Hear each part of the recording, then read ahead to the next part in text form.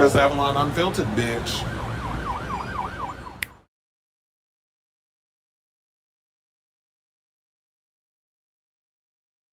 Hey y'all, happy Monday and welcome to Chris Avalon Unfiltered, a show we basically talk about all things going on in pop culture and hot topics. So that's a show for you. Definitely stick around because we have a lot of tea to spill today, including wait, hold on, because I was just figuring out some new thing I just discovered up in the situation that StreamYard just put. But anyway, let's get to the team. So we got to talk about some good news regarding Gen Z and box office and all that other stuff. So we can get into that. We got some news regarding Tom Dumont of No Doubt. He came out and revealed an ailment that he is currently dealing with. And I guess this will be the last time No Doubt will be performing. But we'll get into the team when we get around to it. Plus, we got to talk about Coachella, some of the highlights and the lowlights, including the lowlight being Justin Bieber's lackluster ass performance, and how his group of cultists are moving the goalposts when it comes to him. But people were saying they started a whole sexism debate, saying that if this was Sabrina Carpenter or any other female act, y'all would have just raked her over the coals, but because it's Justin, he gets a pass. So we'll get into that debate. Plus, and Katy Perry threw a little read, which I thought was quite funny during because she was there at Justin's performance and all the other stuff. We'll get into that. Speaking of Katy Perry, she's been accused of sexual assault by Ruby Rose. So we got to get into that because it was something in reaction to what she said at Justin Bieber's Coachella performance. Plus, we have some good news, or some may say not so good news, regarding this Usher and Chris Brown because they're going on tour together. Who saw that coming? We'll get into that. I'll give my overall thoughts.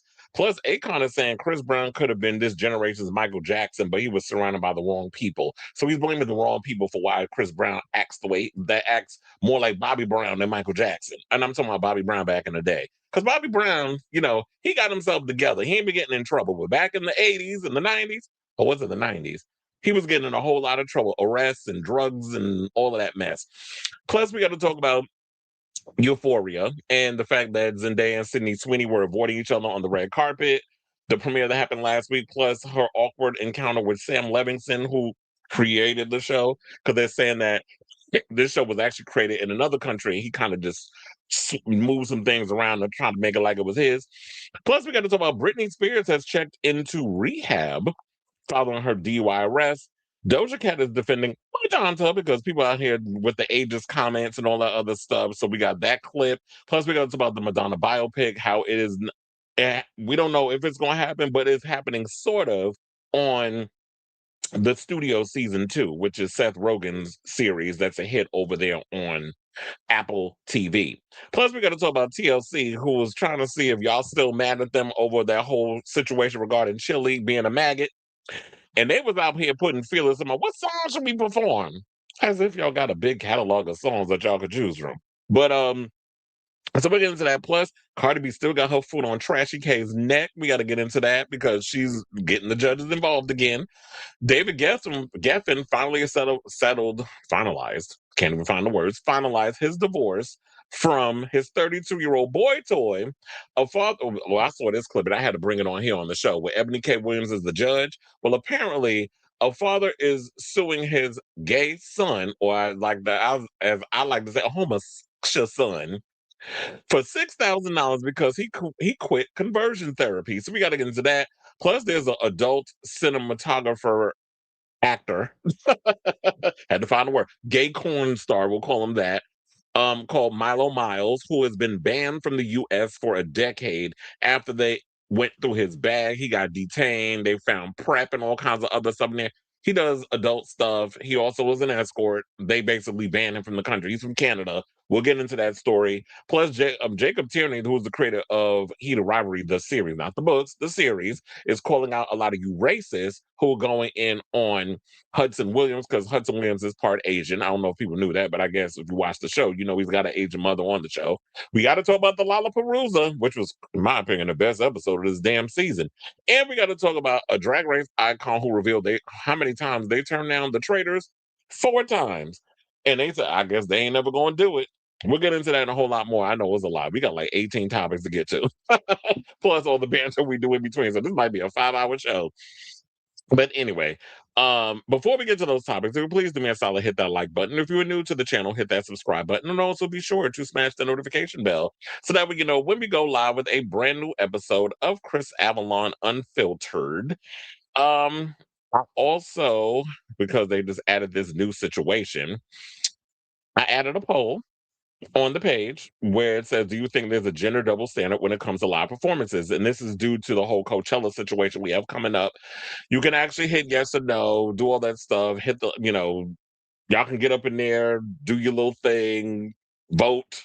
We'll bring up the results when it comes around to that whole situation and all that good stuff. So without further ado, let me hit the comments. Oh, excuse me. Rachel Hoffman says, hello, hello, hello, hello. Wait, hold on. Let me go up because I was like, I got to scroll up to the thing.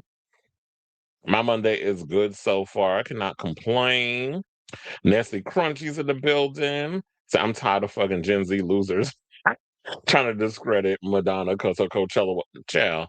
We'll get into that when we get around to that Coachella mess because I got a whole lot to say about that because somebody had the unlitigated gall to say that it was the Guardian had the unmitigated gall to sit up there and say that Lady Gaga set the standard for stage performances. I'm like, in 2025, that's when all of this shit started. A year ago, really? Okay.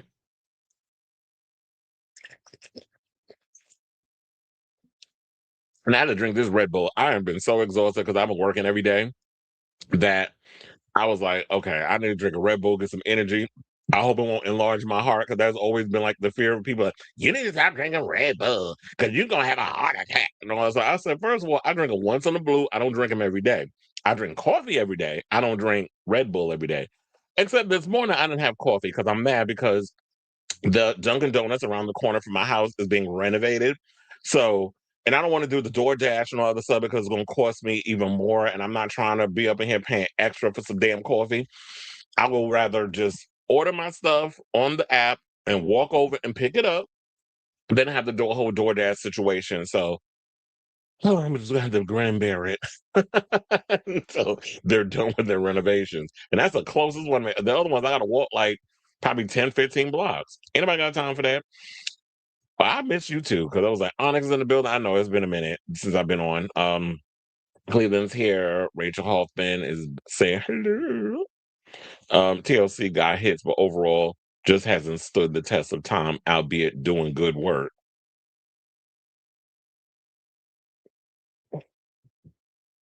Backlash towards Hudson beginning because he's not gay or queer.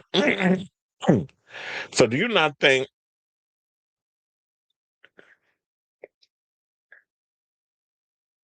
I don't know. I was like wondering, is there any way that you could actually vote on the situation? Because how do you even vote on it?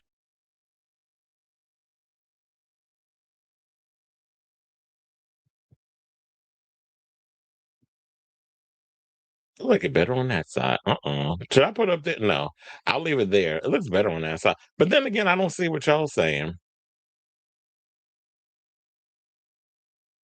You said I drink energy. Oh Lord. Yes, you do. You say you drink energy drinks, child. You don't want to end up with a because there was one. I can't remember. It wasn't Red Bull. It wasn't Monster. It was some other weird drink. And I was reading this online. This mother said her daughter died because she had no health issues. She was drinking an energy drink, and it enlarged her heart. So, excuse me. So I don't think that's a good thing that y'all should be drinking that. So they put that back. Okay, and it said, I didn't even watch Euphoria. And you said, but now I can't stop thinking about it. I also want to watch Maria Fuller. Was that what was it? Did that inspire the season? Was Maria Fuller? Because I've seen the movie. And the girl from Maria Fuller Grace, she's on that show from. I don't know if y'all ever seen that. That's on MGM Plus. I think the new season starts this week. Season 4. I think it does. I'm not sure. I have to look it up, but I do believe it starts this week.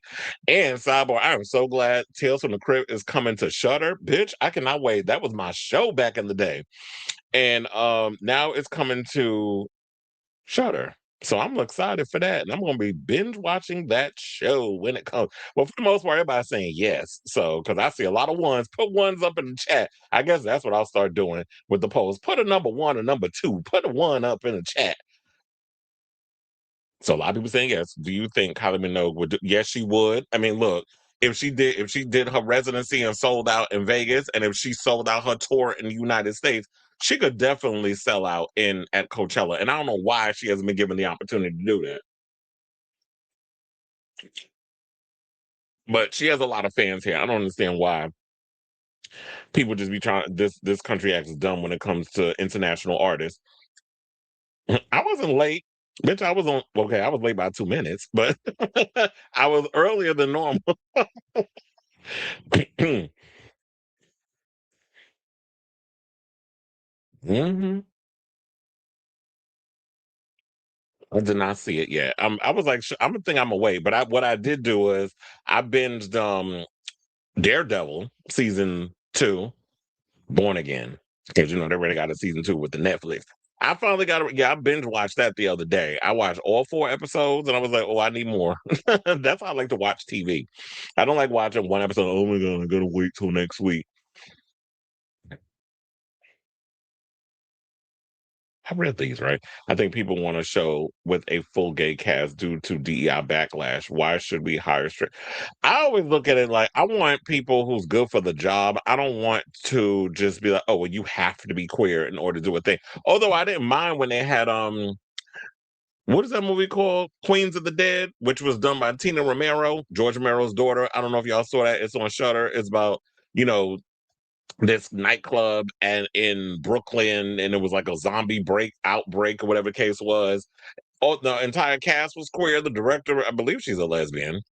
Um, the cast was queer, the crew was queer, everybody was queer. So if you want to do something specifically with that, I'm not gonna hold you on it. But I don't want us to be kind of lumped into this thing where the only thing we could play is gay roles. Because look at Luke Evans, a big old homosexual, and he does straight parts, and he's currently on Broadway playing Dr. Frankenfurter, which I need to see Rocky Horror because I didn't know it was only going to be for a limited time. You said Rye is body packing, and of course Sam made it overly. Well, they always saying that that's what he does. Are you saying Rue is packing? What she pack? Oh, you said body packing.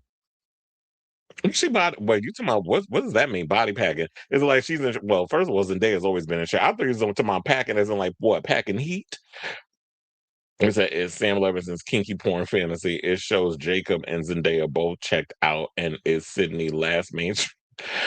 And they talking about that. Then some people were saying that this whole thing with Sydney Sweeney and the whole sex online cam thing, this is her humiliation ritual. I'm like, can y'all stop with the humiliation ritual conspiracy theories? Y'all be getting on my nerves with that on social media. Like y'all think anytime somebody doesn't, I'm like, as an actor, you perform a part.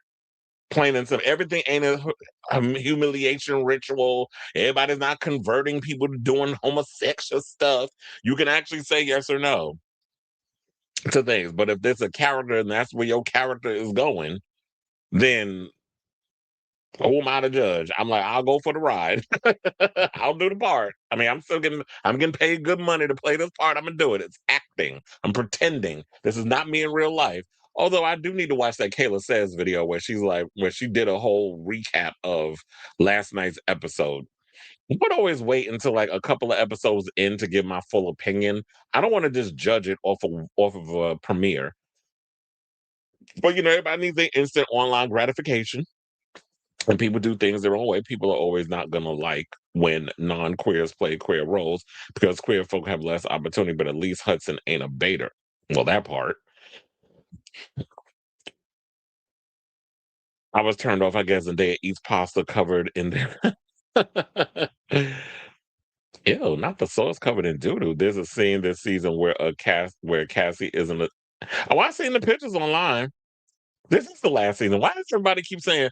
Let's. I think a lot of people don't know this because you're not the first one to say this. There was somebody else that was in the comments. I think it was probably in the group chat I'm in, where they were like, "This needs to be the last season." I'm like, "It's been confirmed it's the last season." One, there was always rumors that it was the final season, and I believe Zendaya did an interview where she confirmed it was the final season. So This is it. And it's probably good because some shows just need to go.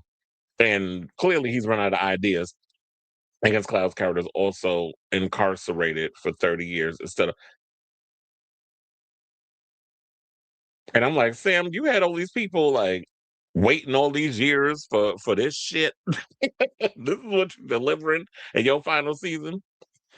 I can see why Zendaya hesitated to hug your ass on the red carpet. And well, I guess that's the best way to do it. Throw him in prison. I don't remember what happened in the last season. What happened to that little boy that was working with him? What was his name? So I guess it makes sense to put him in prison instead of killing him off. Look, they was trying to honor him like they tried to honor what the hell's his name for Fast and the Furious? Paul Walker. They didn't want to kill him off. Which now is like when they do this Fast Forever movie, which is about this. I don't know when it's gonna start shooting, but it is coming. Are y'all gonna have to do that thing where you gotta have his brother step in again? You're gonna do like a CGI of putting his face on his brother's. Okay. When I read that, I was like, what? Like I had to literally do a double take. I'm like, okay, is this a lie? But it was on Variety, it was on the major trade. So when I saw that it was like legit on like actual page, Variety broke. I believe they were the only one that had the story before about it. I didn't see it on TMZ yet. I didn't see it on Page Six. I didn't see it on Daily Mail. I didn't see it on Us Weekly. I didn't see it on any of the gossipy blogs. This was like Variety posted. I'm like, bitch. And Variety, y'all be getting on my nerves because y'all do be biased when it comes to some of the stuff y'all say, especially when it comes to Blake Lively and this whole situation where y'all very much team Blake because we get it. You're more cut to her husband and all this stuff. You don't want to piss them off because you're a slave to the studios. So you're not going to say anything to remotely offend them because when Ryan Reynolds got a new project coming out, which word on the street is after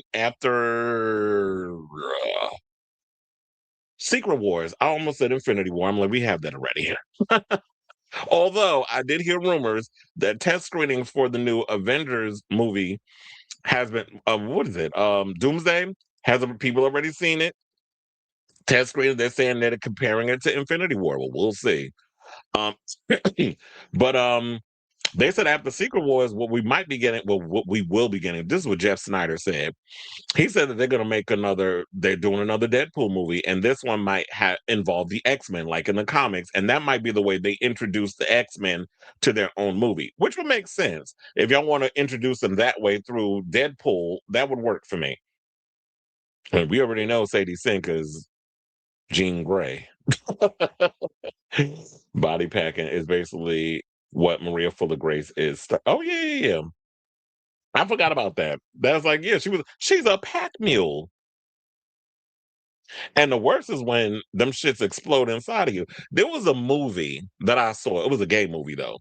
With oh my god, what the hell's his name? The one that was in one of the Menendez brothers, the homosexual one. The one in real life. And Mark Patton, who was the final boy in the Nightmare on Elm Street Part 2 was in it, and Jenna Malone. And he was a mule because they had him swallow these things, but it was like these little creature things that was inside of it, and it exploded. Bitch. And you seen, well, he had a frontal scene in that movie. He got a big old dude. Anyway, he said, I'm a fan of the show, but I don't watch season 4. I would rather have it in now so I can write my own fan fiction for the characters that deserve a better art.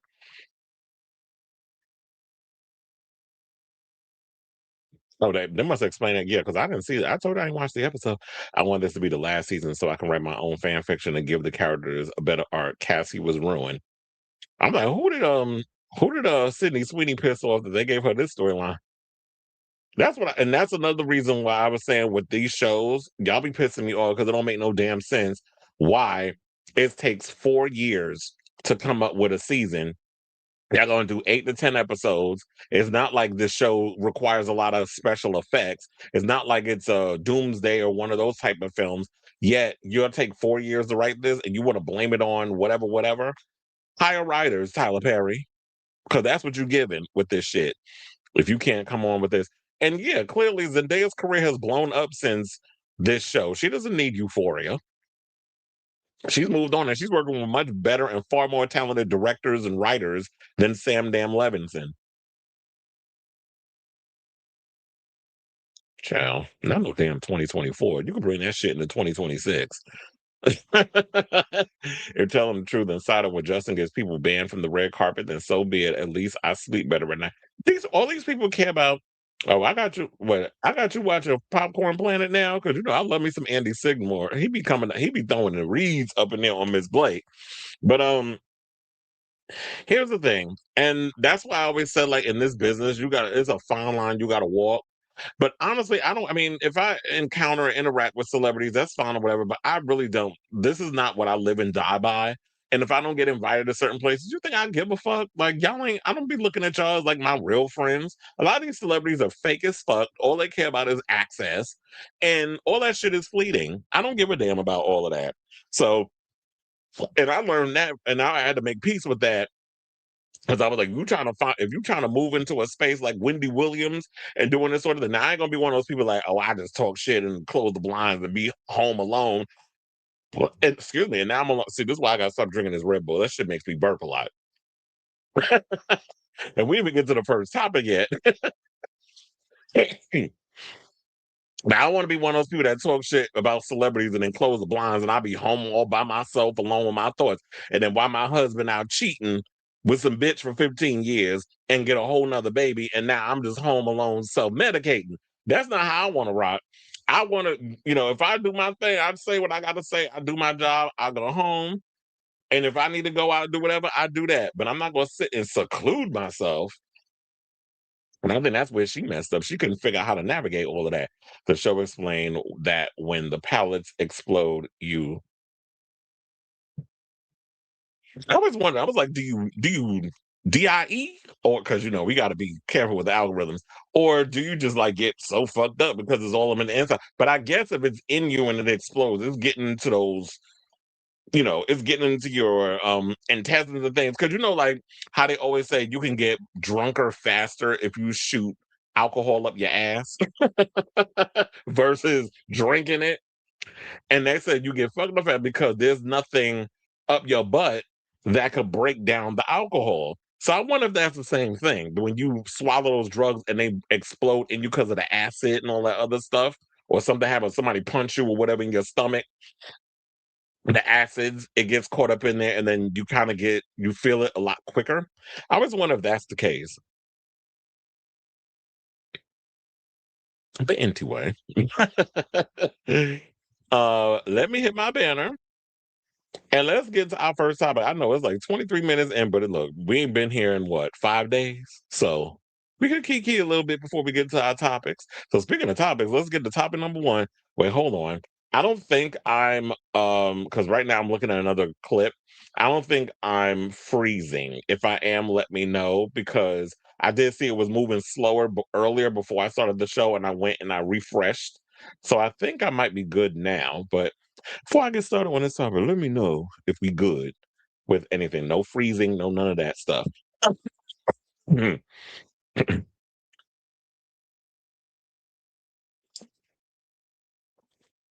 Ooh, that Red Bull is good though. It tastes like medicine. Medicine for the heart. Okay, good. No freezing, no freezing.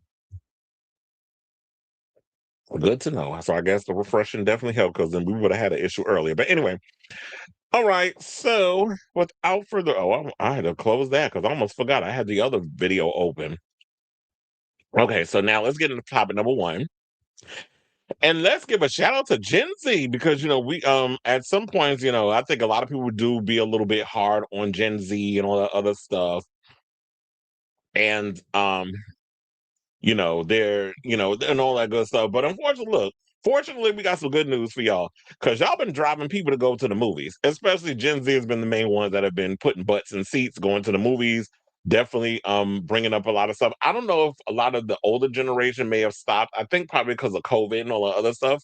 So they're probably waiting until things come out on, I don't even know if they're as streamer friendly as I am. Well, I watch everything on streaming. But nevertheless, excuse me, there was a story that came out courtesy of Variety that said that, yeah, young people are the ones that's going to the movies. Now, during the pandemic, Hollywood worried that Gen Zers would never get into the habit of going to theaters, preferring streaming on their smartphones instead. But Gen Z is now the most active cinema going demographic, attending more films per year than their elders, according to a new Fandango study. They're also spending more per visit on concessions and on premium formats like IMAX. Well, that's me too. I love IMAX. Concessions I could take or leave. Because there be times, I do. I'm definitely my grandmother because my grandparents used to take us to the movies all the time. Because my grandmother, may she rest in peace, loved going to the theater. She would, bring chips and candy and things in her purse. We have ourselves little snacks and things while we watching the movie. But and concessions got pretty expensive. But I do understand as somebody who used to work at AMC, concessions is where the theaters make their money. They get a piece of the pie, whatever, when it comes to the movie screenings and things. But for the most part, the real money that the theaters make comes from concessions. And every now and again, I'll go and I'll buy something from the concession stand or whatever. Not necessarily the popcorn, but a lot of times, if I haven't been able to grab something to eat on the outside and sneak it in, I will get my usual chicken tenders and fries, or I would get these little mini burgers that they be having. But that food is fulfilling, so I usually get that when I go to the theater. So and popcorn is it's an acquired taste for me because I hate getting stuff stuck in my teeth. But if I do popcorn, I do the popcorn with the M&Ms, and I like to throw it up in the situation, mix it up. So I have my salty and my sweet and salty. I like that combination. But anyway, so they said, what a relief for theater owners who are struggling as overall attendance lags 20% behind pre COVID years. Exhibitors largely attribute the decline to fewer new releases from major Hollywood studios. Fandango surveyed 7,000 adults, 5,091 of whom consider themselves moviegoers or people who went to one or more movies in the past year. By generations, 87% of Gen Zers and 82% of millennials saw at least one movie theatrically in the past 12 months. One? Well, child, y'all know I be in the movies every week. I actually wanted to go see Faces of Death with Dacre Montgomery, but and Charlie XCX is in it, and Barbie, whatever her last name, is the girl that was on Euphoria that was in that movie. I couldn't find no showtimes that actually were because I have to watch movies early now because I'm always working nights with, you know, concerts and all the live entertainment that I'm working is always at usually at nighttime, excuse me, or sometimes midday. So I don't really get to watch movies like regular people. And there was only limited showings of it, and they were only showing night showings. So I wasn't able to see it this weekend. But everybody who, from what I've heard, um, it's a good movie. But I haven't been to the theater since They Will Kill You, which I actually like, by the way. So, oh yeah, so they said that Gen Z and millennials also return more frequently, with each demo averaging about 7 visits per year, ahead of Gen X 6.1 and baby boomers 5.7. Motivations varied across age groups. They said millennials treat moviegoers as an escape from daily routine. Yeah, that's why I go. While Gen Z sees it primarily as a social activity. Gen Z also attributes a better selection of movies and the appeal of leaving the home as key drivers of attendance. In contrast, Gen X cite rising ticket prices, fewer appealing releases, and better at-home options for reasons of going less often. Didn't I just say that? I didn't even read the article, but a lot of times I'm gonna let y'all in on a secret. 9 times out of I do read a lot of the articles, but there's sometimes where I don't be reading the article all the way through, and I feel like it's more authentic when I react as I'm going along with reading the article, so y'all know like okay, you're getting my natural reaction versus oh, I read this earlier and now I'm giving you some fake preempted reaction. That's also why I don't do reaction videos because I'm like, how do I react to these videos? Some people, I don't know. Shout out to y'all that could do them reaction videos, but when I be watching, I'm like, how do I react? Because I just be like, this is how I be looking, staring at the screen, watching. I'm like, oh, do I have to make a comment here? Like, it's like I can't. Authenticity is something I just rely heavily on. But anyway, so yeah, that makes total sense that Gen X wouldn't be going because they're a lot older. They don't feel like a lot of the movies they can relate to. Tickets are expensive, and when you're at home, you can pretty much go on Amazon Prime and in like 29 or 32 days or 42, whatever the fucking number is these days. I can't even remember because y'all keep moving the goalposts. So whenever the situation they end up at home theatrical, whatever situation, how they line it up, you can pretty much just rent it for $20 or $25. Well, you buy it for 25, I think, or $30, and you can rent it for like $20 in your home, and you can invite people over, or you can watch it with the family, depending on what it is and the age group and how you feel appropriate. You can watch those movies in the confines of your own home, and you don't have to deal with expensive ticket prices and concessions. You can pretty much just order in, go Domino's, Pizza Hut, Papa John's, whatever tickles your fancy. You can order as much junk food and you sit and spread it all out in your house, sit in your reclining, vibrating couch seat, put on the movie with the surround sound. And I understand some people are like, it's not the same because you have to see certain things in IMAX. But we're so spoiled with how TV and entertainment is these days. Some people don't care about all the extra bells and whistles. I do because I'm a big movie fan. So if I want to see a certain movie like Doom when that comes out or Avengers, whatever the case is, I want to see that on the biggest screen possible. Although Avengers Doomsday is not getting IMAX screenings, but if it pops up in Adobe, 4DX, whatever, I'm going to go and I'm going to spend that extra money to go see those films. But because, of course, I'm an A-list fan, an A-list user for AMC, $27 a month is what I'm paying. So, and it includes IMAX, Dolby, and all the other premium stuff and the regular screenings. So I can go see those movies at any time at any screen and still pay the same amount. Now, if I have to make an exception and want to see it in 4DX over at Regal, and I'm not a Regal user or whatever the case is, I'll pay that little extra money to go see it on a much different screen. So yeah, so a lot of people feel like they don't want to go to the movies and stuff like that. But I have noticed that when I go to the theater, I'm in a lot of movies with Gen Zers and things of that nature. So I'm not surprised by this at all that a lot of the younger kids are drawing, coming to the movies and all those because I know people are kind of just missing them. Oh yeah, I just want to watch little microfilms on TikTok and you want to watch things on your phone. And I think for the most part, there are people that don't care how they get their entertainment, but I do feel like especially what I was noticing with Stranger Things, because there was a thing that came out. I don't know if y'all saw this, but there was a video that came out where it showed like because of Stranger Things, kids were going to the mall. They were like, oh, because they wanted to experience what they were seeing in that show. So they would go to the malls now. They want to hang out. They're shopping. They don't want to do online stuff. They want to literally be in there because they want to feel a sense of something they've never experienced, which is what was that mall culture like? Me, I'm from a generation where I used to go to the mall and hang out with my friends and go shopping and stuff. A lot of this new generation, they don't know nothing about that because they grew up in a digital age. They grew up more in that stuff. So they're trying to feel what that's like. And I think that's the same thing with the movies. It's a great escape for them. They want to go hang out with their friends and go see a movie and do all those things just to see what that world is like. You know what? Maybe they should bring back the drive-in. That really drive these kids crazy. Bring back the drive-in theater. I kind of miss those. I got the opportunity to do a drive-in once, and that was like when me and my sister was in camp. I think it was the Fresh Air Fund or something or another. So we would go and spend time with different families and stuff. I was always the nuisance. Because there was this girl with her boyfriend or whatever. Took us in their truck. We had pajamas on. We got to see Twilight Zone, the movie, and Gremlins. I was like, and gotten to watch that in my pajamas and all that stuff. So I got to experience the whole drive-in theater. And that was like way back in the day when I was little.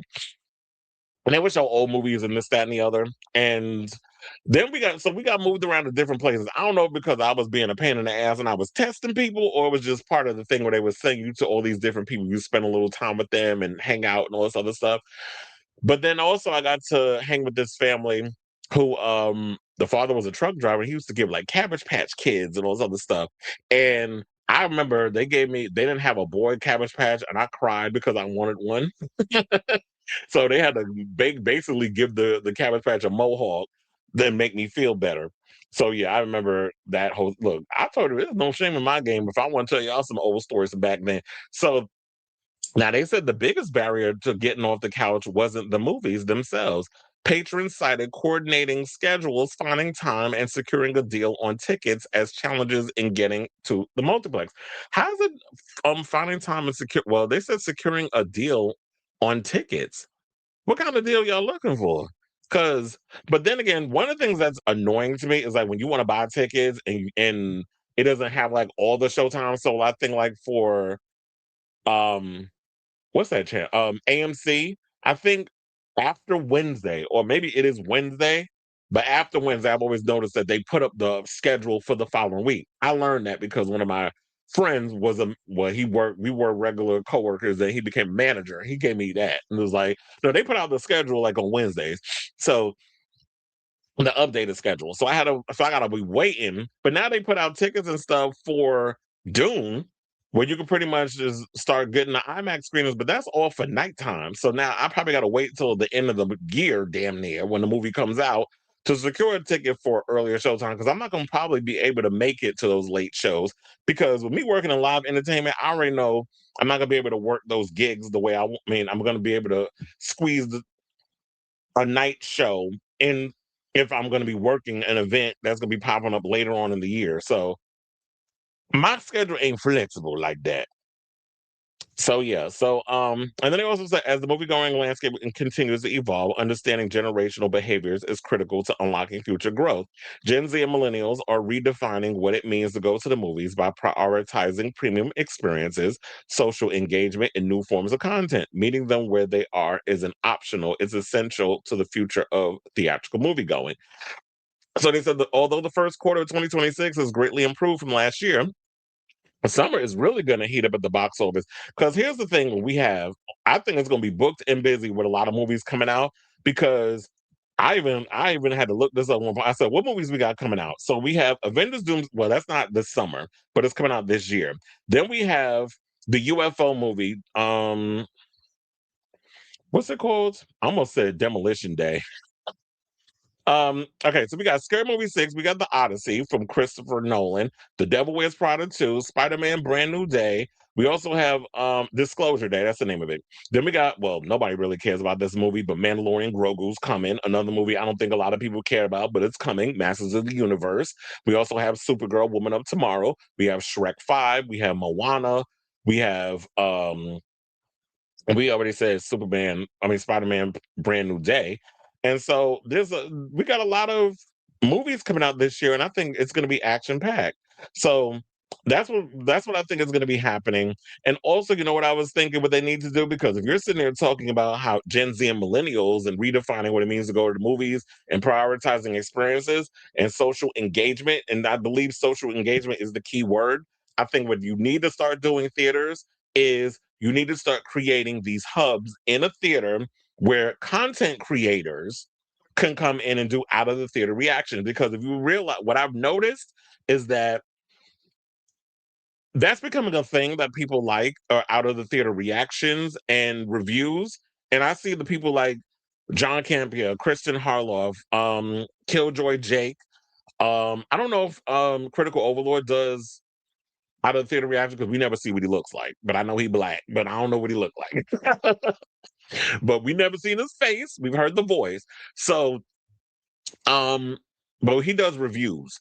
But there's a lot of people out here, content creators, who do out of the theater reactions, and I think people like those. And they don't, and instead of the Fandangos and the Varieties and all these other, bought and paid for critics, they want to hear from real people what those are. So I do think y'all need to start setting up hubs in the theaters. I don't know how y'all gonna do it in the Midwest and small towns, but for the most part in New York, we have the big AMC in Times Square and Lincoln Square. There's space y'all can find in there where you could set up a little area where you have ring lights, a certain type of light or whatever, and people can come in and do their out of the theater videos and put them up on the channels, and that'll help get butts in seats as well. So I definitely think that that's something that they need to really think about, or consider. It was the word I was looking for. So yeah, so that's, I believe, all I got to say on that. I know that was a long one, but we talking about Gen Z and theaters and stuff, and I think that's how you can get more engagement, because social media and film is going hand in hand. You already see like TikTok is trying to get in on the whole cinematic experience, because we have the Ellisons owning a piece of it, so now they want to get into that. And I think tomorrow what I'm gonna do, because I thought about bringing it in today, but we got to bring in that story about how there was a lot of celebrities, over 1,000, who signed a petition to stop this merger between Warner Brothers Discovery and Paramount. So we're gonna bring that story up tomorrow. But in the meantime, I definitely want to hear from y'all. What do you guys think of this story regarding Gen Z? Actually, people are shocked to find out that that is the generation that has been funneling the box office. And I think with a lot more movies and stuff coming out, and that in the next couple of months, this is going to be a pretty big year for a lot of young people to be in theaters, or even my generation, because yeah, we want to see Shrek 5. I know I do. So let me know what you guys think of this story in the comments down below.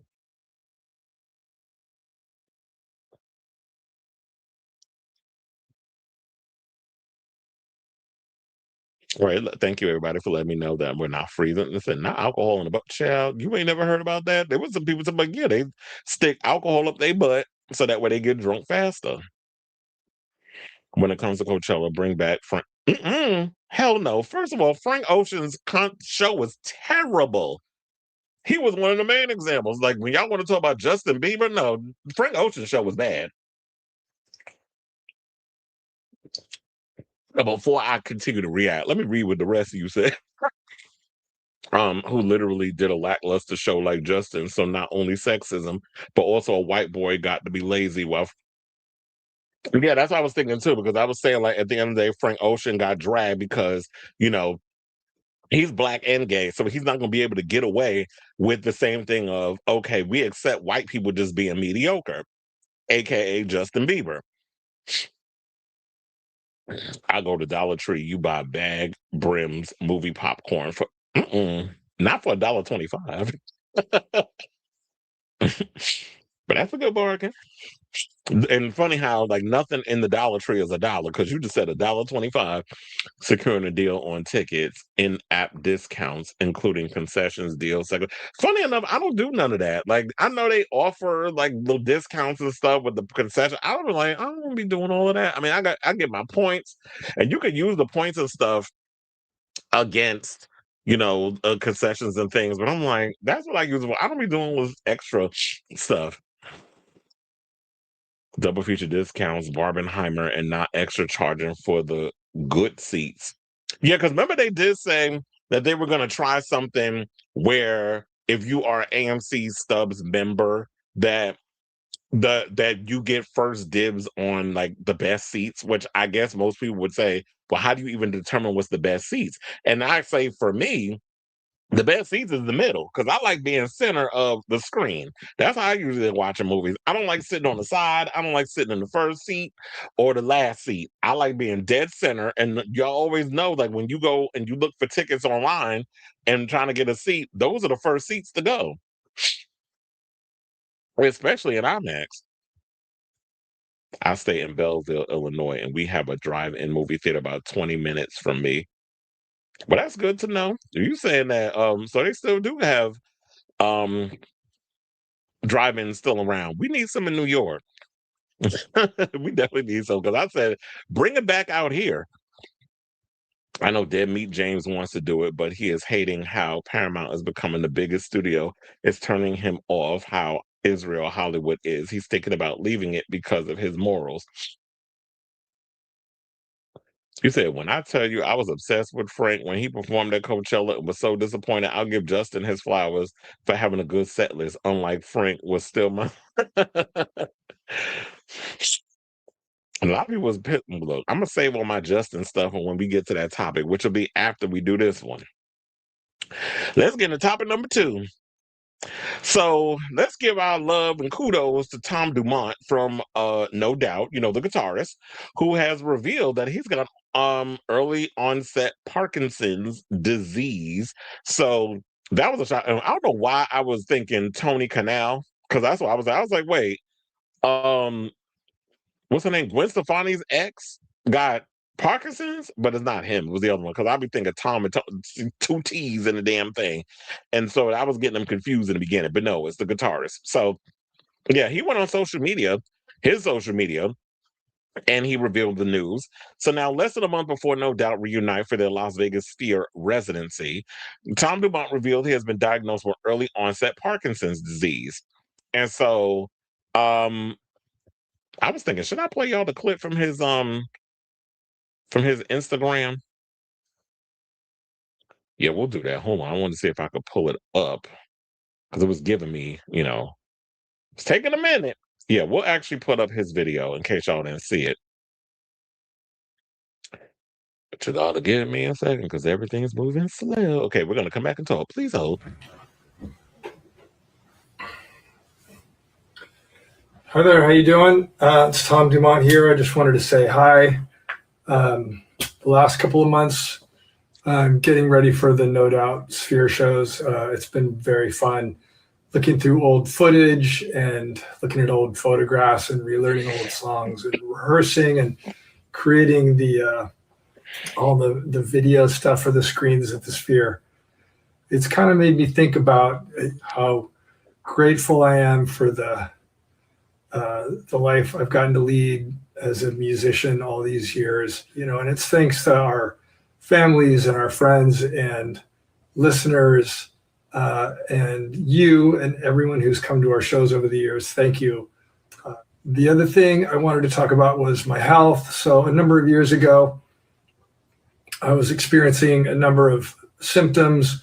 I went to my doctor, I went to a neurologist, and I did a whole bunch of tests, and I was diagnosed with early onset Parkinson's disease. It's been a struggle. It's a struggle every day. And I'll make another video with details about what Parkinson's entails. The good news is I can still play music. I can still play guitar. I've been doing really well. And the other thing is I've just been very inspired by so many people who have come out to talk about their health issues on social media and that sort of thing. I think it helps erase some of the stigma, and it raises awareness, obviously. And awareness is really important for prevention and for research. So that's it. I'm really excited about the shows. I can't wait to see everybody. And thank you for listening. Okay, so I just want to have them come out and give his side instead of me having to read what he basically said. But there were some people that jumped in the comments and were showing their love and all this other stuff. I know we had Garbage said, sending you so much love, Tom. You are such a special soul. What a man, what a man, what a man, what a man, what a good man. And then Tony Canal, who I was getting them confused because of the tease. Love you beyond words, my friend. Can't wait to get on stage with you again. Then we have Gabriel McNair said, you are such a beautiful soul, Tom. I love you so much. I can't wait to get on stage with you, LFG. Then Michael J. Fox, who is one of the main celebrities that we first learned about Parkinson's when he came out with his diagnosis, and he said, "Thank you, sir, for sharing your diagnosis publicly. We're sending you our support, and please know that you are not alone." And so I know that's got to be even more heartfelt and great to have someone like Michael J. Fox to come out and say something in regards to this, because I see, well, you probably don't know this, but I see Michael J. Fox a lot when I'm working the Knick games. He's always in celebrity role. But the ones that practically live at Madison Square Garden would be Ben Stiller, Spike Lee, and well, Tracy Morgan. I can't forget him.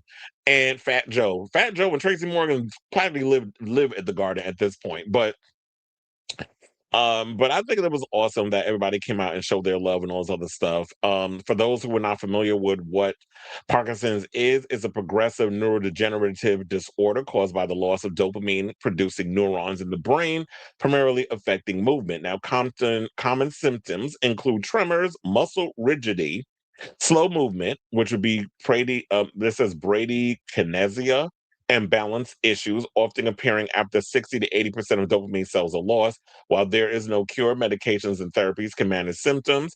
And so, yeah, they said that also writing appears cramped, small, or slow, loss of smell, So they start to lose their sense of smell. Sleep problems. They act out dreams or trouble falling asleep. Then they also get stiff muscles or limbs that feel heavy or drags. And the face may lack animation. So they have a face that kind of looks like they're wearing a mask. So um I'm hoping and praying that Tom can get through this tour. And it makes sense as to like, okay, with all of his issues and everything that's going on, this is a great way for them to make as much money as they possibly can off this tour. So he could pretty much be set for a long time. So shout out to you, Tom. Now if this don't get people to go and want to buy tickets to the No Doubt tour, I don't know what to tell you. So in the words of Aaliyah. So I say all this to say, what do you guys think of this story regarding Tom Dumont basically revealing that he has early onset Parkinson's? And, well wishes, all that good stuff. So whatever your thoughts are, let me know in the comments down below. Our local theater is a ghost land. Was the only person in there when I saw They Will Kill You. Well, damn. Well, yeah, that movie really wasn't doing all of it. When I went to go see They Will Kill You, I saw that the Lincoln Square, which is like the one I usually go to. If there's only two theaters in the city that I always go to, it either is the 34th Street one or Lincoln Square. So I saw that the Lincoln Square theater. It was like quite a few people. There was a lot of people in that movie. Unfortunately, it didn't do well at the box office. But like I said, when it comes out on the early purchase, whatever the case is, I'll buy it because I thoroughly enjoyed the film. Ready or Not 2, I was like, but They Will Kill You was a much better film. I said, let me make sure I got all my stuff closed. All right, y'all. So now let's get into this mess. Let's talk about the big story of the hour. Let's get into Bieber Coachella, or whatever you want to call it. Now, I did catch up on a couple of things. I actually was so busy and I kept forgetting that Coachella was happening. But I did catch some highlights before we get into. Oh, wait. First of all, that's the wrong damn one. Anyway, we're going to keep that in because, this is how we roll over here. So, yeah, I watched a lot of enough of the Coachella stuff. Earlier, I was watching a James Hype DJ set that he was live streaming on his YouTube. So I was watching that earlier while I was putting the show together. But there was a couple of DJ sets that I absolutely loved. Mochak did a great DJ set. I also watched Fatboy Slim's DJ set last night, which he was killing it. Which I didn't even know this until after his set was done. FKA Twigs was doing her show and I missed it. I only caught the last two performances, so I was upset. I'm like, damn, I wanted to watch that, even though I did work her show like 2 weeks ago. But still, I wanted to see her Coachella set, and so I missed it. And basically, with what I saw with her pole dancing and all of this other stuff, it was literally the tour. So I would have liked to have seen, and I saw she had Honey Balenciaga and them up there, which makes me think, okay, y'all did the ballroom thing again. So, because Honey had like a little black bowl cut. I miss her with the blonde. I need you to go back to that. But yeah, Miss Honey was up there among a bunch of the other ballroom girls. But I would have loved to have seen that show, and I was upset. And then right after that, the Coachella thing was like, see you next weekend. So they're not even rerunning the feed. And that's the thing that annoys me about them. And they kept putting little clips up. I want to see the full thing. I missed 9-Inch Noise, so I didn't get to see that, but they started putting clips up for that. I did see Slater-Chella, or Slaychella, as we like to call it, and Slater, bitch, I cannot wait for this tour. When she's ready to go on tour, I'm definitely getting a ticket. I told her I saw her before when she did the Starfucker tour, and she was at Brooklyn Steel. Yeah, she was at Brooklyn Steel. Because I was getting another thing, spot in Brooklyn mixed up. But yeah, she was at Brooklyn Steel. That was before. Now I feel like she's starting to blow up. I heard that her tent, it was overcapacitated. Like so many people was trying to get into that show. They couldn't get into the show. So Slater's moment is happening. Shout out to her. I told you. And it's funny how me and so many other of the gays, we're like, okay, Slater, we just going to give it to you because you literally got us in a chokehold with this goddamn Worst Girl in America album. What is going on? Like, I have not listened to anything else. Now, I will listen to DJ mixes, but that is still the go-to full album that I go to when I'm like, and I was listening to Slater's album yesterday on my way home, even though I was listening to the DJ sets. So yeah, the DJ sets was definitely giving it. I did not get to see Diplo's set, but I did hear he brought MIA out. I missed Carol G's set, and I heard that was good. She brought out a full female mariachi band, all other stuff. So I was a little upset because I was missing so many other shows. Ethel Cain definitely tore it down. I did see her show. I saw that the first night. Sabrina definitely gave. And then I'm trying to think, was there anybody else that I may have missed? I may have, and I'll probably pop up as I continue to talk about this. But yeah, let's get into this foolishness. Let's talk about Justin Bieber. So, of course, he was the big one. Everybody was looking forward to seeing, and this, that, and the other. But then he got on stage and decided to give us a greatest hits via scrolling through damn YouTube on a laptop. And people sitting there talking about this was the greatest thing. The people in the Bieber cult was saying that. Outside of that little cult, people was pissed.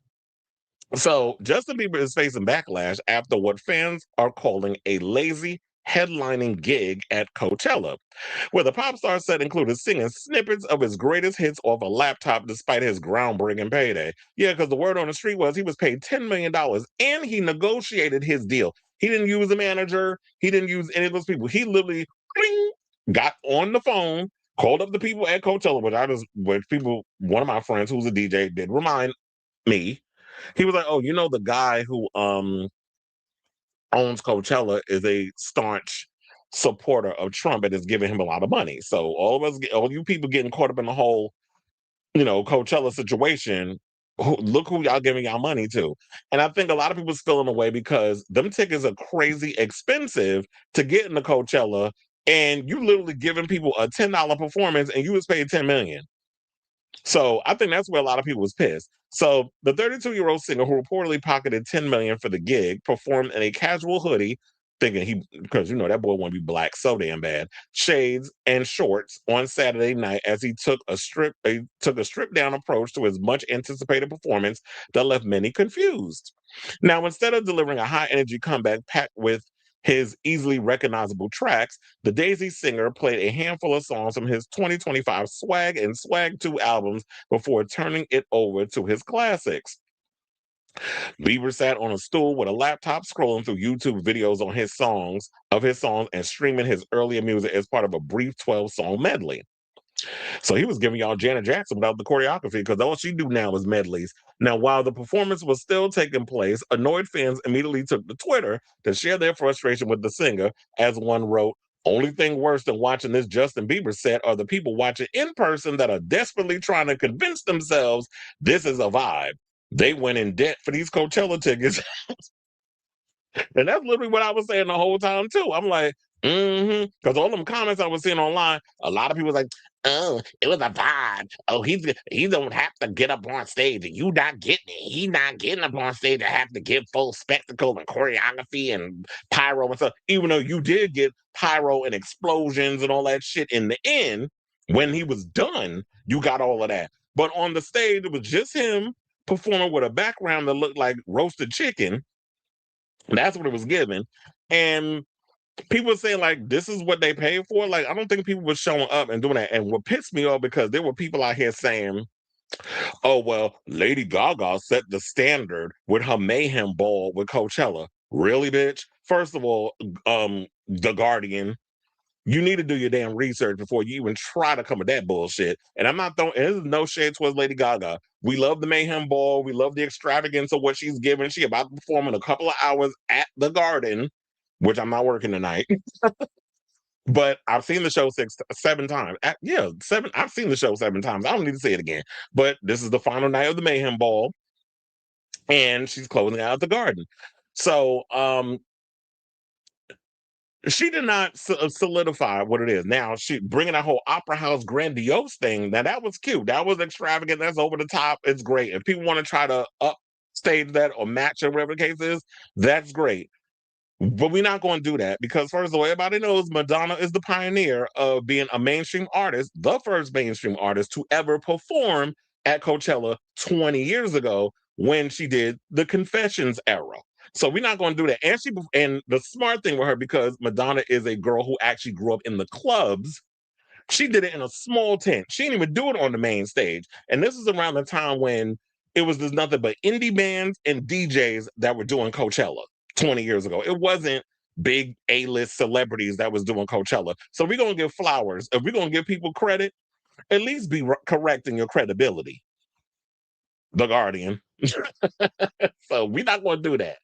So, and Madonna did that on a small stage because, as I said before, she's of the club scene. So she knows, like, if I want to reach a certain demographic in the type of music that I'm doing, I got to hit those club kids. It's not about the A-list or the mainstream or whatever. Now, if the mainstream want to come along, because Madonna's always been good at taking something underground and bringing it into the mainstream and crossing it over there, whereas we've seen where EDM has come in the past 20 some odd years, how it's evolved so much and it's so big and it's worldwide and it's even big in America, because Americans really was not feeling house music and dance music like that. That was more or less a in crowd thing, a club thing, an underground thing. Now it's more mainstream than ever. So she knew who she was pandering to, and it was smart to pander to the club kids, because the kids in the clubs, we were the movers and shakers of what was going to be hot on the radio. Not so much anymore, but back then that's how it was. So uh, what else did they say? Because there was a lot of reads up in here that had me cackling. So another person said, not Justin Bieber scamming Coachella out of 10 million to play songs off of YouTube. Another added, Justin Bieber giving us one of the laziest performances of all time.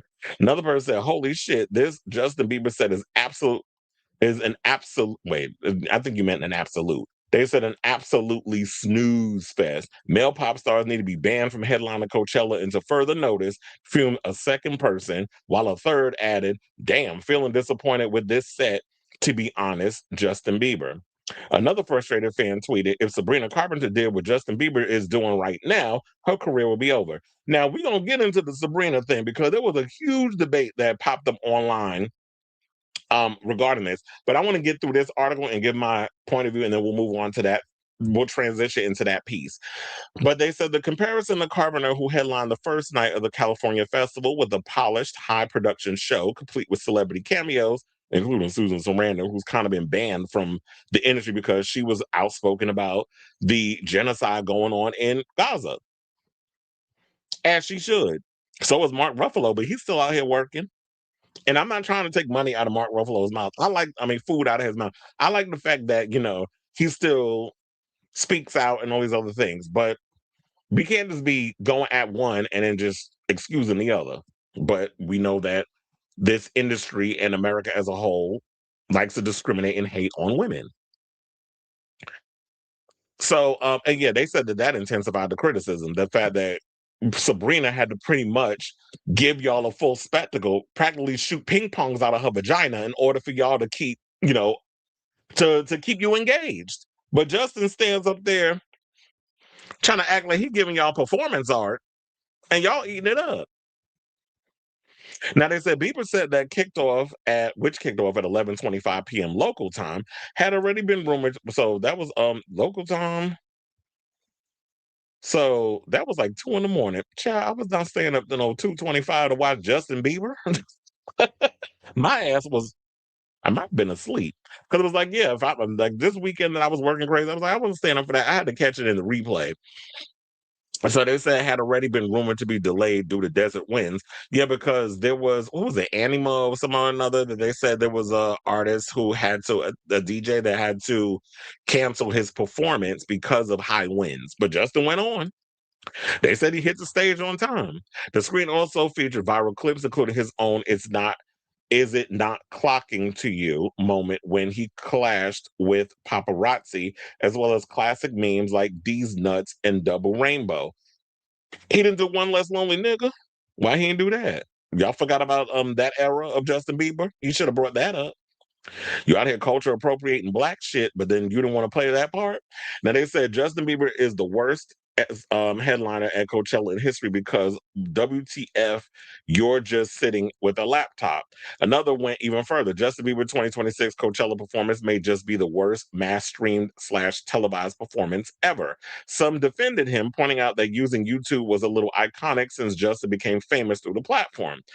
I mean, yeah, that's cute or whatever, but my thing is, if you're going to do that, then there need to be a way that he should have had people there to work those YouTube moments. If it's going to be like a moment of, we're seeing clips throughout the show of him showing, this is where I came from and this is where I am today. You literally sitting at a laptop with you singing karaoke like you in some Korean karaoke bar in Midtown Manhattan, singing along to your hits where you before your balls drop, when you had them high notes, and now you're doing a low register because your voice is a lot deeper and you're over 30. I just thought it's bullshit and it's an excuse. So yeah, it's cute or whatever that it's nostalgia for his specific fans, but people also have to realize as an outsider looking in, and a lot of the people who weren't able to go to the show because the tickets were too damn high, and the fact that you're watching at home, because I did hear that it was so packed, and where that's the main stage. I'm trying to see. They said the crowd went as far back as to the Ferris wheel. That's how many people was there to see Justin Bieber. So when you're having this little moment where you're sitting on the floor half the time, and then the other time you're literally sitting at your laptop singing along the clips and things, and you thinking this intimate performance works in a place as ginormous as the main stage, that doesn't work like that. If you're trying to do an intimate show, you do that for your hardcore fans in a small little intimate setting, or you do that in a small little tent. You don't do that where it's like millions of people are on YouTube live streaming trying to watch your performance, and this is what you're given. But a lot of people can't think outside of their own selfishness to realize, like, okay, so this is cute for y'all, and this might be a great idea that he thought he executed well, which according to a lot of the critics, he didn't. And based on me, I don't think he did either.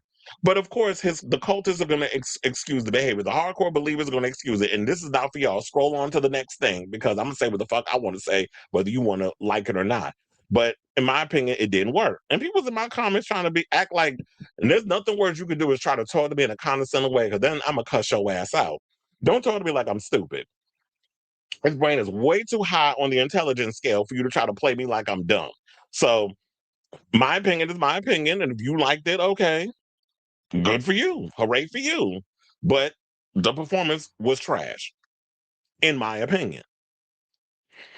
So somebody went, okay, now clearly you hiding Cooter Brown. They dubbed him a mastermind for the karaoke style show, but acknowledged some won't understand. People ain't paying all that top dollar for some goddamn karaoke. In an attempt to engage the audience, Bieber asked fans to help me with the songs, encouraging them to drop their favorites into the live stream comments. So I guess he probably felt this was a great way to get them engaged. But then Katy Perry was also there, and she said, thank God he has premium. I don't want to see no ads. Well, shit, you're going to see some ads with mine, because I ain't paying no damn premium. First of all, the numbers went up. The price went up on the whole tickets and all the other, what is it? The YouTube premium and all this stuff. And plus, there's always issues like if I subscribe to the premium, I'm not gonna be able to. It's a whole ad thing that goes on with that. That's annoying for us content creators. Now, they said one of the more unexpected moments came when he dug up his own past, playing YouTube clips of himself as a child, including a nearly 2-decade-old cover of a Neo song, which famously helped lead to his discovery by Usher and Scooter Braun. Remember at one point that Justin Timberlake, they were trying to shop him around to him, and he said no, which was probably smart. And then he went to Usher, and Usher and him got their own little issues. And so, yeah, they said and I told her the deal, but I didn't know it was with Golden Boys. And they said it's $5 million per weekend instead of, so we'll be 10 in total. Now the question remains, he's supposed to perform again in a couple of days. If this is what you're gonna give a second time, I don't know what to tell you. Now you got to give him something else, because I don't. Is he gonna come back with the same show? I mean, Lady Gaga, I guess, because it was so highly produced and everything, you couldn't kind of go off script or whatever the case is. So she had to do the show the way it was. But with him, I'm like, is this what you're gonna give them again next week? So I already know what to expect when it comes on. So they're saying that, all that hype that was surrounding the whole situation, he didn't live up to it. So in addition to that, because we did talk about that, I know this is a little long-winded video, whatever. Let's get into the biases that they were saying regarding him and this whole sexism debate. That if Sabrina did exactly what he did, her career would be done.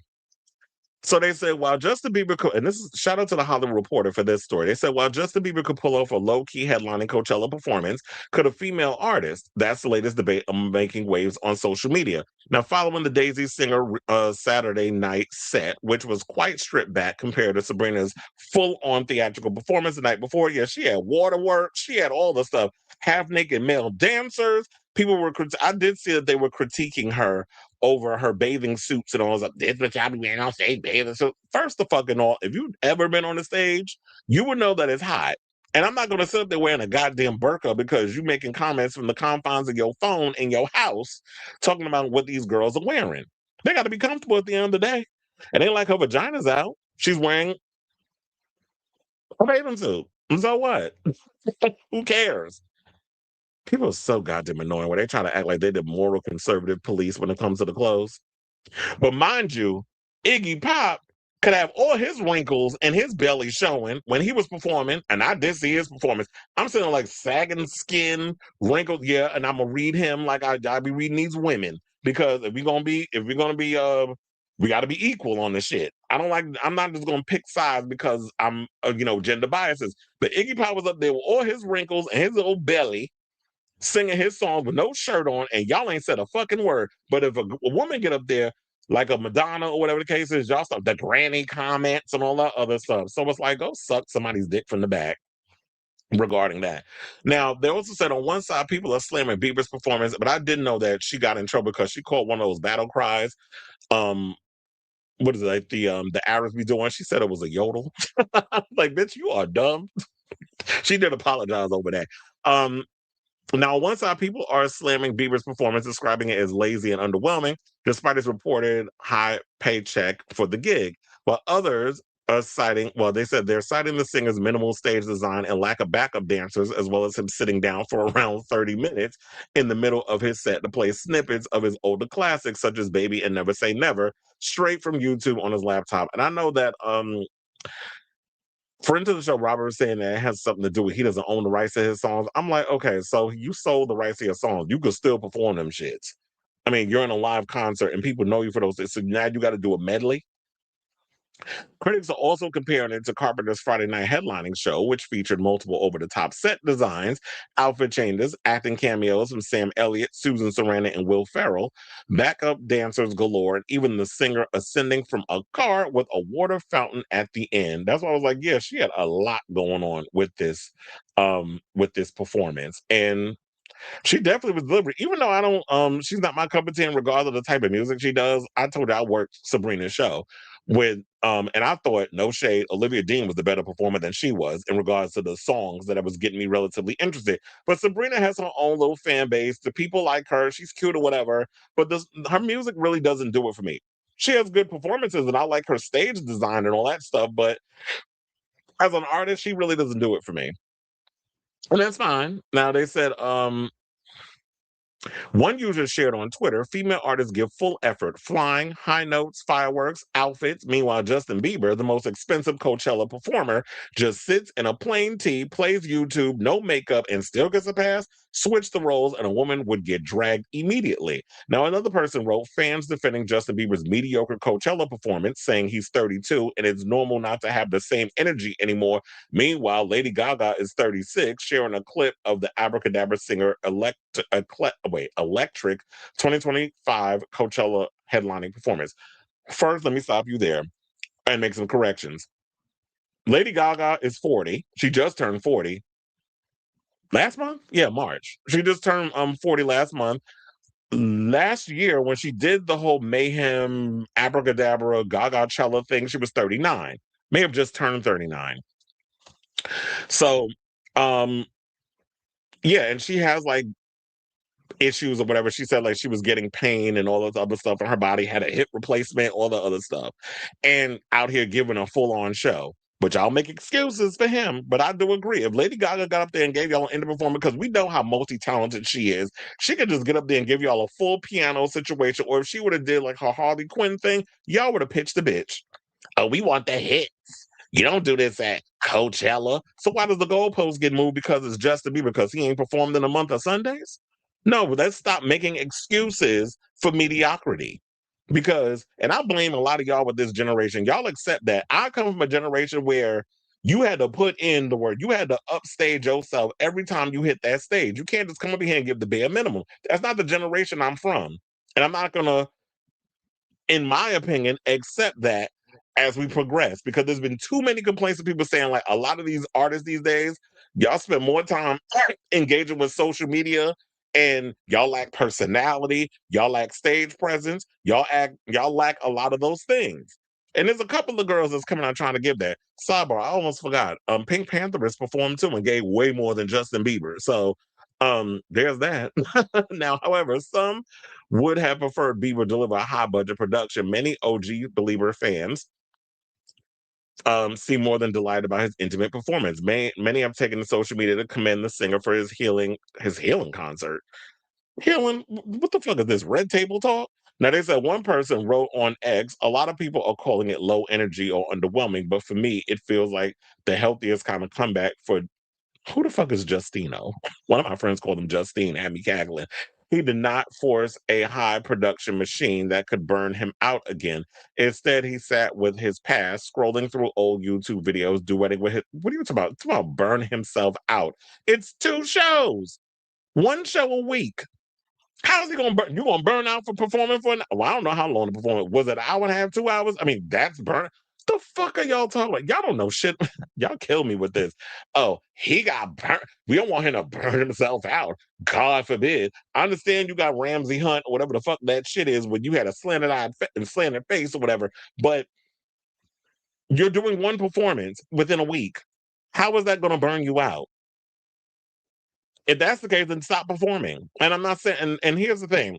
No one says that if you're going to do a show that you got to stand up there and you got to do all this high octane choreography. You can do a little 1-2 step if it takes too much out of you. There are ways to work around if you don't want to be up there doing high octane choreography. Let all them dancers do all the heavy lifting. Let all the other production and pyro and the crazy stuff do all of that. Nobody's saying you got to give full on Chris Brown when you dancing on walls and shit.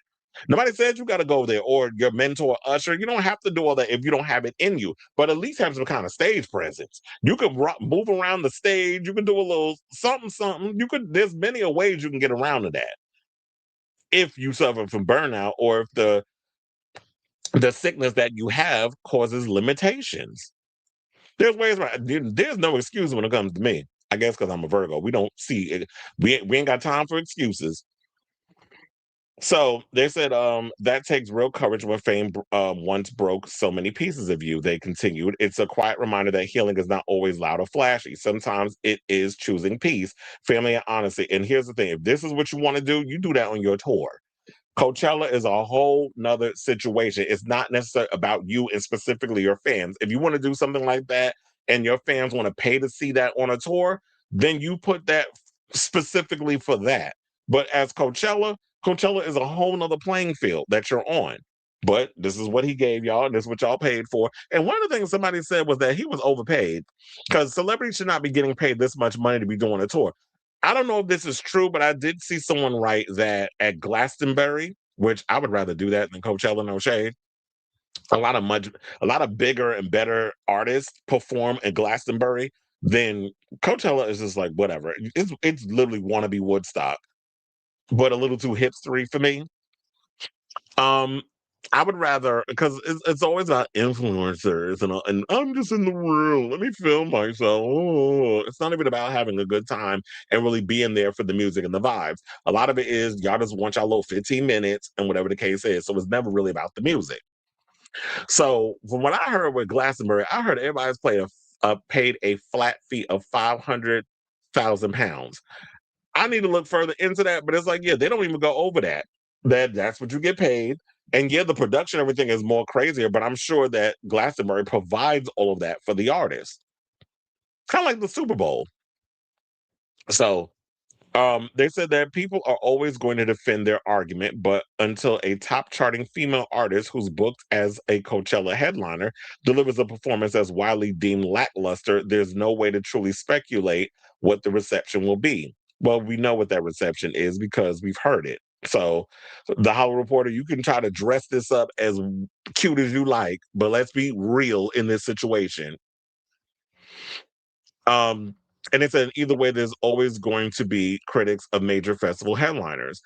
But one thing is for certain, man, headliners can still receive widespread backlash. Just look at Frank Ocean's ill-fated Weekend One performance in 2023 as an example. Yeah, there was a whole situation, remember that went with him, that he performed behind a sheet, and literally they cut his show. He was late. They cut the show. A lot of people was leaving. Also, they said that Megan Thee Stallion, when she was performing, I don't know if it was I think she was on time, But literally, I think she had one more song to go, whatever. They just abruptly cut her because she I think it was that, yeah, when y'all, and I always tell y'all this in live entertainment, maybe I haven't told it, but I'm gonna tell you here. If you go over your time, well, at the Garden particularly, we're not gonna cut your show. You can perform as long as you want. Just know that you're gonna have to pay an extra fee because you're renting the space up to a certain time. So if you go past the curfew, then yeah, you get charged hundreds of thousands of dollars a minute. So that's what happened at Coachella. They're not trying to pay those extra fines. So they be out here cutting people's performance. If you late and you show up at a certain time and you go over your time, oh, you're done. Your show, your segment, your whatever it is you're doing is gonna get cut, and you pretty much shit out of luck. So the fans, if y'all get upset, it is what it is. It's a lot of moving parts that goes into this whole live entertainment thing. But look, as I said before with the whole Frank Ocean situation, it's like, first of all, I've always thought Frank Ocean was overrated. I mean, yeah, some of the songs he has is cute or whatever, but as far as performances goes, he always been dry and boring to me. And that's, I think, been a lot of problem with male artists. Like, a lot of you male artists need to step it up in regards to the showmanship and the performances and stuff. A lot of y'all just thinking standing there and just giving the bare minimum is cute. It's not for me, because I like razzle dazzle and spectacle with my shit. I like theatrics. Now, don't get me wrong. There are artists, if it's warranted, that if you needed to stand around and do whatever, then make it work. But you just standing there, like, I don't need lackluster Mariah Carey style live performances. I need way more than that when it comes to the situation. Or if that's what you're going to do, you need to sell it a whole lot better. So maybe in your head it worked, but when we see the execution, it was a mess. So I think also what needs to be pointed out, the reason why Frank Ocean got it a lot harder is because he's also Black and a homosexual. When you're looking at somebody like Justin Bieber, he's white and straight, as far as we know, and cosplaying as a Black man. So his bid performance will continue to be excused by his conglomerates, or the believer cultists. So that's the team we have on that right now. But before we get up out of here, I did create a poll. Let's see if we can go back to it. It should still be here. Jump, jump, jump to it. Where I basically put, do you think there is a gender double standard which comes to live performances? 1, yes, and 2 for no. And I did see some people that put it out there that basically said that, yeah, that a lot of people chose number 1. So for those of y'all who are seeing this, I need to drop it in the comments, drop it in the chat, whatever the case is. Do you think there is a gender double standard? From when I asked this earlier, a lot of people did hit number 1, so they were saying yes. And so, like I said, the Hollywood Reporter, you could dress this up any which way you like, but the reality is like, yes, women are held to an entirely different standard than men are. And for that person to say Gaga was 36 years old last year, I was like, bitch, she's 30. She was 39 when she did the Mayhem Ball. And yeah, she gives 150% of her performances every night. And there are people that they can hire that helps them work out their situation. Like if you're exhausted or whatever the case is, you got any kind of body issues, you hire those people to help you get over those humps to do your performances, whatever. But yeah, so I definitely want to hear from y'all. Let me know what your thoughts are. Oh, wait, hold on now. But we do have a lot of people did say yes. We got the poll results. 100% said yes so far, and nobody clicked no. Good choice. Y'all are smart. You was kind, you was smart, you was important. So yeah. At the end of the day, let me wrap this shit up because I'm tired of talking about this, but I definitely want to hear from y'all. Let me know what you guys think of this story in the comments down below. All right, now I saw we got a lot of comments. Let's go back and see what people are saying.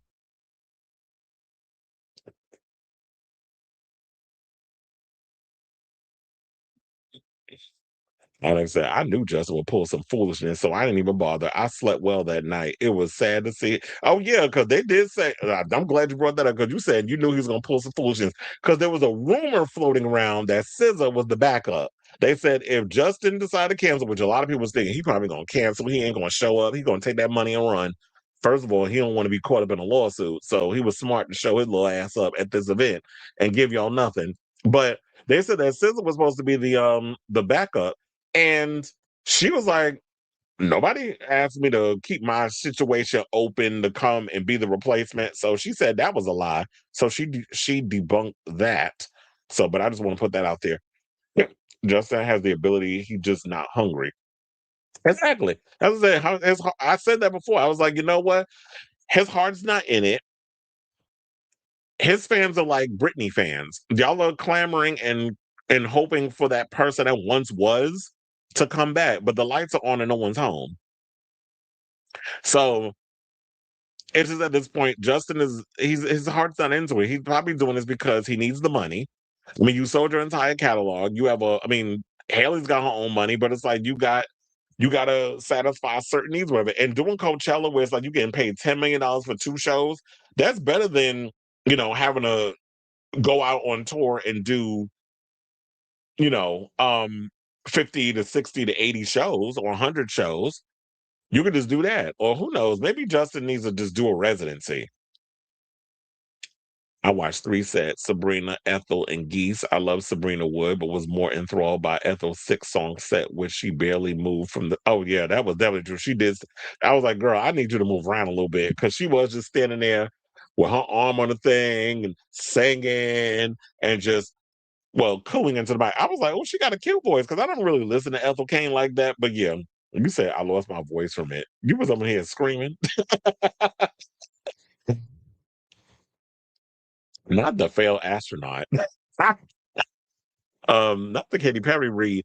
The failed astronaut kikiing about I hate ass while watching his set is surprising considering she knows good and well if it was her up there, she wouldn't hear the end of it. Okay. Eric Swalwell resigned from. Oh, he finally did. As good enough. I mean, good on him. And that's why I said, unlike you, I was like, unlike you Republicans, we actually hold our Democrats accountable for what they do. Even though some of these Democrats was out here trying to move the goalposts when it came to, I saw, we're not going to sit up in here and go in on Al Franken over one little incident. But when Eric Swalwell, who's been caught up in mess for years, all of a sudden y'all want to move the goalposts. Get off my line with that. It's coming out on TikTok that many grifters are actually paid influencers by Elon Musk. That came from his yeah, that was a. Speaking of which, shout out to Mims, friends to the show, Make It Make Sense. He did a whole expose on that, and I need to watch that video. I think he dropped it yesterday or the day before, but yeah, over the weekend. I'll just say that to be on the safe side. But yeah, he did a whole expose on one of his Elon's baby mothers exposing Elon for a lot, Felon, because that's what we like to call him, Felon Musk, on some of the stuff that he's over here doing. Kendall now dating girl, please. Not him dating that alleged lesbian. Jacob Run might lose your Hollywood career. And then there was some old clip that I saw of of Tyler the Creator throwing shade at Kendall Jenner, who was at his Coachella set a couple of years ago. My understanding, look, at least he's dating somebody the same height as him. My understanding, only Justin Bieber had the slot to himself. No other show was happening. What, the whole night? 45 seconds snippet. He said this performance was the saving grace of her man's best friend era. Yeah, because I wasn't really feeling the whole man's best friend situation, and I don't even care for that new single. Her follow-up has lacked the hits or relevance that its predecessor supplied. There was a lot going on for better for it. Yeah, that was another thing too. It's like you got too much going on to compensate, and that's why I feel like that's the issue that I have with Sabrina. She does too much with the performances and all the little videos and the silly, you know, Goldie Hawn-ish slapstick comedy that she tries to, the self-deprecating comedy that she tries to do, that the music is not living up to the performance. The performance outshines the songs. And that's why I was saying, like, and I know this might be controversial to say, but I don't say nothing popular on this show. Um, I thought Olivia Dean was the better performer as the opening act on Sabrina's tour. Because at least I'm like, oh, I could jam to these songs, and these songs is catchy. And I could move to it. And then Sabrina comes in, I'm like, okay, when is this shit over? I was bored with her tour. Especially we got to do it more than once. Sad to hear that Sabrina still isn't. Ooh, well, yeah. And look, if you don't like what the fuck I talk about on my channel, and yeah, I am grown and I get paid to talk about the shit I'm talking about while you sitting behind your tired ass phone trying to read me on what I'm talking about on my goddamn channel. So yes, I will continue to be grown. I'm gonna continue to say what the fuck I want to say on my channel, and you can suck my dick from the back. How about that? Piece of shit, pussy asshole. Fuck you. And I'm gonna keep talking. What you gonna do? Keep watching. Thank you for the free promotion, faggot. And you said Super Bowl doesn't pay at all, paid in promotion. Yeah, I know that Super Bowl doesn't pay, but I'm saying like they pretty much put in the money to provide the whole, the stage, the dancers, all that. They're putting all that in there, but they don't get paid for it. I'm glad you made no mention to the rumor that a special someone is performing. Oh, well, I was gonna bring that up when we got to the Madonna topic. So, someone's performing Sabrina in W2 because they were saying that what were they saying that Madonna was actually supposed to be the secret performer, but then they had Susan Sarandon do it. I don't know. We'll see how this whole era and situation turns out.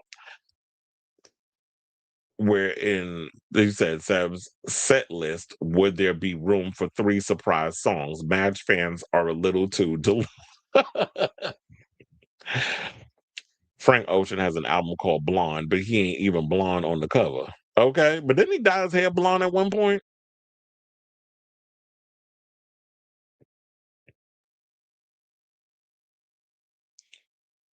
Shadow Girl said they saw Ethel live back in 2023.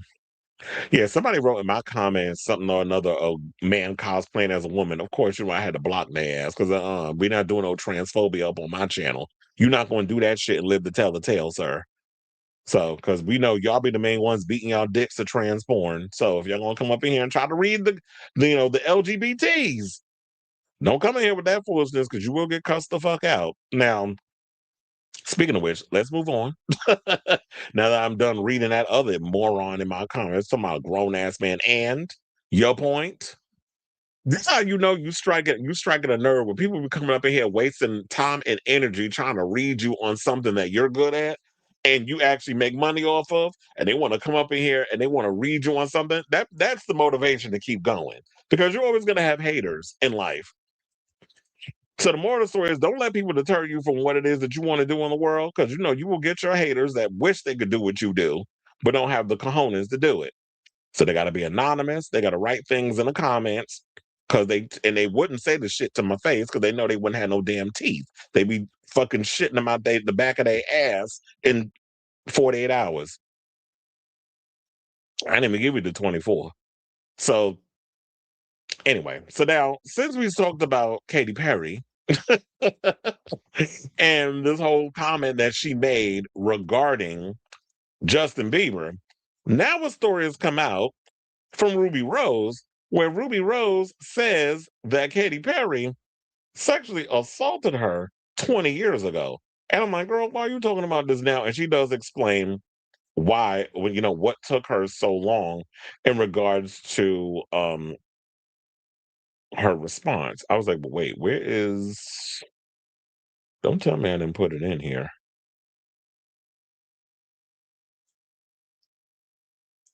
Oh yeah, I did. I just put it under another damn thing. Okay, so I got it. I was looking for the picture. So now that I found it, let's get into the tea. So Batgirl and Orange is the New Black actor Ruby Rose alleged on Threads. Why does people go on Threads to talk about, like, who uses Threads? I mean, even though I have Threads, I don't use fucking Threads. I barely use Threads. It's like Ruby Rose goes on there to throw shade, and you got James Gunn goes on there to debunk rumors about his DC universe. So anyway, Ruby took the Threads and revealed that Katy Perry SA'd her at a nightclub in Melbourne. Rose was responding to a post published by Complex that covered Perry's reaction to Justin Bieber's headlining set at the Coachella Music Festival. Here's what she said. She said, quote, Katy Perry sexual assaulted me at Spice Market nightclub in Melbourne. Who gives a ish what she thinks? Now, Rep for Perry reacted to the claim in a statement to Variety that reads, the allegations being circulated on social media about Ruby Rose, about Katy Perry, are not only categorically false, they are dangerous, reckless lies. Ms. Rose has a well-documented history of making serious public allegations on social media against various individuals, claims that have repeatedly been denied by those named. Well, obviously, you're a source, and I'm just playing devil's advocate. You work for Katy Perry, so your job is literally to defend whatever it is that's coming out against your client. Number two, when you go and say that claims that have reportedly been denied by those named, obviously, if she's coming out with allegations against people and they're denying it, what else do you expect them to do? Say, yeah, I pulled my panties to the side and I took my pussy and rubbed it on her face, which is the allegation that Ruby says that Katy did to her. So, girl, you out here doing worse than what Lizzo did allegedly to people. So, well, let me get into what Rose said because I know I done jumped the boom boom gun before we got to the full detail. But according to Rose, the alleged incident occurred when she was in her 20s. She responded to one fan who asked for details by writing, "She didn't kiss me," and liked it. She saw me. Well, I put that part in. So it's like you out here kissing girls, claiming you kissing girls and you liked it, but you rubbing your vagina on people. So she says she saw me resting on my best friend's lap to avoid her and bend down, pulled her underwear to the side, and rubbed her disgusting vagina on my face until my eyes snapped open and I projectile vomited on her. After it, I threw up on her.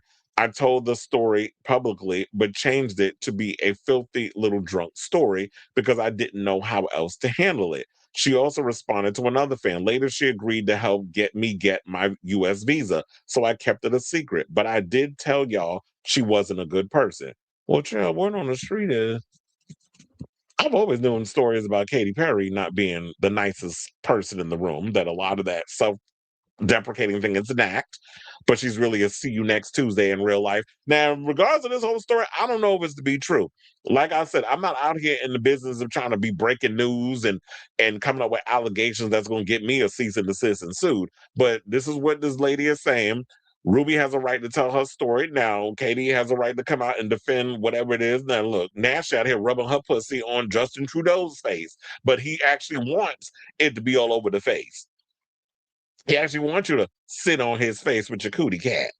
So now you doing that. I don't know in what reason you were doing that, whatever. But then here's the thing. It's like, I know as crazy and as far-fetched as this sound, like, damn, this sound like when I first heard this story, I was like, what? Like I had to literally read the headline multiple times because I literally thought my eyes was deceiving me. And then when I'm saying that, yeah, the major trades is reporting on this, it's not some random little gossip site that's on the come up that went and wrote this. These are valuable, valid sources that are coming out reporting on this story. Wasn't there a story that came out with her that she was inappropriate with Justin? Speaking of Justin Bieber, wasn't there stories about her that she was inappropriate with Justin Bieber when he was a kid? Like she kissed all over him inappropriately or whatever. And she was a grown ass woman doing that to a little boy. But of course, we move the goalposts when it comes to women doing that to boys because that's supposed to be a rite of passage. Oh, you a man? First of all, you ain't got hair on your balls. You ain't a man yet. If your voice ain't dropped a couple of notches, where it's a little deep, you ain't no man. So let's stop normalizing adults doing inappropriate things with children. Let's do that. Because if it was the man that did that to a girl, y'all will want him hung by his balls on a pike. So we're not going to play the gender goalpost bias thing. There was also some tea that came out that Nicki Minaj was inappropriate with Justin Bieber. But this ain't about her. I just wanted to bring that up to, as a reminder. Because, a lot of y'all like to have selective memory when it comes to these little things. But yeah, there was a story I believe that came out that Katy Perry was inappropriate with just so I can believe it. It's possible that she would do something inappropriate like that. But first of all, if you ever did some inappropriate shit like that to me and I'm not into you like that and I don't want to be bothered with you because you're annoying and you're a horrible human being and you did that to be cute, I'm punching you in the very thing that you put on my face. So put your pussy on my face, I'm gonna punch you right in it. Literally what I would say about that. So then, and then also another thing I was wondering too. So, where do we go from here? Like you putting this out there, did you just want to tell this story and be honest for once, or did you want to do this because you want to go viral, or are you planning on filing charges? And so let's get an article, see what else she had to say. And she said, I was in my early 20s. And yeah, when you're that young and your frontal lobe hasn't developed yet, you don't know how to handle things like that. Once you get a lot older and you start looking back on things that happen in your life, then it's like, okay, I have the mental wherewithal, I have the tools, I have a better understanding. I'm a lot more mature now. I know how to work through whatever past traumas that I've had or whatever I'm going through. And I want to get to a point where I can break those things down and move on from it.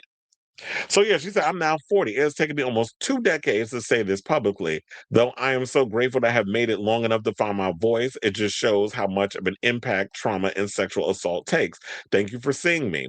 Now, Rose also noted she's not interested in filing a report about the incident and explained you don't need people to believe you. You just need to get it out of your poor body before it gives you cancer. Now, Perry attended Coachella with Justin Trudeau, who's not doing anything political. He's unemployed at the moment.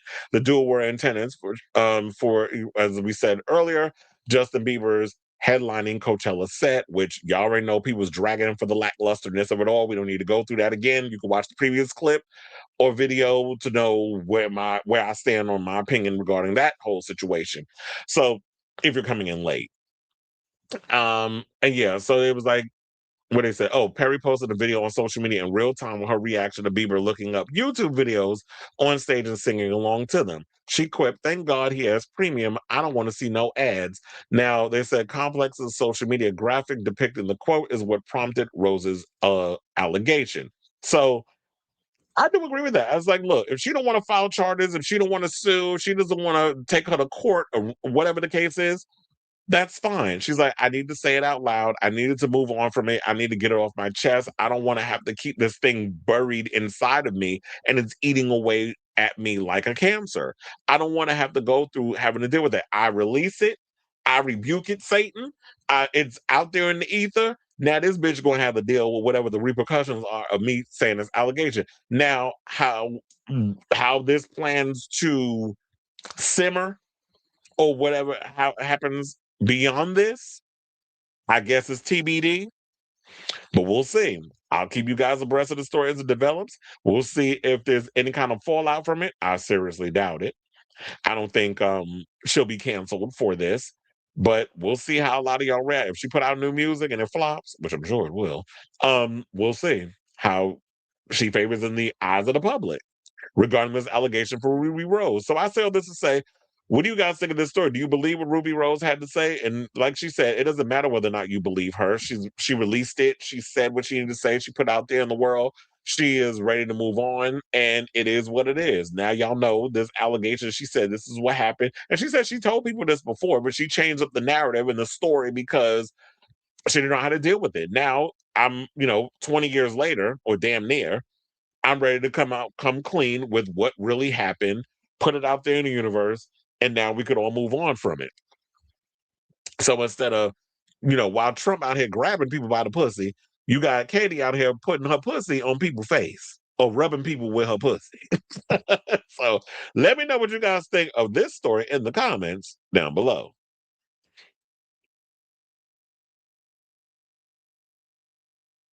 Not a Katy Perry fan or supporter, but I'm going to file this under shit that absolutely didn't happen. Well, I'll say I wasn't there, so I can't say that. Katy threw throwing rank box on me. Not rank box.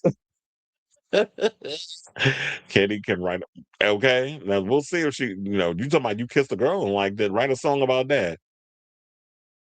Hitting people with that hot box.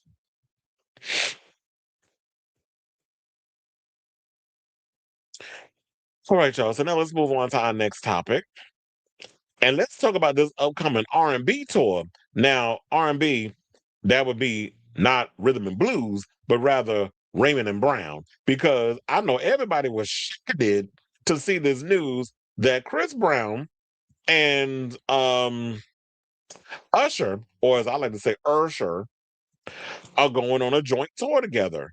And it's funny how I find it so convenient that Usher would come out with this whole tour after it wasn't that long ago that Usher went and was out here tap dancing hard for the diddler, defending him, got dragged all over social media. And now here we come with this video. Now all of us forgotten. You already know they're about to crash Ticketmaster, and a lot of these girls out here who don't care how, in the eyes of the public and all the things, that Chris Brown is problematic. They're gonna buy them tickets, and I'm glad in a way. I'm actually glad they're doing a stadium tour, because I was wondering what type of, was it gonna be an arena or whatever. I'm glad y'all doing stadium, so now I ain't gotta deal with that headache. So they went and wrote, quote, "It's time."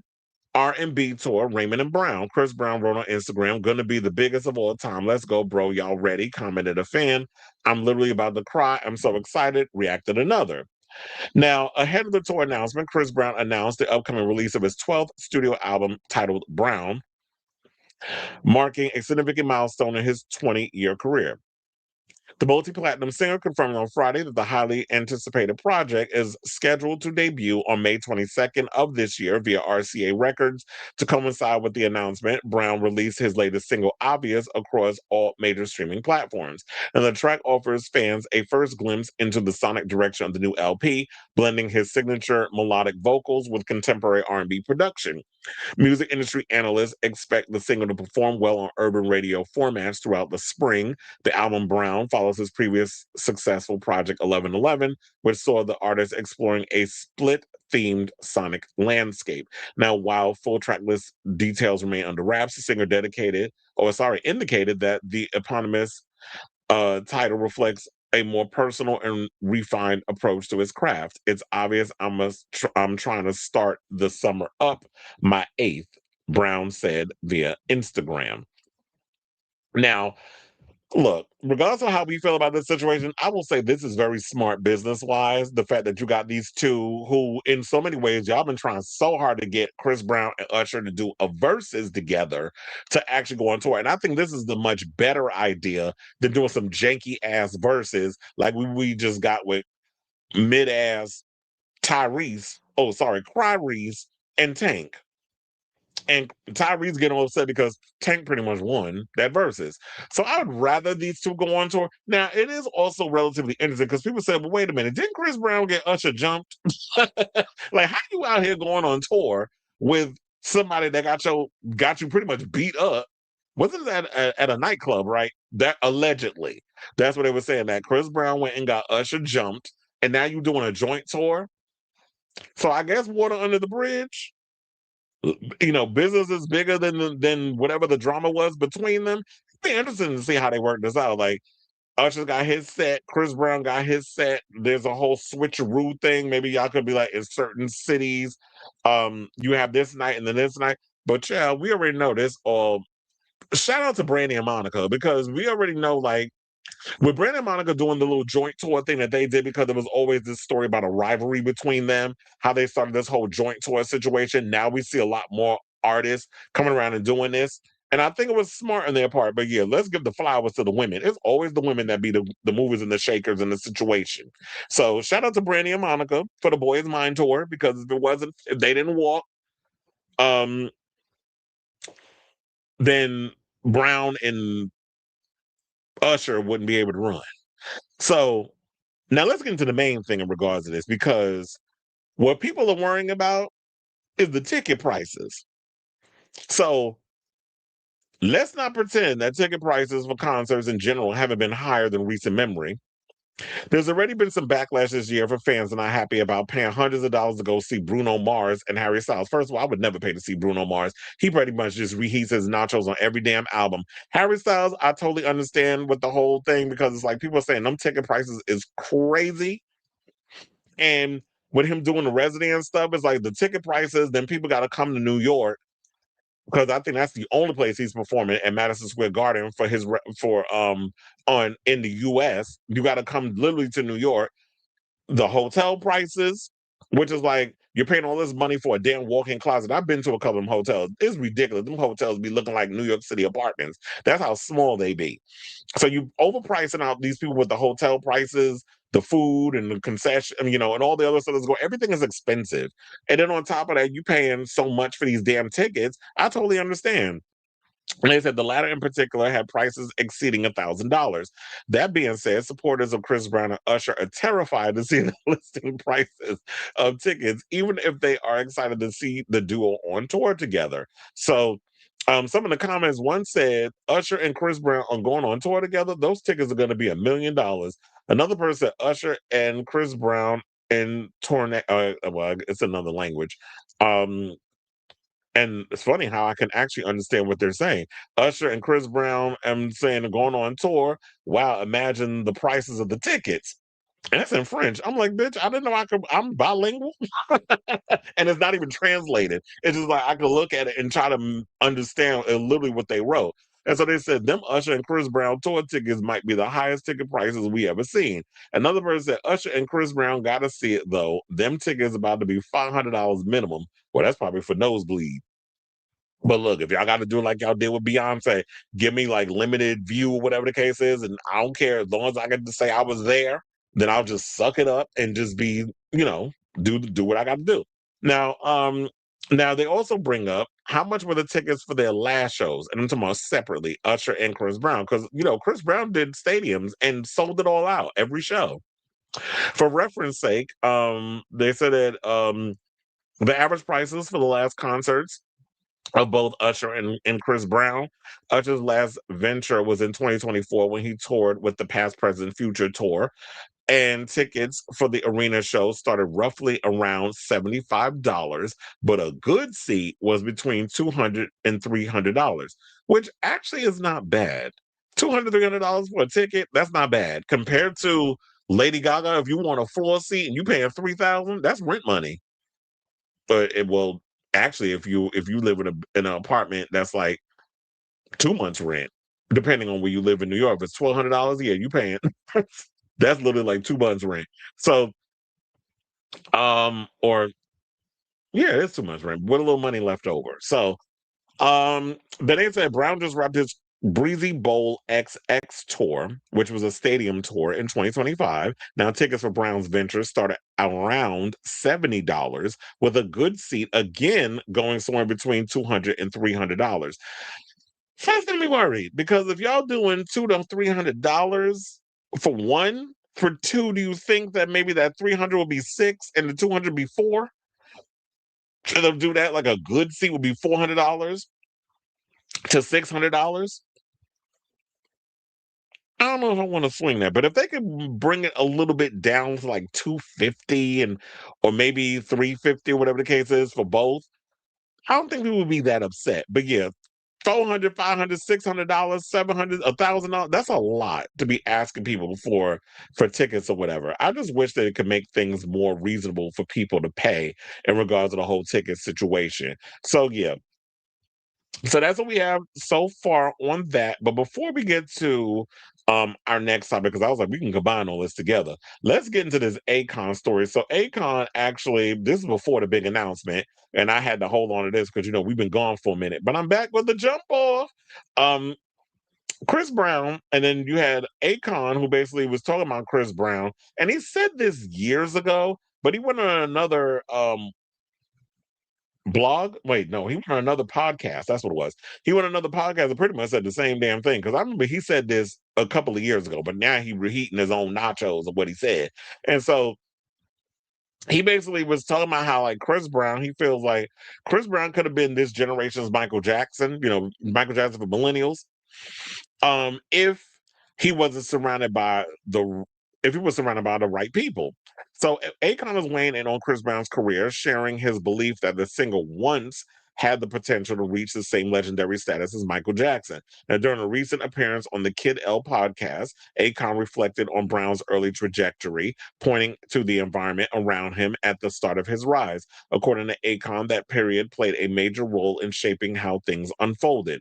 Earlier part of his career, he was just surrounded by all the wrong people. Akon added that Brown's current team is much stronger and the singer's best interest, with the singer's best interest in mind. So, here's the thing. Chris Brown's a good singer and dancer, and we know that he performs down. And I think that's what people look at more than anything. Now, as far as like the Michael Jackson comparisons, I feel like Chris Brown is Chris Brown, Michael is Michael. We do see, like, when you look at Chris Brown, when you look at Jason Derulo, when you look at a lot of these young up and coming male artists, even down to Usher, you do see a lot of those Michael Jackson isms in how they perform and with the showmanship and all that other stuff. But I don't know if I can see Chris Brown popping out like how Michael used to do back in the day from the ground, and they would shoot him up into the, onto the stage, and he's standing there in the little penny loafers and hot waters and the little military jacket with the Jerry curl wig and the shades on, and just stand there for like 5 minutes while all them white people, men, women, and everybody in between, passing out and having to be rushed to the medical office or the hospital, depending on how bad it gets with the passing out situation. But Chris Brown does have an impact. He does have a chokehold on a certain demographic. He's had a successful career. Like, even though people look at him as he's problematic or whatever the case is, he still sells out stadiums. The proof was in the pudding with this last tour that he just did, where he was selling out stadiums. So people overlook all the bad things that he does. And I know some people say it's gender bias because if a woman was doing what he was doing, she would not get the same grace. Whatever. I ain't here to unpack all of that. All I know is the fact that his image, which has come across more like Bobby Brown than Michael Jackson, that may have hurt him in a lot of ways. And you're saying that it was the wrong people, but throughout the years, we're not just talking about the Rihanna incident. There's been so many other incidents that's happened throughout his career where at some point we can't just sit up in here and blame the team of people he's had in the past. At some point, as a grown ass man who's on the later side of pushing 40, because he's in his maybe mid to late 30s, that you have to take responsibility for some of the decisions you make, the things you do, things you post on social media, how you react to things, the alleged jumping a guy behind the, backstage of one of your shows and all that other stuff. You got to take responsibility for your stuff. But a lot of times, apparently a lot of people these days is allergic to the word accountability. Nobody wants to take accountability for the things that they do and some of the things they say and a lot of the decisions that they make. And he's got to come to that point. So nobody's discounting his talent. Yes, Chris Brown is talented. Yes, Chris Brown will give you a full-on show. He gives you razzle dazzle and spectacle. Sidebar: can you imagine if Chris Brown would have gave what Justin Bieber gave on that damn stage during Coachella? Y'all would rake his ass over the coals, and y'all know it. So I totally understand where Akon's coming from, but sir, you over here making excuses.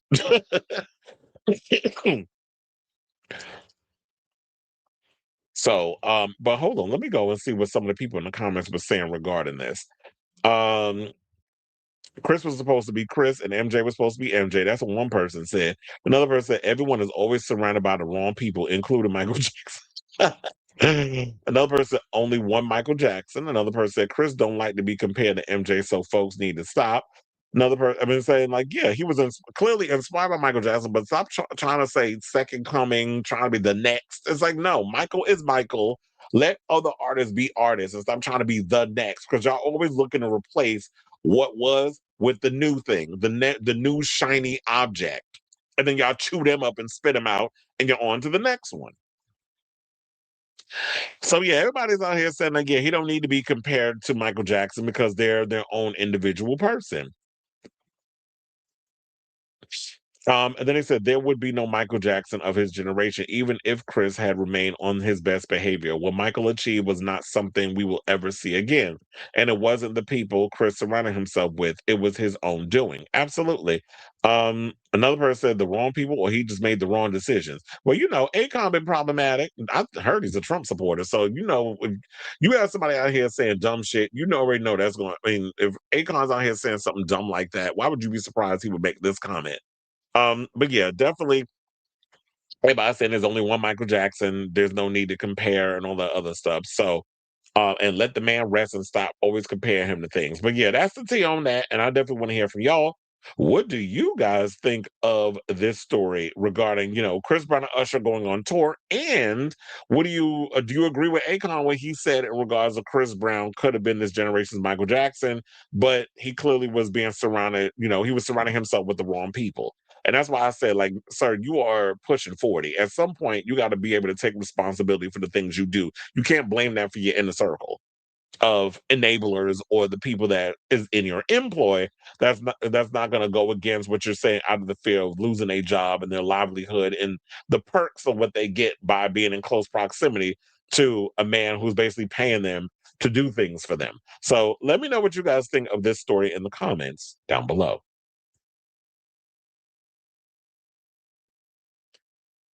So they're both in their 20s.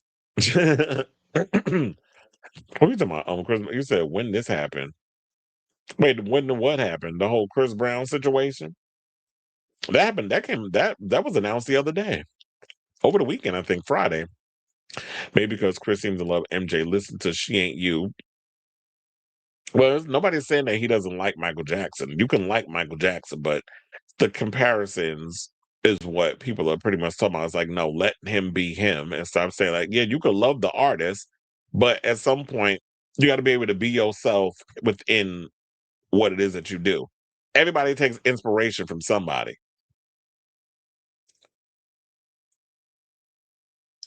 All right, y'all. So now let's move on and let's talk Zendaya news. So yeah, Euphoria premiered last night. I didn't get to see it because I wasn't in the mood to even watch Euphoria, but I'll get around to it eventually. But yeah, before we started the show, I had people dropping things of what happened in last night's episode in the comments, let me know what their overall thoughts was, whether they liked it, whether they didn't like it, saying the writing was not that great. Sam Levinson needs to just let this be the last season, hang it up, go retire somewhere, maybe just produce. Don't come out here and start writing or being creative because you literally are a man of very limited ideas and executions. So um there's been a lot of drama that's been surrounding this final season, particularly between Zendaya and Sydney Sweeney. So there was a story that came from Page Six. We could take this with a grain of salt, but I found it thoroughly entertaining. So let's get into it because they're saying that they may know why Zendaya is not here for Miss Sydney. So Euphoria bosses are all too aware the pair do not get along. There were tensions way back. Their paths barely crossed during the making of season 3. An insider alleged to The Sun that during the press tour, any interactions between the pair are being kept to a minimum to avoid any awkward encounters on camera, saying there's a complete ban on journalists asking about tensions between Zendaya and Sydney. The main reason for their alleged feud involves none other than Zendaya's fiance, because word on the street, they're actually secretly married. And that was revealed by Laura Roach, who, is Zendaya's stylist. And they said, yeah, it has to do with Tom Holland. And before that, I did notice some videos, and this is how you know that there is some awkwardnesses going on because there was a bit of avoidation between the ladies. But also, there was a situation that went down where Sam Levinson and her crossed paths on the red carpet, and he called her over in this outfit. She was cute in this outfit too, and I love the short hair. Where she went over, hugged him, and then it looked like she didn't really want to do it, but she did it. You got to be professional on the red carpets, whether to not give anybody any inclination that there is any kind of drama going on between or tension between your coworkers.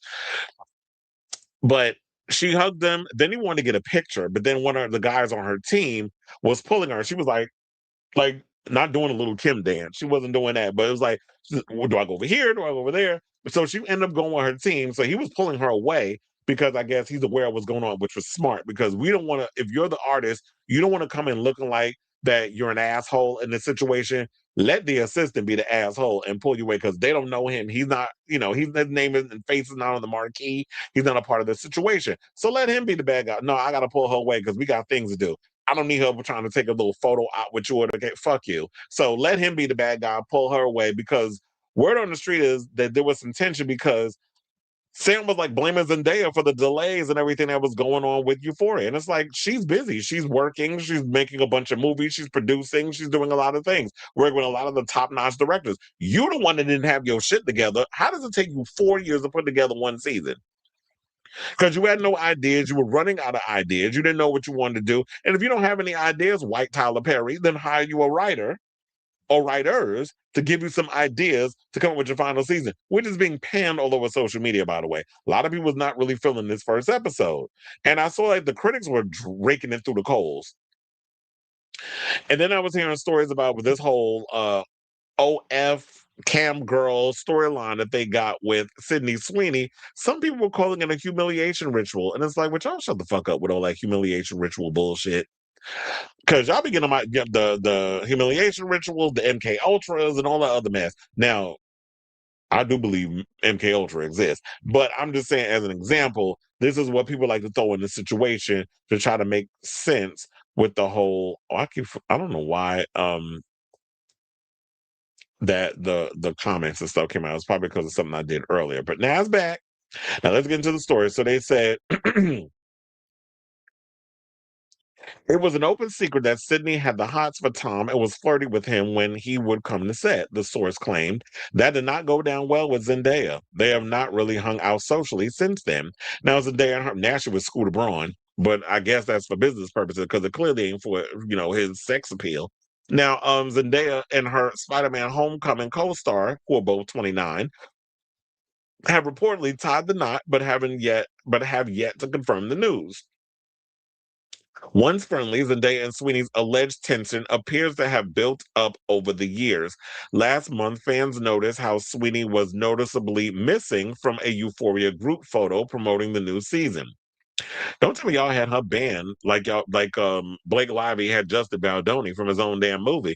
Now, it said there will be a sigh of relief when Euphoria is over and they can go their separate ways, the source said of the actresses, but they both have decades left in Hollywood, and this rival will inevitably run and run. Well, once the show was over, she's like, I ain't got no ties with her, and Zendaya ain't ever got to worry about her and Sydney being in a movie together, because she'll put the kibosh on that before anything. And, oh, no, I don't want her. Like, oh, she in this movie? Okay, I'm out. I ain't doing no movie with her. I mean, quiet as it's kept, Sydney don't have the range that Zendaya does as an actress. I mean, the range is in between, the range starts and ends up here in the titty area. Now, according to The Sun, the political differences also have caused the wedge, as Sweeney is a registered Republican. Now, it's not like they have had a big bust up, but Zendaya has quietly distanced herself from Sid. Their politics are widely different, an insider told The Sun. It's a bit of a headache because Zendaya doesn't want to be associated with a Trump supporter. Now, in 2020, Zendaya posted on Instagram, "Vote this MF out," about President Trump, according to The Sun. 2 years later, Sweeney, who's 28, shared photos from her mom's 60th hoedown. Y'all are such white trash. Themed birthday party where guests were decked out in MAGA-style hats. In July, the Christie actress even got a shout-out from Trump after her American Eagle denim partnership caused a stir, titled "Sydney Sweeney Has Great Genes." The campaign sparked a debate about Western beauty standards and woke culture. Sydney Sweeney, a registered Republican, has the hottest ad out there, Trump wrote on Truth Social at the time. Well, everybody hates Trump at this point. And don't even get me started him posting that picture of him as Jesus on social media during one of his little late night crash outs. And had the nerve to say that it was fake news, and then it was they said that it was supposed to be a doctor thing because I cure people and I make people feel good. I was like, okay, this is Dementia Dawn going through his episode again. Like, somebody take Grandpa's fucking phone privileges away and give him his applesauce so he can shut the fuck up and go to sleep. So then they said, despite the fallout, Sweeney was all smiles when hitting the red carpet at the TCL Chinese Theater on Tuesday night. She snapped pics with fellow cast members, including Maud Apatow, Alexa Demi, and Hunter Schafer, as they made their way down the interview line. Zendaya, meanwhile, arrived fashionably late, or she always does that. Like, if you're the biggest star in the room, you show up late on purpose, so that way you could just through the red carpet. Hey, how you doing? Do your little poses and go about your business. I don't want to have to get caught up in a group photo with the rest of these people, even though I have no issues with the rest of these bros. Only one. So I'm going to just show up late because that's what the big A-list stars do. And I could just brazenly just skip to Malou throughout the red carpet and hurry up inside. Oh my God, do your little quick pose because I'm late. Even though it was intentional. And get inside and watch the thing and introduce the film, the show, and all other stuff, which they were premiering. They said at Coachella this week, and they premiered the premiere. So they said Zendaya was late. Their co-star and former flame of Zendaya's Jacob Wait. Jacob Elordi and Zendaya dated? Where the fuck was I? They said their co-star and former flame of Zendaya's Jacob Elordi was also late to the carpet, skipping interviews and only posing for photos. I thought because Jacob is A-list right now. He's an Oscar-nominated actor. And then you guys, Zendaya, who is one of the biggest stars. These are two of the biggest stars out of Euphoria. I don't gotta do no damn interview. Fuck that. I mean, I don't want to act like I'm too big, but at this point they kind of are. So I can't hate on them for that. Unless y'all out here showing y'all behind and acting like you too good for stuff, then you're gonna get red because people don't like that. So they also said that Zendaya also skipped the cast official after party at Chateau Marmont later in the night. Well, yeah, if Sam Levinson made all those accusations that kind of made Zendaya feel away, she is a Virgo through and through, just like me. I was like, I ain't hanging out with them fake ass people. What the fuck I'm gonna go to the after party? I'd rather go spend time with I was gonna say spend time with my man, but I think Tom is busy doing reshoots for Spider-Man, which he mentioned. He was like, they want to punch up the jokes a little bit. We don't really need to, but we got to punch up the jokes and all the other extra stuff. We want to just film it. I was like, well, if the film is as good as y'all said, you don't need to add a little more seasoning to the gumbo. Leave the movie alone. So it's like you kind of trying to tell the truth, but you also getting caught in a lie. Because if the movie was perfect in every way, Mary Poppins, you wouldn't need to do all this extra bells and whistles on the movie to punch it up. The movie's good. If y'all say it's good, then leave it alone. So they said the distance was a striking contrast to when Zendaya and Sweeney posed together at the season 1 and season 2 premieres. Well, that was a long time ago. And Sweeney praised Zendaya's leadership during an interview with Access Hollywood. And people grow and people change. When you start to learn more about them, particularly with their political leanings and how that affects you in so many ways where it doesn't hurt because she's just some average white girl. And you got Zendaya, who's a mixed race, and a lot of the policies that are put in place affect everybody who's another, yeah, you're gonna feel away. And yes, people's political leanings, they do change you or how you react with them. So we don't need to go into past stuff. I don't care about what they was them sitting over here praising each other on how they liked each other back in 2023. We are in 2026.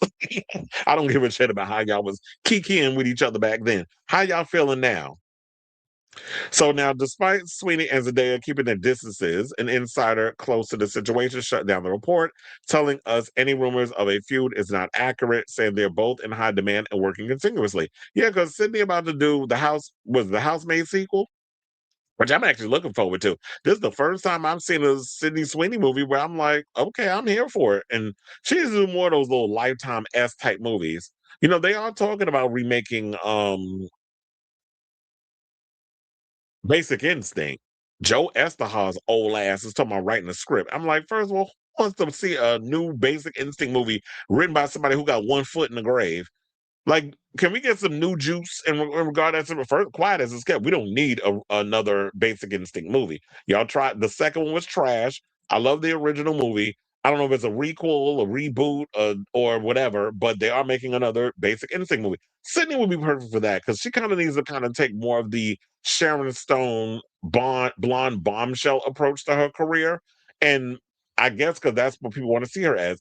Nobody wants to see you playing a boxing lesbian who get her ass beat by her husband. But she beating everybody else up in the ring, but she can't fight her own damn husband. Nobody wants to see that. So, and nobody did go see that. So that's what so we I don't know, just play up the sex thing. That's what's working for people right now. Well, the horny older men.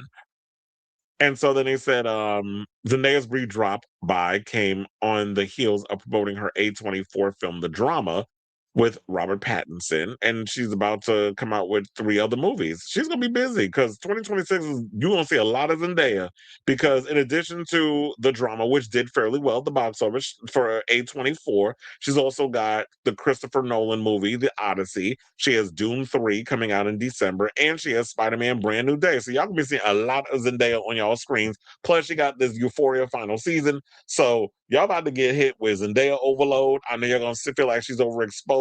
I don't know how. It just so happens that all the stuff she was filmed is all coming out around the same time. So um that's all I got on that story. So yeah, I definitely want to hear from y'all. What do you guys think of this story? Do you believe these accusations that Zendaya and Sydney don't particularly like each other and all that good stuff, or that that it has to do with the fact that Sydney, I guess, let it be known she got a thing for Zendaya's man. But look, you got a born ass Scooter Braun. Stick with him. Tom is taken. And he is not gonna screw up his thing. He love him some Zendaya. And ain't enough, your pussy ain't that powerful. And you ain't got gold chips coming out of your coochie to be swaying that man over to you. You ain't your coochie ain't that powerful. So let me know what you guys think of this story in the comments down below.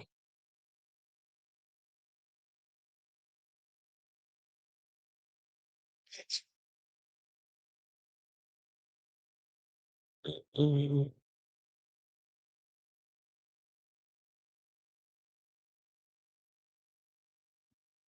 The over the one man a mess. To me, they both can't act. Mm-mm. And I said, well, you said I said it.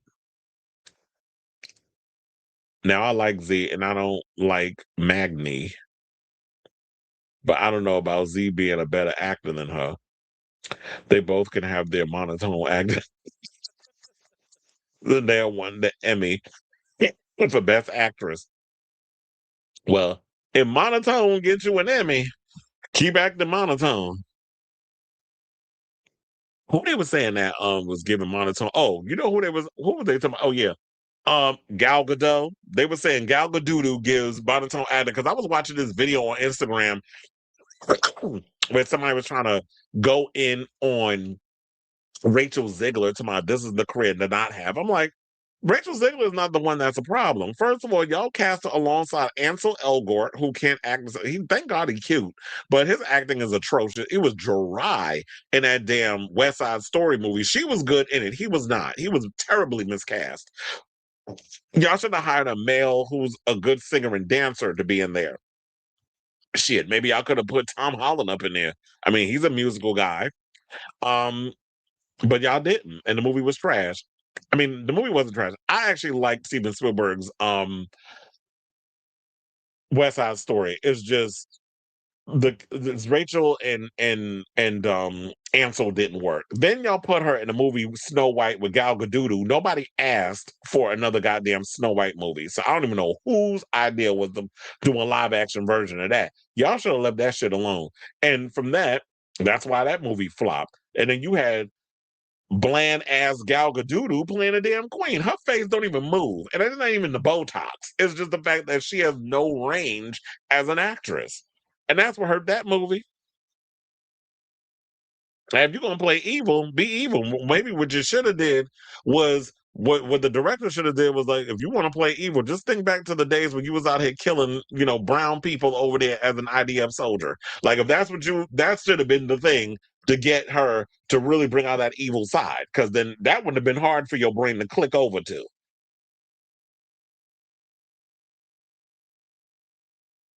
I said, did I read this? Not through the back door. We talking about anal?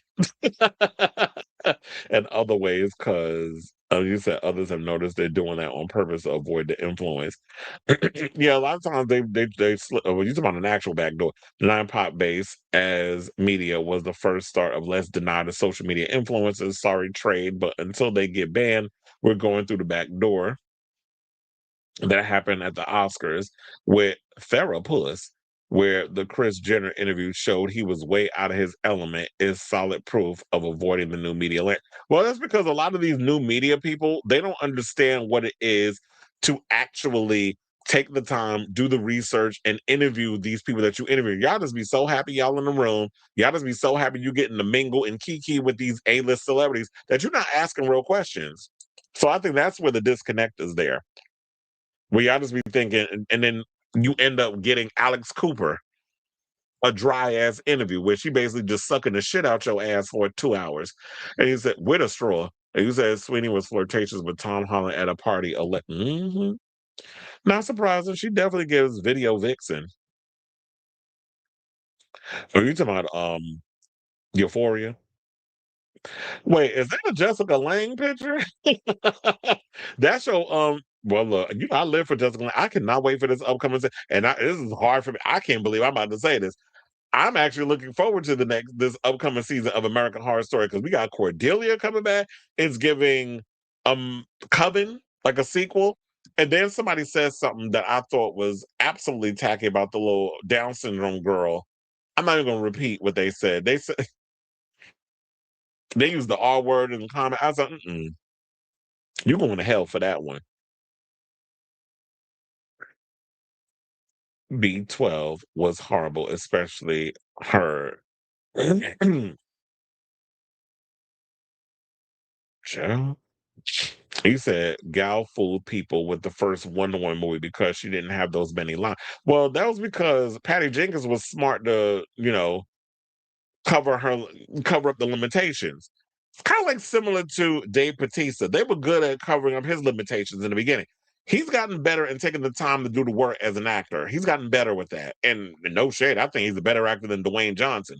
Dwayne Johnson is like Jason Statham, basically playing the same damn character in every movie. Although I'm not looking forward to seeing that Moana because that wig is about to take me out of that damn movie. Whoever came up with that horrible ass wig that they put on his head, it's a chop. And I know, look, there's no shade, but I feel like for the live action, they should have picked another actor. And then some people was like, well, how you going to do that? He was the voice in the animated film. He worked in that. The live action is not working. And it's crazy to say that because it's literally you got the same person that played the character in the animated film coming in the live action version. It just ain't working. I guess you can hide behind animation. It makes it easier. But Dwayne coming to reprise his role in that horrible ass wig he got on? No. Yeah, she definitely has no damn emotion, but they keep putting her in shit. All right, y'all. So now let's move on to our next topic. And let's talk about Britney. So I know this must have shocked a lot of people, but Britney Spears, it was announced that yesterday, that would be Sunday, that with addition to everything going on this weekend, she announced that she is going to they try to make her go to rehab, and she said, yeah, yeah, yeah. She voluntarily decided to go. This was her decision. This wasn't, she was forced by anybody. And I will say this at the top with all the jokes and those shady things, and you know me for that I'm about to say, I'm actually glad that she looked at the situation of she was on live the other day recently smacking her ass cheeks on camera. Then you had the picture of Jaden and Sean Preston, where it was like they was holding her up literally like in the center, like it was they were reenacting Weekend at Bernie's. Remember this picture? Don't they ain't giving y'all Weekend at Bernie's tease? Like she not even present. Like the soul done left the body and they holding up a dead body. That's what it's giving. So with all of that, then she on camera smack us. I said, "Oh Lord, here she go again. She back with the messy weave, and she up in there twirling in that room again." And I was like, "Oh, she must be having the episode." So now I was reading that she's taking her own health and mental health and all the stuff, all those priorities. Maybe she's doing this not just for her, but I also think she's probably doing this because she's finally got her sons back in her life. Sean Preston was the only one that was holding out for the longest. Didn't want to be around his mother. Didn't want to deal with her and all this other stuff. Then the father came out with that book. I know everybody's still side eyeing them, being like, "What's y'all agenda? That y'all might be up to something." They don't necessarily trust that they're there for good intentions. We'll see how all that works out. She has also not set an exact like, you know how that when you go to rehab, is it 30 days? Is it 90 days? How long? She's there as long as she wants. She hasn't set a date according to people who know. She's just taking it one day at a time and working on herself. And I'm glad that with everything being said, she's actually taking the time to work on her mental health, to work on her physical, and not be out here, whatever. Because they said it was like she was doing substances. Allegedly, she was always going to Mexico to get Adderall. Allegedly. I got to say that alleged lie. I don't want nobody sending me a cease and desist and a sue and trying to, send me any lawsuits. So then probably out here mixing the Adderall with alcohol and things of that nature, where it may have been causing a lot of these episodes. And we know that Britney has been through a lot. due to her no good ass parents using and abusing her, the conservatorship, the fact that they were, the electroshock therapy and the lithium allegedly and all the things that they were doing to her, where they placed her on 5150 hold and a lot of things that was going on in her life. And plus the men that she was getting in relationships with using her, from Justin Timberlake to that first husband. Well, no, not first husband, because she was married to, I think she was married before she got with Kevin Federline and all that stuff. So her rep and through all of this basically confirmed to Page Six on Sunday that she voluntarily checked herself into a facility for treatment. The new development comes weeks after her arrest on a DUI charge in Ventura, California. She's due in court on May 4th. Or do you think maybe she's doing this because, let me go to rehab, because what if they make me do time or whatever the case is, and I show that I'm doing all the work to make myself better and everything, and I don't want to get sentenced to jail or community service or whatever the case is. Like some people would say, even though I legitimately feel like he's trying to get himself better, she's trying to pull a Lil Nas X. So she's been supported by her son, Sean Preston, who's 20, and Jaden James, who's 19, over the past few weeks. Sources told Page Six that Spears' arrest came as a wake-up call. At the time of the arrest, a source exclusively told the singer, 44, was incredibly emotional. According to our source, Spears felt ashamed and embarrassed and is very sorry for what had happened. It's been a very hard couple of months. This is what the source said. Now, the news of her decision to enter rehab was first reported by Celebrity Intelligence with Dan Wakeford. Child, somebody got the tea before TMZ? My God, today, they must be slipping over there. Harvey, what you doing?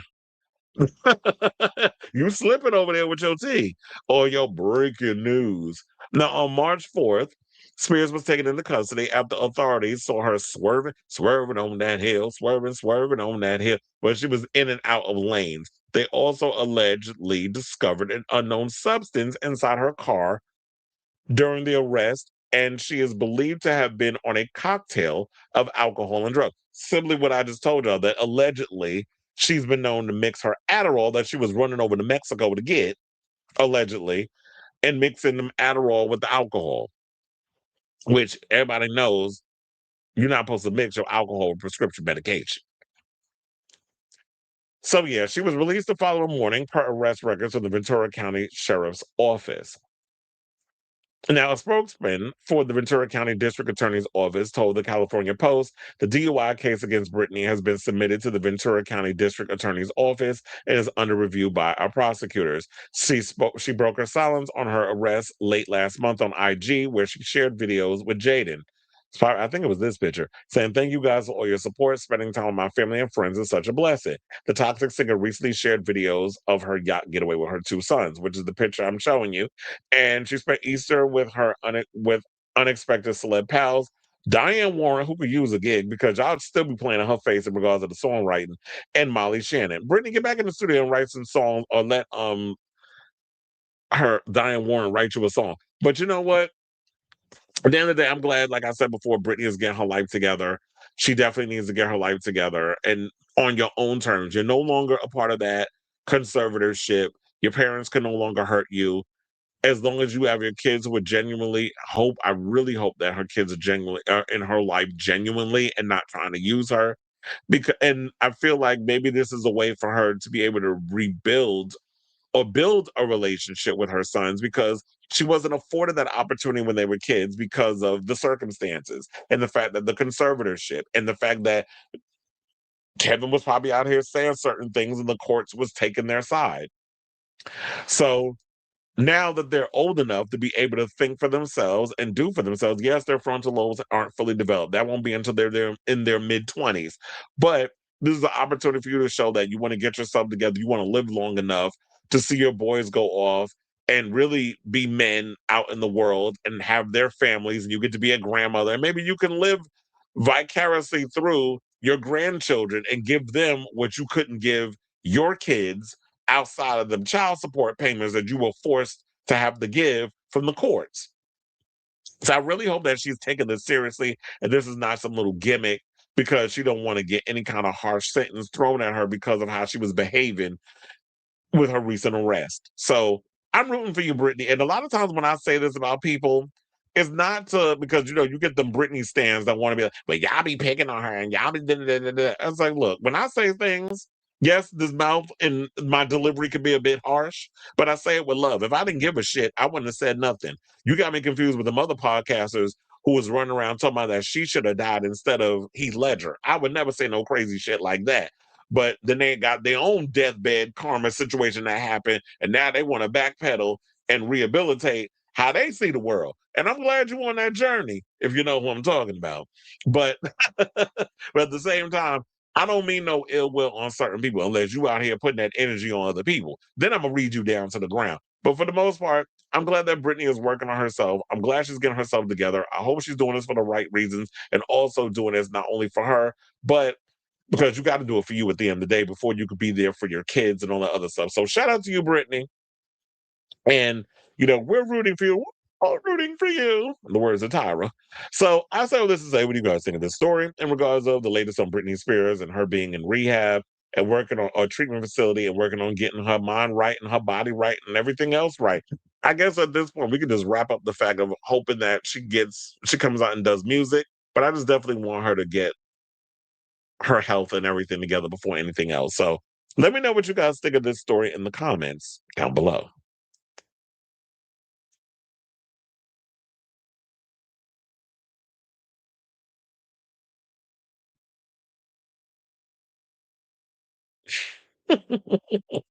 I read one of your comments before I was scrolling up. Um, wasn't Nicole Scherzinger in the original Moana? Was she? Did she do the song? And then again, I'm like, look, Nicole Scherzinger can act. They could have put her in it, or maybe she was busy doing Broadway at the time. In the live action, they could have did the same thing. Same with Dwayne. Exactly. They could have picked somebody else, and if people would have got mad, oh well. Lord, who put that picture of Britney? They ain't. Well, that was me. Or you just talking about in general? That's what I said. That picture was given weekend at Bernie's. I said, but let me keep it up. It said, "Good evening to Ron. Moo in the building." Saying, "Hey, Chad, how you doing? This makes me so happy. There's nothing I want more for Brittany than peace, and I truly believe sobriety will benefit her tremendously. Her sons prove to be top priority in her life, which I love, and that's why I said I'm glad that she's, you know, forged, regardless of how it's coming across. Because I know we got some of those hardcore Britney fans that are still side-eyeing the sons, but it's like, look, at the end of the day, however they were raised or what they were believed to be." But what they were raised to believe, or whatever the case is, the fact that they're working on a relationship together, to me, that's more important. And I hope it's genuine. So I want to believe in the fact that, family can work things out, even though I do have my cynical side to me. I do want to believe in humanity can be, that there is hope for humanity, I guess is the word I'm looking for. Even though I do be feeling like all hope is lost. But I do believe in the power. I do believe in the power of love. I hate to say it, but I do think Brittany is not nuttier than cashews. But I think it was the conservatorship that made her that way. She shouldn't have. Yeah, I definitely think it was the conservatorship, and also the things they were doing to her when she was in the hospital, and they were saying that she was getting electroshock therapy and the lithium and all that other stuff that may have messed her up as well. They use and abuse her in every way and wonder why she had problems to deal with. They said, I really just hope they don't use this against her to put her back. Yeah, I hope they don't, because the conservatorship is a horrible thing to be in. Just last night before Euphoria, I was dancing to the Chaotic EP. I know she probably will never release another album, but you know what? I find something new to obsess over. And she's got enough music in the catalog that a lot of the fans can obsess over and live vicariously through and have those nostalgic moments if she doesn't want to come back. We're just gonna have to live through that and go on YouTube and relive some of her old music videos and a lot of her live concerts. They're all up on there. So you caught it. said LMAO at the Perez Hilton shade. He was working. He was wrong for that. He was something else. These celebrities today couldn't make it during that era. Sure couldn't. They definitely couldn't because they were harsh on celebrities back in the day. Yeah, we didn't have social media, but look, we had a lot. We had the internet. We had blogs. We had all that stuff. So, and I started blogging around the same time as Perez. So we've been around the block around the same time. It was me, it was him, it was delisted, it was a bunch of sites. First of all, I miss MK. Where he been? I haven't been over on, I don't even know if delisted still exists. But MK's shade used to crack me up. I'm a hardcore Britney stan. I have nothing against the sons. Every child has a tussle with their parents, and it sure do, because I know I used to have I used to be a nuisance when it came to my parents when I was a kid. In this case, it may have just gotten out of family business. That's what I hope that they work it on out. Well, thank you. At least somebody does. No, I'm just playing. At least somebody does. But, people want to come out comments about grown man talking about, and that's what the fuck I do on this channel. And I'm gonna keep talking. I'm still out hope. I'm still holding out hope for Original Doll. A Pretty World gets lit. Oh yeah, I remember about Original Doll. I'm sure a lot of us were when we were kids. And then, they always say if you do have children, they're gonna get you back in that way. That if you was a terror with your parents, or you're gonna get it back to your children. All right, so now let's go from one icon to another. And that would be from Britney to Donta, because we have Doja Cat who went on TikTok to defend Madonna because we had a bunch of damn trolls on social media who decided to throw a little shade at Madonna, talking about she too old to be out here performing.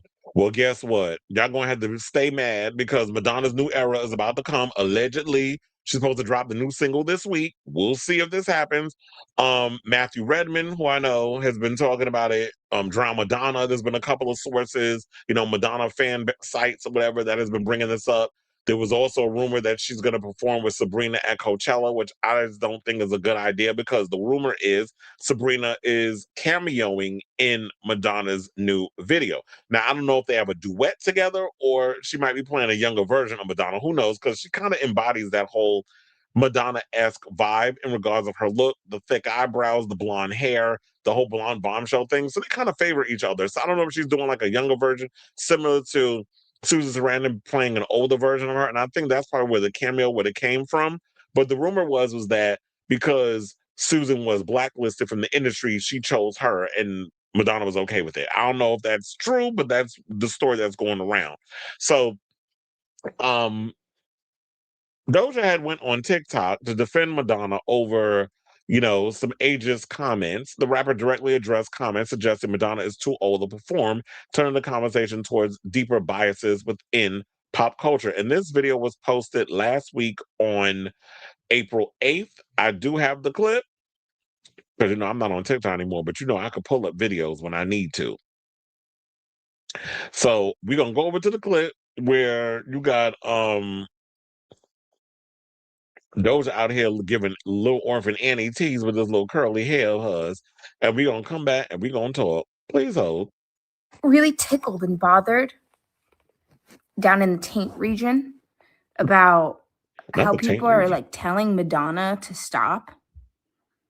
Like in the comment section on TikTok while she's like on stage somewhere where like they maybe have never been. And it's interesting to me because it's like you're telling a musician who makes music, who performs it as their job to stop doing it. I'm trying to wrap my head around that. Is it because she's an older woman who feels sexy? Is that why? Is that why you want her to get off stage? Because you feel threatened by an older woman who can do her job forever, who can do her job for Voice the child. rest of her life, and she can enjoy it, and she has something she loves doing, and she's doing it forever. And other people are paying money to go there and enjoy it with her. And they like it, but you don't because there's something else that's personal happening in there, and she doesn't know, and nobody else knows it, only you do. Is that why you're upset? Oh, I'm sorry. It's not funny. It's not funny. It is sad. I'm gonna cry with you. She's so damn stupid. But it does kind of make me wonder, is like, why is it that when it comes to her, like y'all was hanging up grandma, or y'all make these ageist jokes or whatever the case is? Because yeah, Madonna is at a point in her life where she is showing that, yeah, I'm an older woman and being sexual is a natural, beautiful thing. But people want her to just kind of like go away because it turns them off, realizing that, yes, older women could be desired, older women could be sexy, and a lot of younger men like older women. So I just don't understand why it's a big issue. If Madonna wants to get up there and perform and does the things that she does, and she still got it within her, what is it of your concern? And this is for any female act that gets up there and perform. Because I remember when I was working Lady Gaga's Mayhem Ball, and she was like, if I'm up here and I'm an older lady and I'm doing my shows, will y'all still come and support me? And her fans was up in there screaming and all this other shit. And I said, y'all be the same fucking ones that be in them comments calling Madonna old and a grandma and shit. And I'm saying, okay, now your fave is at the halfway point. She's 40. So y'all getting to that point where you're about to cross over that threshold and be over here with the rest of us, where we got that certain icon that we live for that's hitting that certain age, and the ageism and all that other stuff is going to creep in. I want y'all to have that same energy where y'all be throwing it over there at the Queen of Pop that you do for your fave. So y'all can't just come up in here and move the goalposts when it's somebody you particularly don't care for, because you're feeling a way about the fact that you're getting older. And I always say this, you better hope and pray you get to be the age of that person that you throwing the shade at. I embrace anybody that is of a certain age that can still get out there and still got it and still do it and still love what they do. And that's why I said there's a difference between, you have people who have a regular 9 to 5 job, of that regular cubicle job, versus someone like Madonna who has a career where she gets to travel the world, go see, not only just to perform for millions of people around the world, but she also gets to do things that many of us in our lifetime would dream of being able to do. Oh, I could just jump on a private plane anytime and go to Italy and go hang out with Dolce and Gabbana. Or I can go over here to France and go sit front row at Jean-Paul Gaultier's latest runway show. So a lot of people wish that they could be running out here doing all the things that these artists are doing.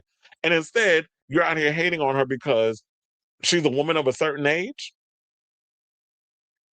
It's just ridiculous. So I wonder like where all this came from, because the last time we see Madonna perform was she did a live, speaking of Dolce and Gabbana, she did a intimate performance at their fashion show in Milan, where and then she also did her celebration tour. The woman damn near died from being with sepsis and all that other stuff, got back up, rehabilitated herself, went on tour. And even though she wasn't at 110% physically, she still gave y'all a show that half your faves wouldn't be able to do. Because y'all was just over here earlier moving the goalposts for 32-year-old Justin Bieber.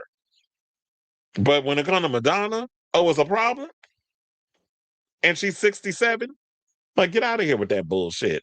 So, I want to see, what did people say in the comments over there on TikTok? The one said Madonna is the queen. The music industry, like who is telling her to stop? You'd be surprised. A lot of ignorant ass agists will be up in there making these comments about Madonna.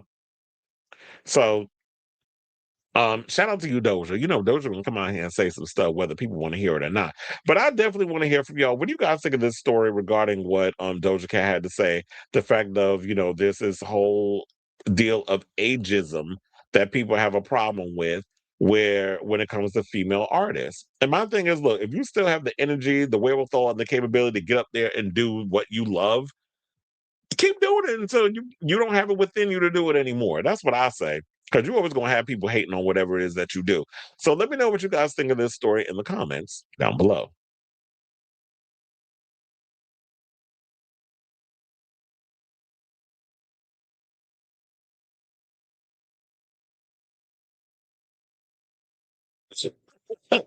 I said, your daughter's getting booed.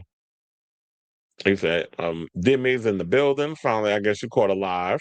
I think this was sweet, but why is Doja slowly only getting headline coverage whenever she speaks on her peers and never her? Because maybe well, that's a good question because nobody cared for the album. Although I will say, I have a friend who works in the business that loves Doja Cat, big Doja Cat fan. And does not understand. He's like, I don't get why people are not really feeling this era. I guess maybe it's because of the whole '80s vibe or whatever the case is. I mean, I like Doja Cat's music, but I think also maybe who knows what is it that y'all think may have hurt her? Is it the fact that because she said some negative, crazy things about her fan base? So I don't know what it is. The fact, or maybe it's just that what she's creating, people don't. That's not what people want to hear. Too old if she perform it and people are buying that it ain't my business. People always got something hateful. I gotta say something hateful. I can understand if you got a channel commenting, but people who just hate just to hate can't.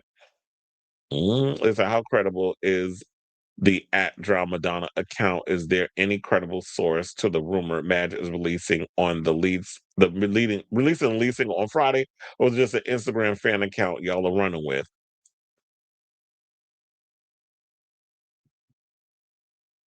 Doja is so annoying. She's not wrong though. So Chris said, Annie, I can't with you. And that's what it was given, little orphan Annie with that hair. And so I think a lot of the backlash she gets is I guess she'll continue that now. Chris, you know Madonna do too much sometimes. She does. I didn't say that she wasn't extra. Because one of the things that do turn me over, I say, ma'am, stop making out with every goddamn body. First of all, you got them funky ass grills in your mouth when you out here making out with people. And I don't care what anybody say. It's like I be thinking y'all breath be a little messy when y'all be putting them grills on y'all teeth. Like you need to scrape your tongue or whatever it is. If you can't just be out here kissing all over everybody. Exactly. I don't say nothing negative. I swear, if I don't like something, I go next or put uplifting positive comments. If it involves hate, racist people, there's some people that just want to troll. I don't know if they're actual real people or if they bots, but they always say like a lot of commentators think that that they program bots to just throw hateful messages into your comments. And I'll be ready to cuss a bitch out. I mean, I do it on occasion. I shouldn't be letting. It's not like it's affecting me, but it just gets annoying. I was like, I'm gonna cuss you out and I'm gonna block you because I just need to release that energy. I can't just be holding it in. Why are people still not used to it? Leo's an extra. Okay, because I got a cousin that's a Leo, my father's a Leo, my aunt's a Leo. She's ultra extra. I know too many Leos. It's funny, I know a lot of Leos, a lot of Capricorns, and a lot of Virgos, and Geminis, and Libras. Jesus. They are extra. I think it comes from trying a little too hard, be honest, when she up grinding on Drake and acting a fool with Jimmy Fallon. You can't help but cringe. Yeah. There are moments where it's like, okay, lady, like, why even? But what was I gonna say? Yeah, the whole thing when she was making out with Drake, it was like, girl, really? And doing the little extra stuff. I think it also stems to the fact that she lost her mother when she was young. Her mother died when she was 5, and all she did was sit and cry and cry and cry and cry all day until the angels came and said, I couldn't take the loneliness, I couldn't take the phoniness. You know the lyrics. Mother and father. In case you didn't know where I got that from. But it's probably the loss of her mother, and then the fact that she wasn't getting a lot of attention from her father because he remarried. So there's always a lot of that when you are a child in a family where you have a lot of siblings and they're clamoring for a lot of attention. And that's why a lot of us, I think, jump into the arts because we weren't getting that. Like me, I'm a middle child. I have middle child syndrome. So I've always needed attention in some sort of way. Yeah, Mike Kilman, I know him. That's Maya's manager. And a few others are in the music industry. Plus, when was the last time Madonna posted on Instagram? She's coming when she disappears and missing an action. And yeah, she definitely hasn't been on social media in a minute. So she is getting ready to like pop up out of nowhere with some tea, especially to a younger generation that only knows Madonna as the pop star my parents listen to. I love her, but the average person my age doesn't know anything about her besides Material Girl. And then you see a lot of these younger people that's jumping on social media and um what was it? They're jumping on social media and they're doing like these reaction videos to a lot of her old music videos or her albums. Like I just discovered this kid the other day that listened to the full Confessions album. He reacted to Hung Up. So a lot of people get into that. And then we have shit, what's their names? Because now I gotta look it up over on my channel. I got my YouTube open. I got like 8,000 windows open on my channel. So let me scroll on through here. Cause I was like, I forgot who, I be forgetting names and stuff on here. Well, I got this T-Bars thing. Let me close that. That one got 17,000 views. My other one got over 30,000. Y'all be loving my TLCT. Shout out to y'all. Um, Damn, where is it? Actually, I got a lot of stuff in here I got to catch up on. That's how busy I've been. I gotta watch that. Anthony Fantano is bad at talking about women. Shout out to that video. That's an hour one. And then the first thing they brought up was, remember I made the comment about what he said was I said I was through when he made that comment about Slater. Somebody did a whole video on him. I was like, y'all done read my mind. So yeah, what were we talking about again? Okay, the mind is going. Don't tell me my mind going bad like the president. But damn, why can't I remember the two girls' names? The one that's like she looks like she's Indian and the white woman. I thought they was lesbian lovers.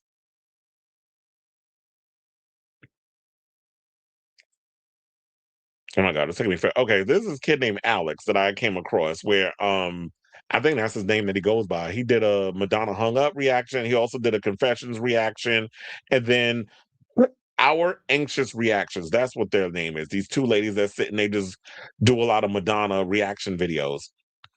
And they did a 4-part celebration tour in Rio reaction. So they did that. I haven't even seen it, but yeah, there was a bunch of videos and stuff that I was like, I got to catch up on. That's what I was trying to get to. I couldn't even. It took me a minute, but I got to it. I'll be forgetting names. I just know I watch videos, but I can't keep remembering all these damn people. Well, she's wearing them grills. She better not wear in this new era because I'm gonna be tight. I'm like, ma'am, retire them damn grills. Doja put her bass down. Now she's not doing, but that's why I said. Then I was like, I know I wasn't bugging with that. That she was throwing shade at her bass.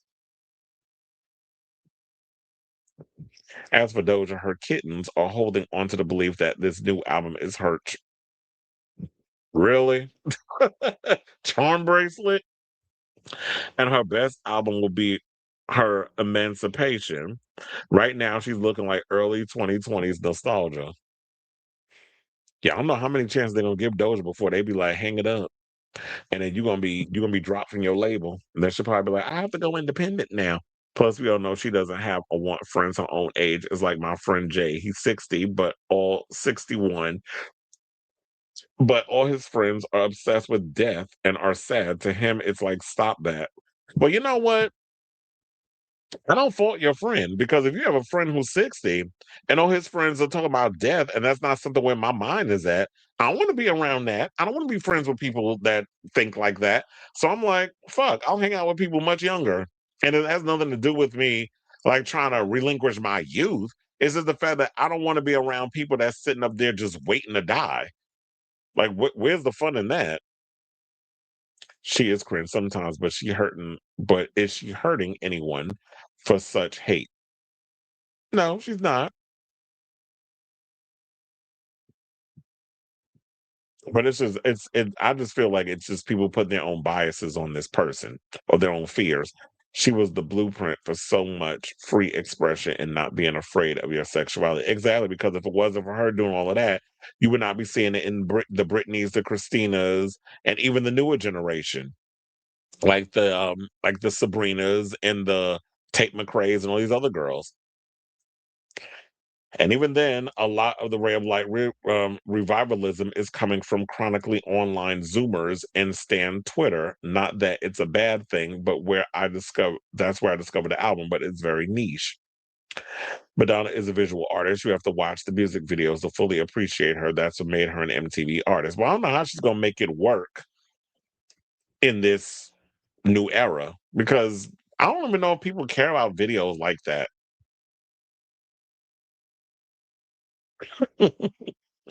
I can be very descriptive.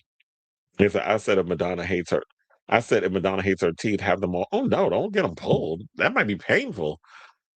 Just get you some veneers. But you will look. We don't need Madonna out here with no damn chiclets in her mouth, where she could barely close, and then she looked like that girl from Sex Education. You know, the one with the overbite. You don't want that. I like Madonna's teeth. I like the fact that she has that gap. They always say people with gaps in their teeth are freaks. There's these two straight guys that sit up in a car and just listen to albums in parking lots. Their channel, I think I may have seen their video, and they did a confessions reaction. It didn't really get, well, that's because they're straight. The heterosexuals, y'all don't get it. Yeah, but the Alex kid, I would say, but he was, I didn't know it was, but he did say he's like 20 years old, and he was talking about the album, the confessions, and he gagged because he was like, wait, she's 47 in this music. I said, yes. She is 47 in that music video, lifting that leg up and doing all that choreography, even with broken bones. If I'm 60 living life, I don't want no downers. Exactly. I got a long way to go before I get there. I ain't trying to rush being 60. I said I did want 6. I can't wait to get to 65 so I can get my social security. I did say that to one of my coworkers. Yes, I said I can't wait to be 65, but I don't want to rush it. Because shit, I'm tired of working. Well, working a regular job. I do love what I do in regards to the entertainment, but all the other regular stuff that I'm like, I'm tired. I'm exhausted when you're dealing with a lot of, high profile people. It's like, I'm tired. The body is breaking down. No, I'm kidding. They said when we have someone her age expressing their sexuality in such an explicit way, it's a breath of fresh air. Yeah, because when I turn 67, I want to be dipping it and doing it and pulling a 29-year-old, taking my testosterone and my ED pills, trying to keep up with and shit. Ain't gonna be no shame in my game. I'm gonna be taking my testosterone and my ED pills, and I'm gonna be tearing them boys' booties up. Y'all ain't gonna tell me nothing. I'm gonna be 65 and doing me. I don't care who don't like it. Exactly. All right, y'all. So now we have more. Hold on. Oh yeah. So we have more onto news. So let's get into her some more. And let's talk about this biopic. So y'all already know we're supposed to be getting a biopic with Madonna. That's supposed to star Julia Garner as the Queen of Pop. I don't know what's going on with it. I don't know if we'll ever see the light of day. I know she's been working back and forth on that script, but I guess at this point she's put it on the back burner and she's been going head first and focusing on the new music era, which is supposed to be, as we know, Confessions on a Dance Floor, the sequel. And so that's basically where her head is at right now. Who knows when like I said before, we're gonna get the music, but the word on the curb is we're supposed to get something this week. It'd be nice if she would have announced it, but this might be another false alarm. So it was revealed on the show. I think friend of the show, Robert, brought this up while I was just randomly doing a topic that Madonna, the biopic will live on in a meta type episode in regards to the show, The Studio. I don't know if you've seen The Studio. It's on Apple TV Plus. It is hilarious. Definitely check it out if you haven't seen it. It's kind of like Entourage, but better. And Seth Rogen is, part of it. I don't know if he created it, but I know he's on the show and I think he produces it and all his executive producers. But anyway, so what's supposed to happen is When the studio season 2 comes on, because they showed Madonna was in Italy along with Julia Garner, and they're kind of doing like this whole meta situation. So the Emmy-winning comedy about struggling studio boss Matt Remick, played by Seth Rogen, is taking things to the next level with a 2-part episode directly inspired by Madonna's unsuccessful efforts to direct her own biopic. The best bit is that Madonna's on board to play herself. So, according to Variety, they said when a movie is scrapped in the development stage, as countless have been, it's usually memorialized by an intern sending a script through the shredder. When you're Madonna, however, you get a Viking funeral with an Apple TV budget. That's what paparazzi photos from Italy revealed 2 weeks ago when the pop icon was captured filming scenes in Venice for the second season of Seth Rogen's The Studio. Madonna's appearance on the acclaimed series will draw on her recent Hollywood struggles to get a biopic about her own life made. Now, Madonna hasn't appeared on TV since shooting a cameo in Will and Grace back in 2003, and she hasn't starred in a film since 2000, back when she was married to her husband, um, Guy Ritchie. Well, I heard is about to film a new movie with Jason Statham, by the way. This is like their 6th film together. So, yeah, Swept Away. They did that movie, and that probably was the catalyst that might have fucked up that marriage. But they said, so it's no small feat for Rogen to recruit her for the studio. A forensic look at life inside a legacy movie company's battling for relevance and survival. It helped, however, that many other moguls and A-listers have been willing to send up their image on the Emmy-winning series. The first season attracted heavyweights like Martin Scorsese, Charlize Theron, Zoe Kravitz, and Netflix's own CEO, Ted Sarandos, all playing themselves. What's more interesting, according to 2 sources, is how Rogan's show will use a real-life circumstance around the singer's scrap biopic to illustrate the challenges of modern movie making. Madonna will appear in the 2-episode arc, the source added. Now, first, some history. Now, in 2021, Universal Pictures won a multi-studio auction to make a film about Madonna's life. Amy Pascal was on board to produce, and Madonna would co-write and direct the project. Top actors, including Florence Pugh, endured a grueling audition process that included a singing and dancing boot camp. Julia Garner, the Emmy-winning star of Inventing Anna and Ozark, won the part in 2022. Insiders say the film would have followed Madonna from her humble beginnings in Michigan through her artistic coming of age in the gritty New York City of the 80s, leading right up to the 1998 release of Ray of Light, an album that brought her to a dramatic reinvention and new heights of stardom. I actually think from hearing that sounds like a great idea. You started off with her humble beginnings in Michigan and whatever her relationship was with her father, her siblings, her mother passing away, that sort of thing. And then her trying to come up in the music business, because she said like she never intended to be a singer. That was sort of like an accident. She came to New York to become like get in the theater, Broadway, that sort of thing, and was going through the audition process. It was grueling, and then kind of just fell into music. With the Breakfast Club and actually going overseas and making music and that not working out, and then coming back and then starting the Breakfast Club where she was a drummer in the band, and then meeting up with DJs and stuff in New York, and by chance started creating her own stuff and became a pop star in that way. So it was like me basically becoming a self-made performer, a self-made pop star, which she technically is. She wasn't something manufactured in a lab like some of y'all faves. Addison Ray. Insiders say, well, so yeah, I would have loved that. And then seeing like it capping at the Ray of Light era. But here's the gag for me. So y'all out here playing in Madonna's face regarding this biopic, right? But y'all had no problem shelling out $200 million. The $200 million actually came from the reshoots. The original price of Michael Jackson was $150 million, which I think is crazy that y'all put that kind of money behind this shit, and y'all about to give us a bunch of kids table bullshit regarding this story. And then the estate put up the $50 million to film a whole new third act because there was something they didn't read the fine print, and you couldn't bring up the whole Jordan Chandler molestation accusation. So, but y'all can't get Madonna because allegedly the word on the street was she wanted $100 million to make this movie, this biopic, and they wouldn't give it to her. And I'm sitting there like, that was just, y'all won't give it to her, but you'll give it to a Michael Jackson biopic? Okay. That's what they're saying is the reason. But I'm hoping when we watch this episode of the studio that even though it's like them a fully, what is it, like a over dramatized version of what may have transpired, that we get some of the truth of actually what happened with her in Universal and why we haven't gotten a biopic. Why isn't it getting made? What's going on? Because Julie ain't getting any younger. I mean, she still looks good, but she's not getting any younger. And we need this. The fans want the biopic, but man, who knows? Maybe they're holding out to see how well this new album does before they move forward. But Michael Jackson been dead almost 2 decades. Y'all making a biopic based off him, and y'all know from the success of the musical and so many other stuff going on with Michael, there is a hunger for him. People still have a love for Michael. Madonna is alive, and people still live for her.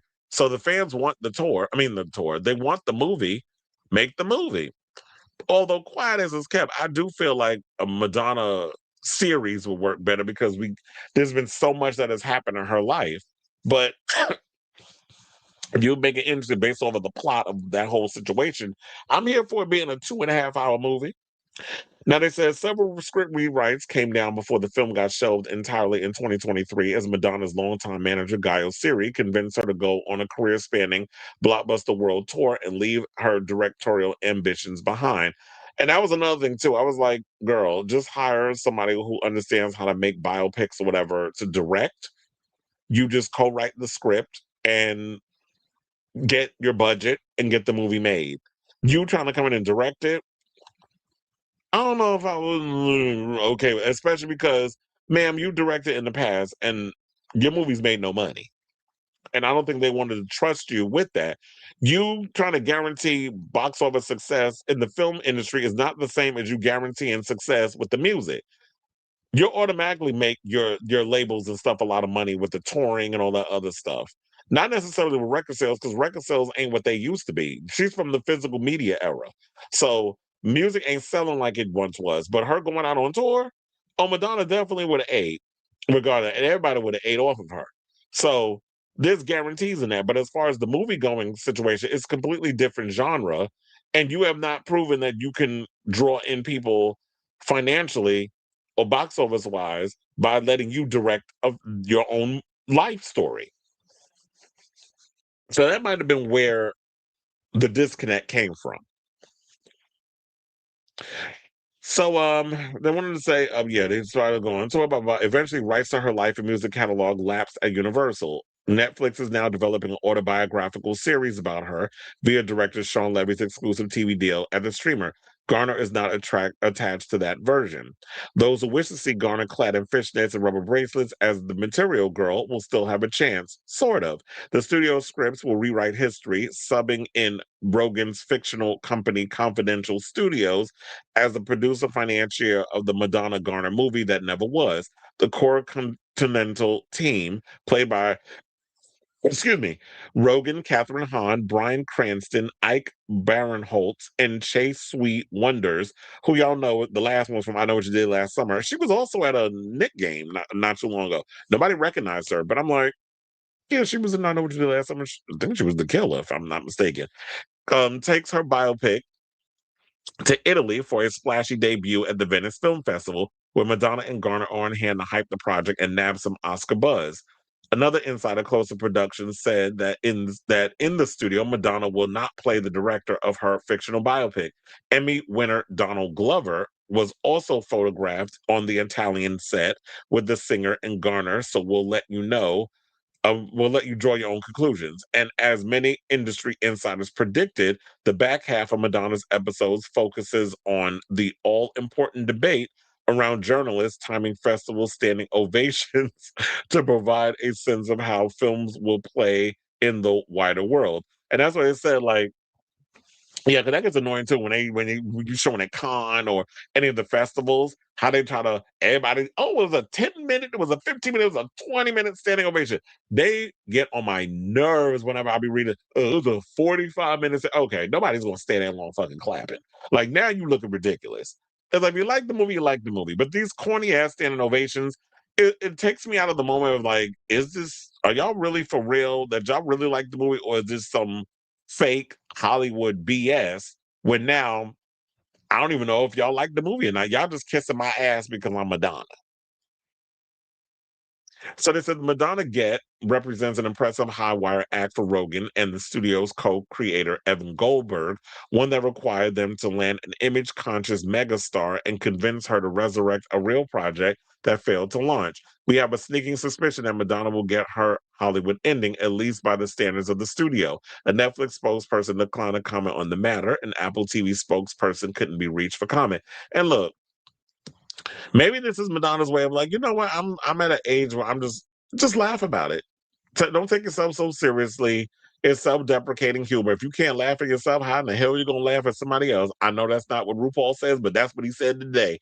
And just go in and just have a laugh at it. And who knows? Maybe the studios will see this episode of the studio or episodes because it's 2 parts, and then they were like, you know what? Maybe we're interested in wanting to get back and bringing this story to life again. So hopefully there will be a light at the end of the tunnel. Hopefully Madonna will get her wish and see her life on the big screen, that she lives to tell the tale, and she'll be able to walk the red carpet for real with Julia Garner.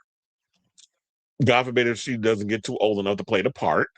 And be able to just talk freely about, you know what, I get to tell my story in my own terms and get to see and get to be allowed to see it all play out on the big screen instead of some randoms coming in and just saying whatever. And I'm not here to defend it because I'm no longer part of the union. So I say all this to say, what do you guys think of this story regarding this upcoming season of the studio, which is going to be a 2-parter on Madonna's life and everything that goes on with that and how they're playing that up in this whole meta situation of fiction. So whatever your thoughts are, let me know in the comments down below.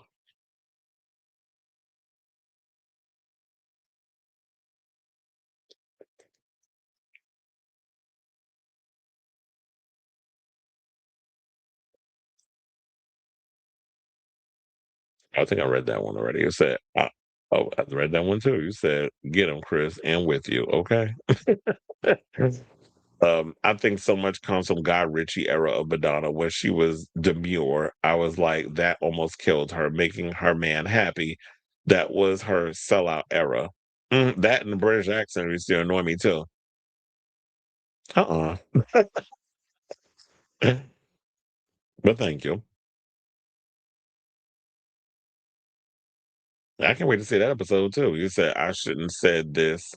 I should have said this on the last topic, but I really hope people stop calling M15 Confessions 2 the sequel.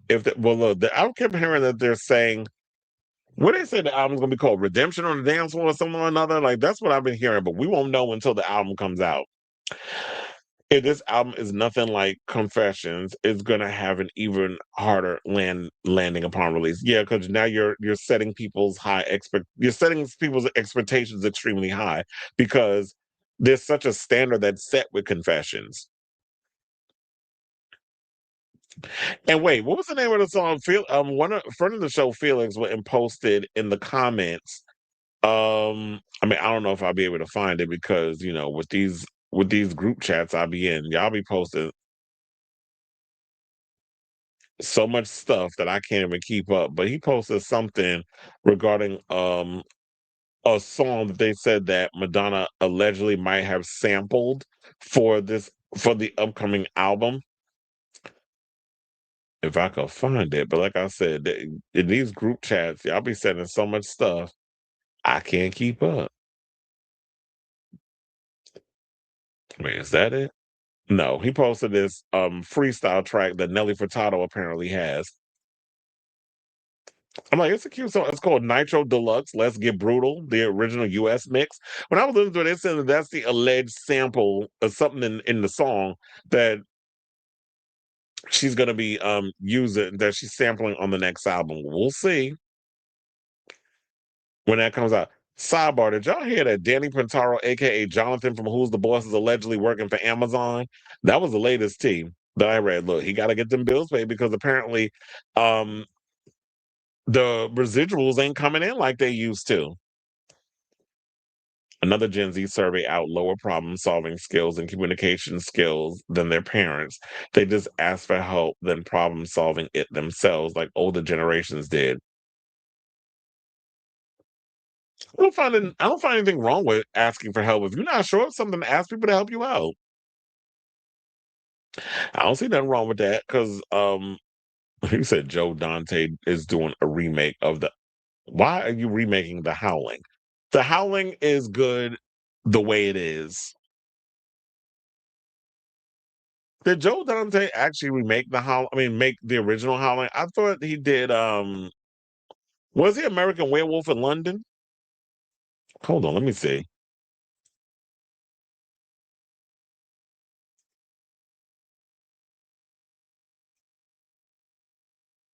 But it said, well, yeah, I was reading. It said Bloodline screenwriter boards The Howling.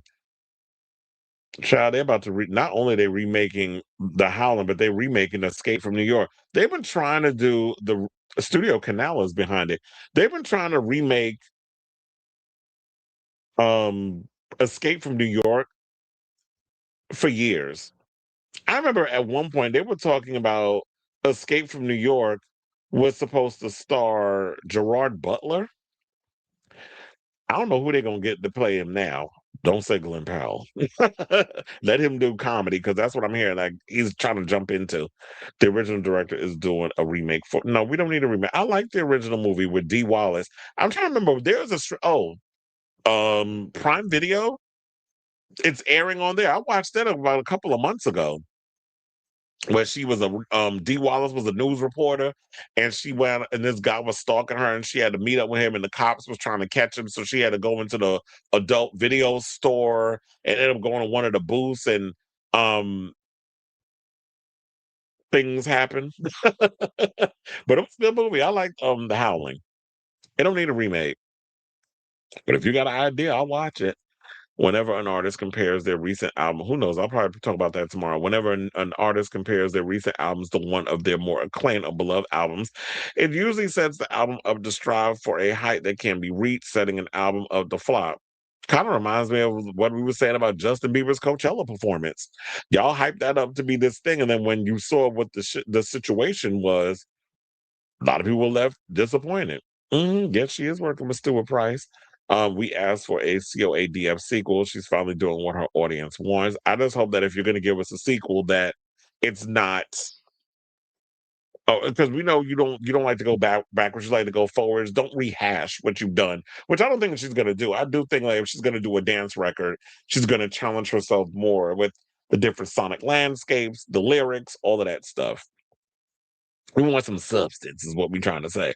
But she's making industrial music this time around with him. That's another thing. Fan service isn't always the best route to go. That's why I said I love that because look, Slater didn't give fan service. She went a completely different direction with her record, and I feel like that her doing "Worst Girl in America" literally has broken her into where she's about to break out into the mainstream. So she's finally, I feel like, getting her just due.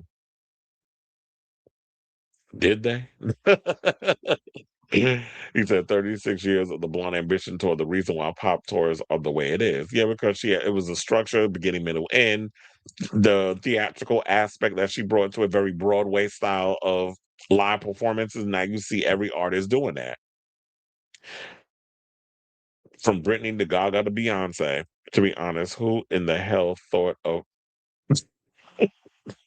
look, they probably tested every blonde girl who's hot.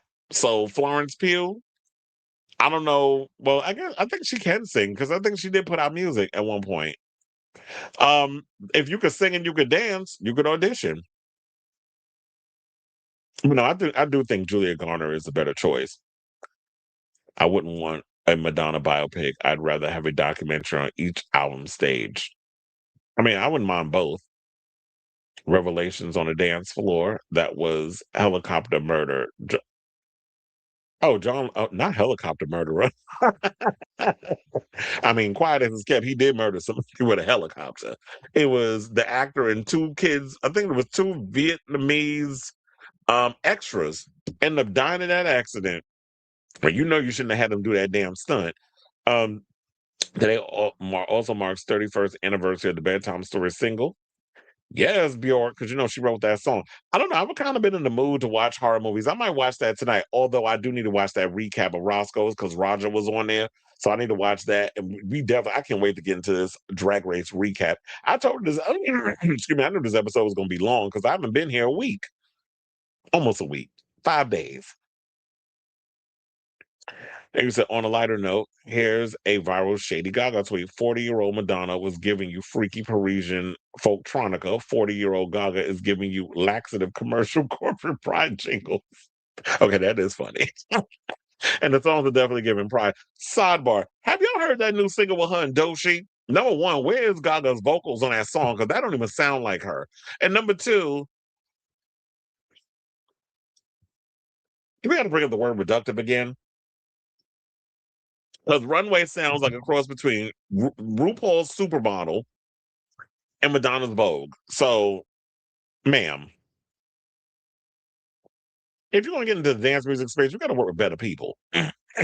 Instead of like what was said, stop giving us these corporate pride jingles because that's what it's giving. It's not really giving us edgy creativity. That's what I want. You want to see it work it out. They want to see you go off. You know, not in the business of just giving. That's what they want. They want to see you work, work, work, work, work, work. I do live for that song though. Y'all know that song? I'm a Roo. He said Bjork deserves it. Sure does. I think I heard, is Bjork coming out with new music or a new tour or something? I remember hearing something on it. I gotta look that up. I need to see Bjork live, at least before I leave this earth. I've never had the opportunity to see her on tour. This what we wanted was really? Because maybe I wasn't paying attention. This is what we wanted with Slater. Her previous attempts that were more pop is what the girls didn't want. We like Dirty Slater and Y2K Slater. Gen Pop Slater is the problem. Yeah, that's what I said. We like you a little dirty. She said she like that she wanted. I want to be ugly, and I want to be not ugly in a way. It's like just down on the dirt and gritty. We like a little dirt in the nails. And Slater's giving us that. It's like, yeah, I didn't like when she was being all pretty or whatever. That Doshi track was booty. Yeah, I was like, that's it. And y'all thinking just because of the Devil Wears Prada too, like it's a key. No, it's a chop. I would listen to Cyber Raga. I do love that song. And if she added this song to the music album in place of Amazing, it would be because I don't like Amazing. Amazing sounded too much like Beautiful Stranger. There was no differentiating the song. So I do agree that Amazing was a misstep on that. That shouldn't have been added. Cyber Raga was a better song. Okay, I knew I wasn't bugging. He said Bjork announced a tour, no sight of new music coming. I don't think at this point Bjork needs to come out with new music. She has such a eclectic catalog. Like she could just tour the music she does for the rest of her life. It was on the Japanese and trust. I know. I didn't buy like different album versions. I told you I was a import, king. I was gonna say import queen. But I used to buy all the imports and used to end up on all the different deluxe single imports, the maxi singles, that's what we call them. And they had all those versions on it. And I don't even care if I had the song on so many different, I was always buying up them. So I said, oh nope, I need that track. I need that track. We were so spoiled. We were so spoiled with the music back in the day. In regards to like the variety of music, it's not like that anymore. You said I heard a snippet of Kiki. Is it good? Is that because the rumor is that is the song that she has with Madonna? Because I feel like they're saying that Gaga pretty much has like multiple songs that she's doing duets on this Devil Wears Prada 2 soundtrack. I'm aware not available on streaming services over yonder. Third time ripping Vogue, Alejandro video in Babylon. Chill. B11 is coming in 2027. Oh, she has a new album. Damn, she has that many records? So she has a new album coming out. I didn't even realize that she had 10 albums. It is on the Don't Tell Me remixes single, track 11. Add the remix singles to get Why We Love Her, The Club Queen. The remixes are live. And she always worked with the best DJs. That's why I used to love when she used to work back then with Thunderpuss and Peter Rohofer. Oh, you know, I live for Peter Rohofer, man. He rest in peace. I know the gay community gagged when he passed away.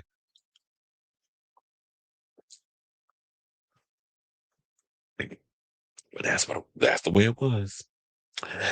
Anyway, all right, let's get back into the show, y'all, because we've been kikiing for a minute. Speaking of kiki,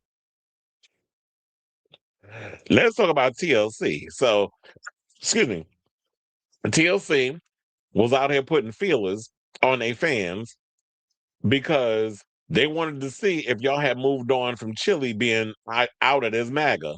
I'm gonna sound like Trina Braxton. Outed. I was gonna say it like that, but outed as MAGA. And if you was wondering if they moved on, they haven't. Because the comments they were making where they would change up the names of the songs had me cackling. So the internet has been giving Rosanna Chili Thomas a moment of peace. Now, TLC's official Twitter account recently asked fans which songs they want to hear when the group hits the road, and responses quickly flooded in, trolling Chili. The ladies are set to perform across multiple cities later this year on its iconic tour alongside Salt and Pepper and special guests In Vogue. Excitement for the tour turned into controversy after reports revealed Chili donated to Trump's presidential campaign and reshared a conspiracy video claiming Michelle Obama was born male. Which, Chili, you should be the last one, because if you shaved off your hair and you ain't got no titties, because remember, TLC once upon a time was known as Tittyless Crew. That's what they used to call them back in the day. See, look, I'm taking y'all back. TLC used to stand for, well, T-Boz left out in Chile, but they used to also call y'all Tittyless Crew because all of y'all was shaped like a damn boy. Now, if you were to cut off her hair and pretty much show her arms and everything, she looked like an older version of her son, Tron. That's what she would look like, Tron twin. That's basically what she would look like. So, she did address the backlash, said she was a MAGA, and the support was for causes against human trafficking and veterans, even though everybody called BS on it. So we knew you was out here full of it. And then T-Boz went and exposed us, saying, my teammate voted for her, or my bandmate voted for him, and basically put that out there. So, of course, people jumped in the comments, which had me cackling. And some people said,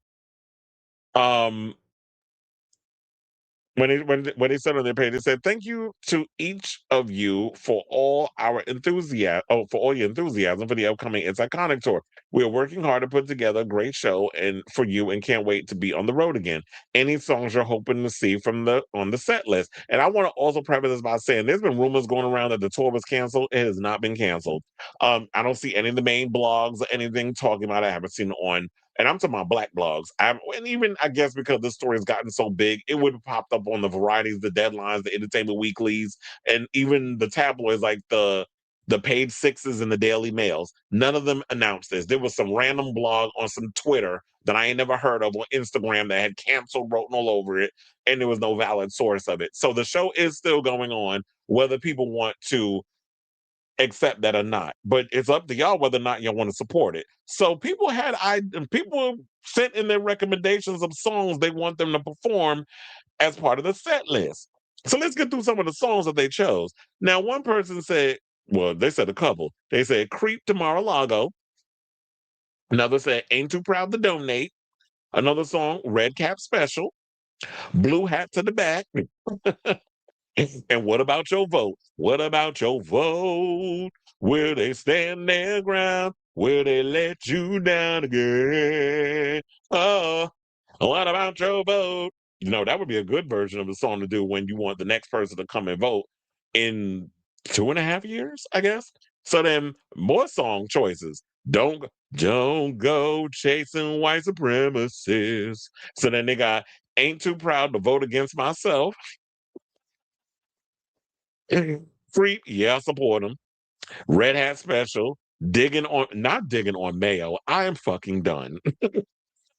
And another, what about your friends? Are they legal? Should we call ICE? And no scrub his name off the Epstein list. And then another person said, we want T-Bars to perform every song solo. Another person said, not paying to see crazy, sexy coon. Another person said, oh, then they played the Billy Porter thing about where he went to Nicki Minaj, where he said, fuck her. That whole dramatic thing, that was aimed at Chili. And then somebody posted a picture of Michael Jackson back when he was black with an afro, and they said, oh, so Chili thinks she could pull a yeah, you raggedy bitch. And that's what they put in there. And then they got a picture of Jordan Peele in a blonde wig. To my, y'all thought this smoke had cleared enough to post this, huh? And that was like him sitting there drinking that Starbucks coffee. And then somebody put, guess who's going to the concert? Got a picture of Keith Sweat and it said, nobody. And then another person said, maybe just T-Bars and a left eye hologram. No, we've seen them do the hologram with Tupac. So I don't know if that's a good idea. So yeah. People look like they haven't moved on from the Chili thing. But I also find it funny that people are out here asking, why have people quickly forgiven Kanye, but people have gone hard on people like Chili and Chrisette Michelle? And look, as I said in my last video when I talked about this, Kanye may have sold out 2 nights at the SoFi Stadium and allegedly pocketed over $30 million, but you saw that he already had, on the flip side, the outcome of what happened with that festival he's supposed to do over in the UK. He couldn't secure a visa. They had him supposed to do 3 nights. They ended up having to cancel the whole thing because they didn't come with backup. And so, yeah, the UK ain't fucking with him, even though America is in California. He's able to sell out the SoFi Stadium. You haven't seen him perform anywhere else, unless that was just a one-off situation. And he pocketed $30 million, so he's good for now.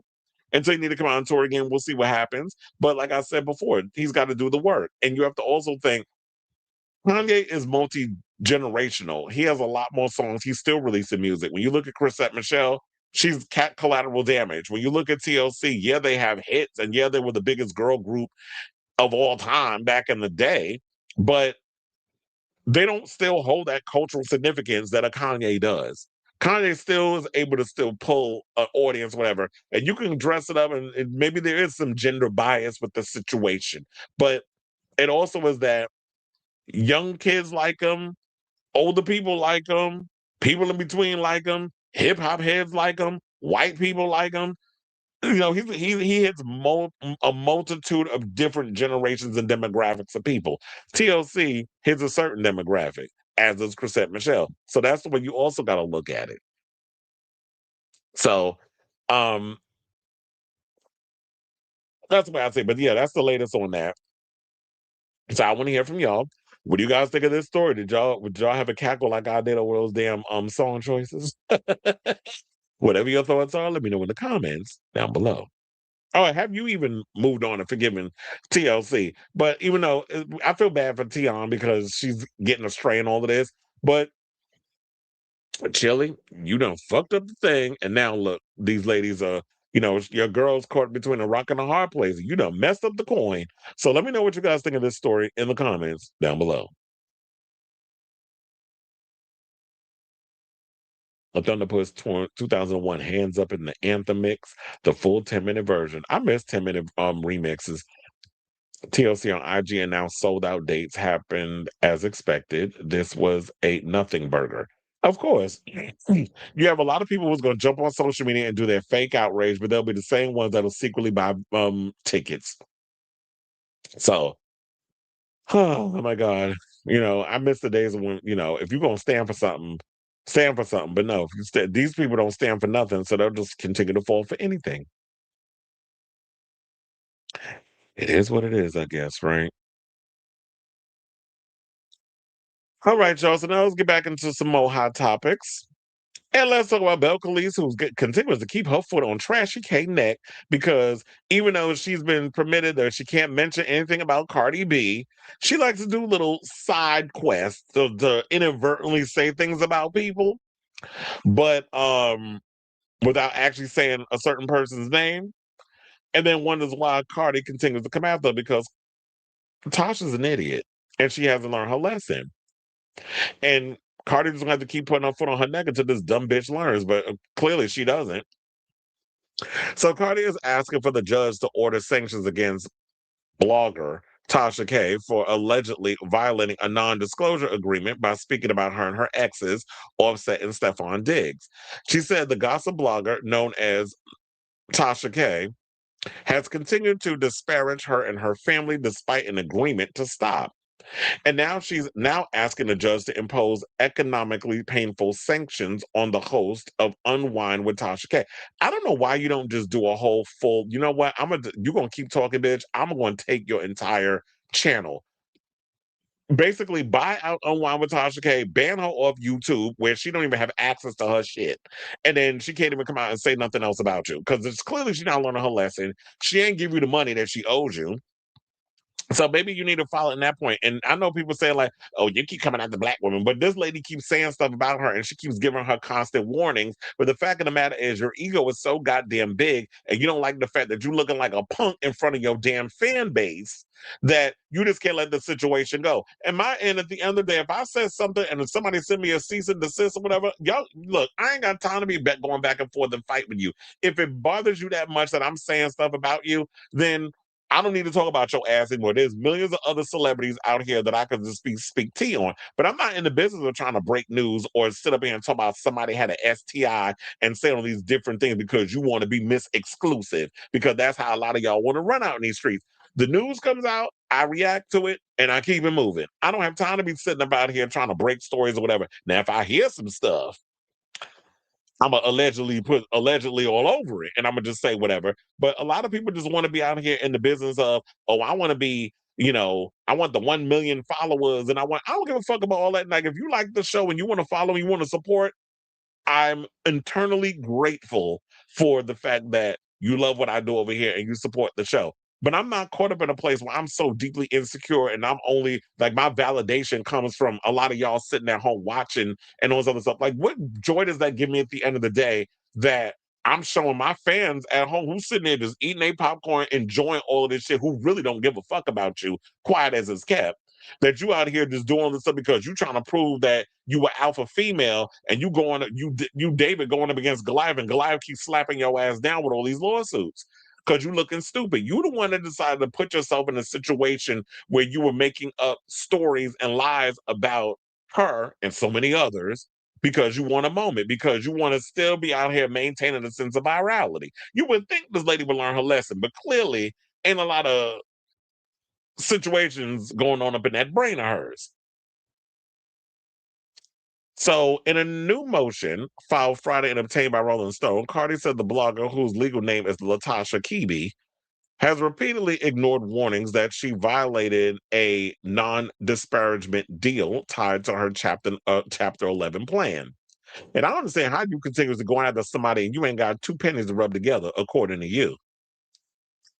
Under the deal, Kibi agreed not to denigrate Cardi, born Belcalis Almanzar, or her estranged husband, Offset, born Kiari Cephas, the new filing states. So, yeah, you're not even supposed to bring up their names, but she did, because recently you heard about the whole situation with Offset getting pow-powed, and he was in the hospital.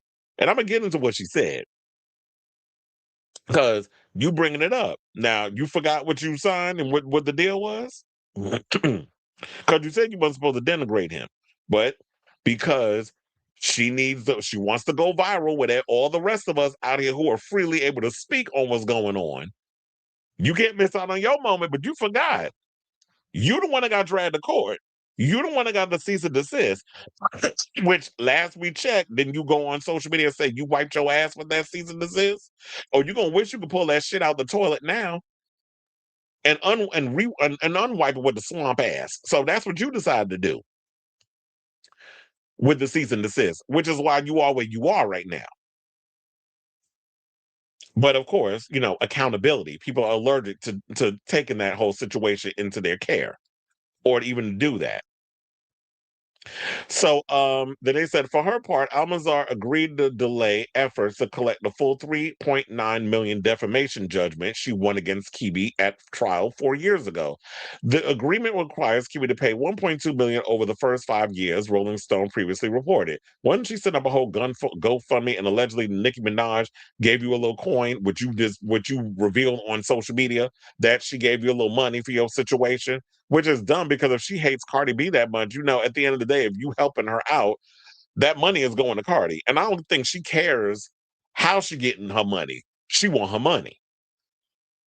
Now, according to the new motion for sanctions, Kibi started breaking breaking the agreement shortly after it was confirmed in March.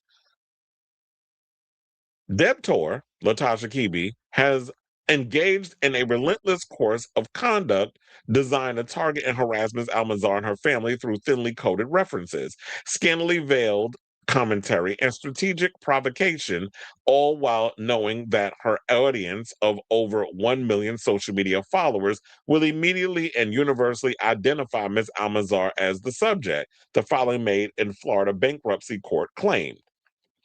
The Grammy-winning rapper and her lawyers say some of the references in Kibi's social media posts involve Almanzar's ex-boyfriend Stefon Diggs, while others reference her alleged rivalry with Nicki Minaj. They say Kibi and her lawyer have been warned multiple times, but that Kibi had posted comments about CFIS multiple times over the last week, and as recently as less than an hour before their motion was filed. Now, in a video posted on Twitter on Friday, Kibi let out a laugh and said, Offset works at the casino. He's down there 5 days a week, clocking in. She claimed that he uses everybody else's money to gamble with. I was told he would probably still be in a certain relationship if he wasn't gambling away all that money. So you was told this by who? Because you ain't in Cardi and Offset house or whatever their situation was. So you out here making assumptions when you don't know what you're talking about. And of course, when you say that, he would be in a certain relationship if he wasn't gambling away all that money. You're implying that you was out here gambling away Cardi's hard-earned money because clearly she was the breadwinner. She was the one that was making a lot of the money. She was the man of the house. No shade, but she was. And so now with you making an implication, that is inadvertently coming at Cardi, hence why that's riling her up again to go to the courts. Oh, this bitch is talking about me. I'm talking to you how Cardi from the Bronx be talking. That bitch is talking about me. Get her. Get her, Jade. That's literally what she was saying to her damn attorneys. And they like on it. And you would think that if you had like good attorneys on your side, they would have been telling you, sis, what are you doing? But lights are on, no one's home, clearly. She further stated that shortly before she was injured during a powering, or before he was injured during a powering at the Seminole Hard Rock Casino and Hotel in Hollywood, Florida on Monday, he had lost a large amount of money. Cardi's lawyers say they've been forced to constantly monitor Kibi's social media for alleged violations amid an ongoing cat and mouse game over the last year. They've documented more than 24 egregious violations on the non-disparagement clause, they allege. Debtor still believes that she is above the law, consequences, and is invulnerable, the filing says, and will make this pattern a defiance particularly egregious is not merely the violations themselves, but what debtor has openly admitted in public broadcasts. She has made clear that she intends to resume harassment of Ms. Almanzar once the debt is paid off. Kibi's lawyer, Chad Van Horn, you need to fire him because clearly he doesn't have your best interest at heart, or maybe he's just as dumb as she is, did not immediately respond to a request for comment. In a statement to Rolling Stone last year, he called his client's bankruptcy plan a milestone agreement. A milestone agreement? Oh, yeah, you had a milestone, all right. You literally getting your funds dried out, allegedly. Because word on the street is she out here she hiding funds. He said Kibi's unsecured creditors, not including Almanzar, was set to receive about 30% of their allowed claims. By reaching this agreement, all parties can avoid prolonged litigation, fulfilling bankruptcy's essential purpose. The resolution also enables Ms. Kibi to focus on her work while repaying creditors in an organized manner. In the underlying label and defamation lawsuit that led to the $3.5 million defamation judgment, Almanzar said Kiwi's campaign to slander involved demonstrably false allegations that Almanzar had herpes, used booger sugar, and worked as a prostitute. Now, taking the witness stand to plead her case, Almanzar testified that she suffered extreme anxiety and depression after Kiwi posted several YouTube videos with these false statements. She told jurors that severe stress caused her weight to fluctuate and led to issues in her personal relationships, a courtroom source told Rolling Stone. In her Friday filing, Almanzar says she's seeking attorney's fees as well as coercive and remedial sanctions to ensure future compliance, including monetary penalties for future violations. She said the burden in policing Kiwi will fall on her shoulders unless the court intervenes. Without concrete sanctions that make violations economically painful, debtor has every incentive to continue precisely as she has been, post in violation of the plan and confirmation order, generate views and revenue, belated retract only when caught, and repeat, the 46-page filing reads. Well, look, like I said, I understand that you want your money, you want to be paid what you owed, and the only way you're gonna get that is by her being out here doing what she does, unwinding with her winos. Now, but if she's not gonna understand that you can talk about everybody else, anything to do with Cardi B and anything going on in her situation with her exes, whatever the case is, because it's written in a clause that you can't mention nothing about Offset. I don't know about Stefon Diggs if he's in there, or any other future relationship she gets in with. I don't know if that's in the contract, but if it has to do at the time, because you were saying it with Offset, yeah, Offset's off limits. You could say stuff about Stefon Diggs, I'm sure, but if it has to do anything with Cardi B, you cannot mention her name in any way. And that doesn't mean literally you can't say her name, but you could talk about her in all these different ways. You can't say nothing about this lady. That's a part of the contract. Not even inadvertently, not indirectly, not sideways, not up, vertically, horizontally, whatever it is you want to say. You can't say nothing about this lady. So you're just going to have to lose out on revenue with her and talk about other people. I don't understand why influencers, bloggers, people who work in the entertainment space can't just give their opinion without having to be nasty, without having to say real disgusting, derogatory things about people, because you want to be able to find a way to stand out from all the rest. If you got the ability and the gift for gab, if you got the talent, you don't need all them extra bells and whistles in order to go viral. But that's how some of y'all are, because y'all don't have the talent or the range to be able to do what we do over here. So y'all have to pull these little stunts and shows in order to get that kind of clout or that virality or that attention. Me, I don't give a fuck about that. I just report the news and give my opinion on it. And if it goes viral, it goes viral. If it doesn't, it doesn't. I get paid either way. So I'll definitely keep abreast of the story as it develops. But like I said, the problem is Trashy's ego is bigger than the plot, and it's just clouding her common sense in so many ways. So I'll never keep this you abreast of the story as it develops. I don't know what Cardi needs to do at this point for her to, like, okay, when is this girl going to learn her lesson? Because she's just going to keep playing in my face. Excuse me, and I got to keep getting the courts involved in her mess. Maybe it needs to come to a point where you need to ruin this lady to the point where you take away her damn channel. Maybe that's what needs to happen for her to learn her damn lesson. And if she needs a gig, I'm sure Amazon is hiring. So let me know what you guys think of this story in the comments down below.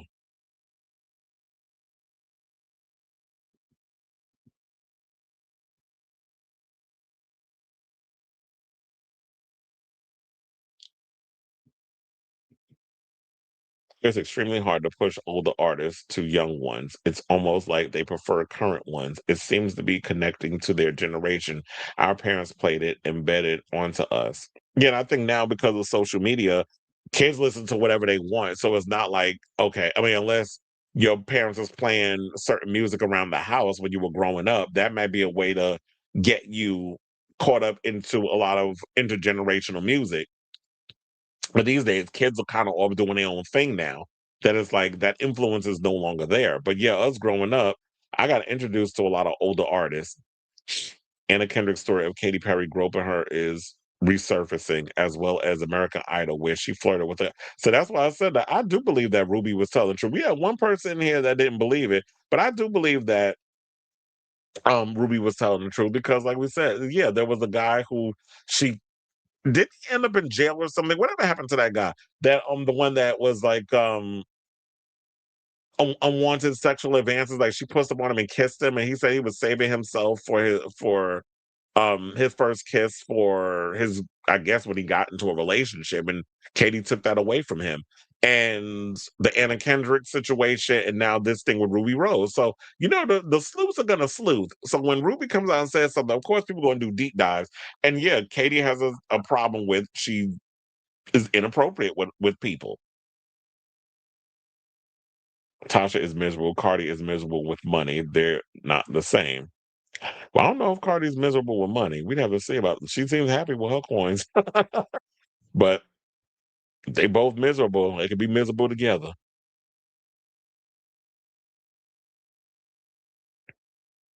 I think how many more topics we got? Well, we got 6 more topics. All right, y'all. So now let's get into some homosexual news. And let's talk about David Geffen. He finally finalized this damn divorce. I'm so sick of these two. But yeah, David Geffen and his little boy toy, they finally hung it up flat screen.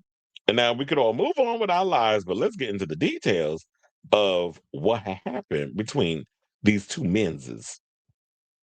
So, according to court docs obtained by Page 6, the billionaire, who's 83, marked uncontested on the docs, meaning both parties agree on every key issue, including spousal support and property division without dispute. However, the terms of the settlement were not disclosed. Now, Page 6 reached out to attorneys for Geffen and Armstrong, but did not hear back. That would be David Armstrong, in case y'all didn't know what the other man's name was. Now, 2 months later, Armstrong, who also goes by Donovan Michaels, that sounds like a porn name, claimed in a bombshell lawsuit that his estranged husband allegedly paid him thousands for sexual relations and groomed him, saying it was a sick game. Michaels became a prop in Geffen's theater of virtue, paraded around as evidence of Geffen's supposed altruism, while privately used as a sexual commodity. Well, it's no shade, but when you look at somebody like Donovan and you look at somebody like David Geffen, which I think they're 50 years apart in age, boy, you are not getting with that man because you like him. I like him older. I like a mature man. And we were having great conversations. You clearly got with him because you were getting something out of it, and vice versa. David Geffen walking around with a pretty young thing on his damn arm, and you're getting perks, financial security. You getting to be his arm candy and eye candy. Like, boy, come on now. But then y'all be like, oh, he used me. Well, that's what he was expecting. You're getting you're investing in something you want back on your investment. I'm not saying it's right, but you should have known what you was getting yourself into when you got into it. Now, if the relationship there was some toxicity that was going on there, and you have every right to be like, okay, this was a part of the agreement. I'm out. And I don't know if that's what that was. But if we're talking about surfaceness, you are pretty much, no shade, a sexual commodity. Because you were a pretty young thing on his arm, like I said. Now, Armstrong also claimed in the suit that the Asylum Records co-founder would often hire sex workers, both men and women, throughout their sexually open marital lifestyle, and plied him with drugs, including booger sugar, Molly, and cannabis. Geffen's attorney denied Armstrong's allegations, saying they would be vigorously and righteously defending against this false, pathetic lawsuit. In October 2025, Armstrong shockingly withdrew the lawsuit, requesting that it be dismissed without prejudice so he could refile the complaint in the future. However, a day later, Armstrong accused Geffen of hiding his finances to avoid paying big bucks in the divorce. According to court documents obtained by Page 6 at the time, the former go-go dancer claimed his ex is one of the world's richest, most powerful, and influential men, but has repeatedly yet falsely attempted to portray himself as an aging retiree. Armstrong claimed in the court docs that Geffen and his attorneys are attempting to conceal multiple streams of cash flow. Armstrong's and Geffen reportedly met in 2020 when the former served as a personal trainer for the latter. The exes tied the knot at a private ceremony in Beverly Hills, California in March of 2023.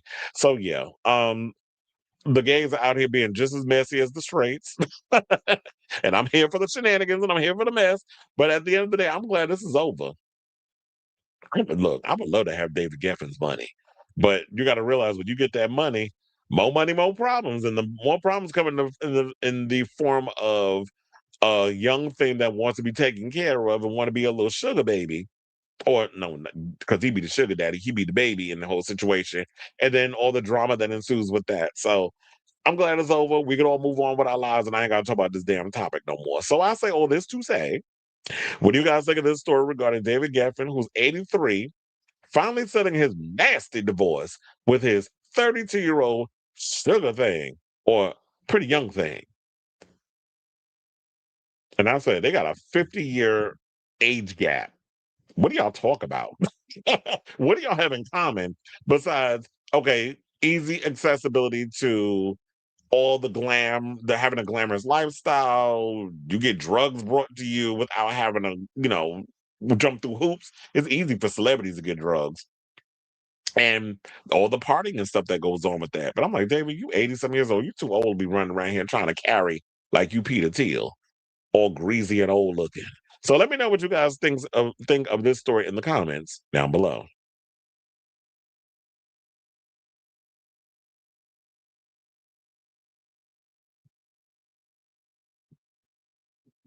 Cardi's almost done with her sold out tour. Yes, she is.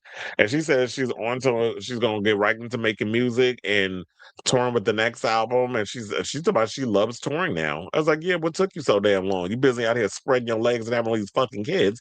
And now you sit there talking about, oh, I love touring. I'm like, ma'am, you took forever to get out there and start performing. So I'm glad she's falling in love with it. She definitely looks like she's having a great time out there touring. And she said that now with the next album and tour, that what she wants to do is take it worldwide. Maybe she was just trying to see, like, do the feelers, see how well she does in the United States. And now that she realizes that she has such a huge fan base and every night of her tours have been sold out, she'll be doing this little Reno tour, that she's like, okay, I'm ready to take it beyond the United States. And I think it's good if she's able to do that. They got ratchet people all over the world. Cut that check. You're a billionaire. Don't be saying. That's what I said. Okay, I'll cut you a little check and you can go the fuck away. Leave me alone, Chad. Sam Altman is getting extremely close to being that he's leaving the country and feels he's being vilified because he's a capitalist.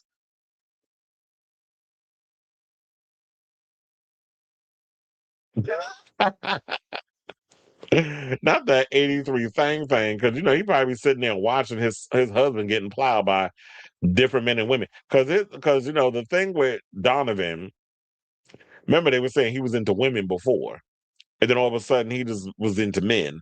So a lot of people was like, but he had girlfriends. But not that it means anything, because there's plenty of guys out here who had girlfriends who end up fornicating with dudes. So maybe he's bisexual. Maybe you ain't know about that part. So, and he probably was treating you like Diddy was treating Cassie, like a sex object, and wanted to sit there in the corner in the little chair watching you while you was, hooking up with people. That man in the photo does he? Not he has a huge peen. An eggplant. Shout out to the eggplants.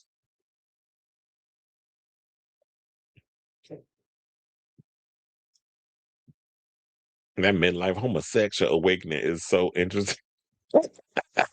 Not much. I think at this point it's beyond midlife. Midlife will be in your 40s, which I can't even believe I'm saying that because I'm there at this point. Your midlife is in your middle age, midlife, 40s, whatever. I would always thought it was 50, but that man's 80. Like you damn near 1 foot in the grave.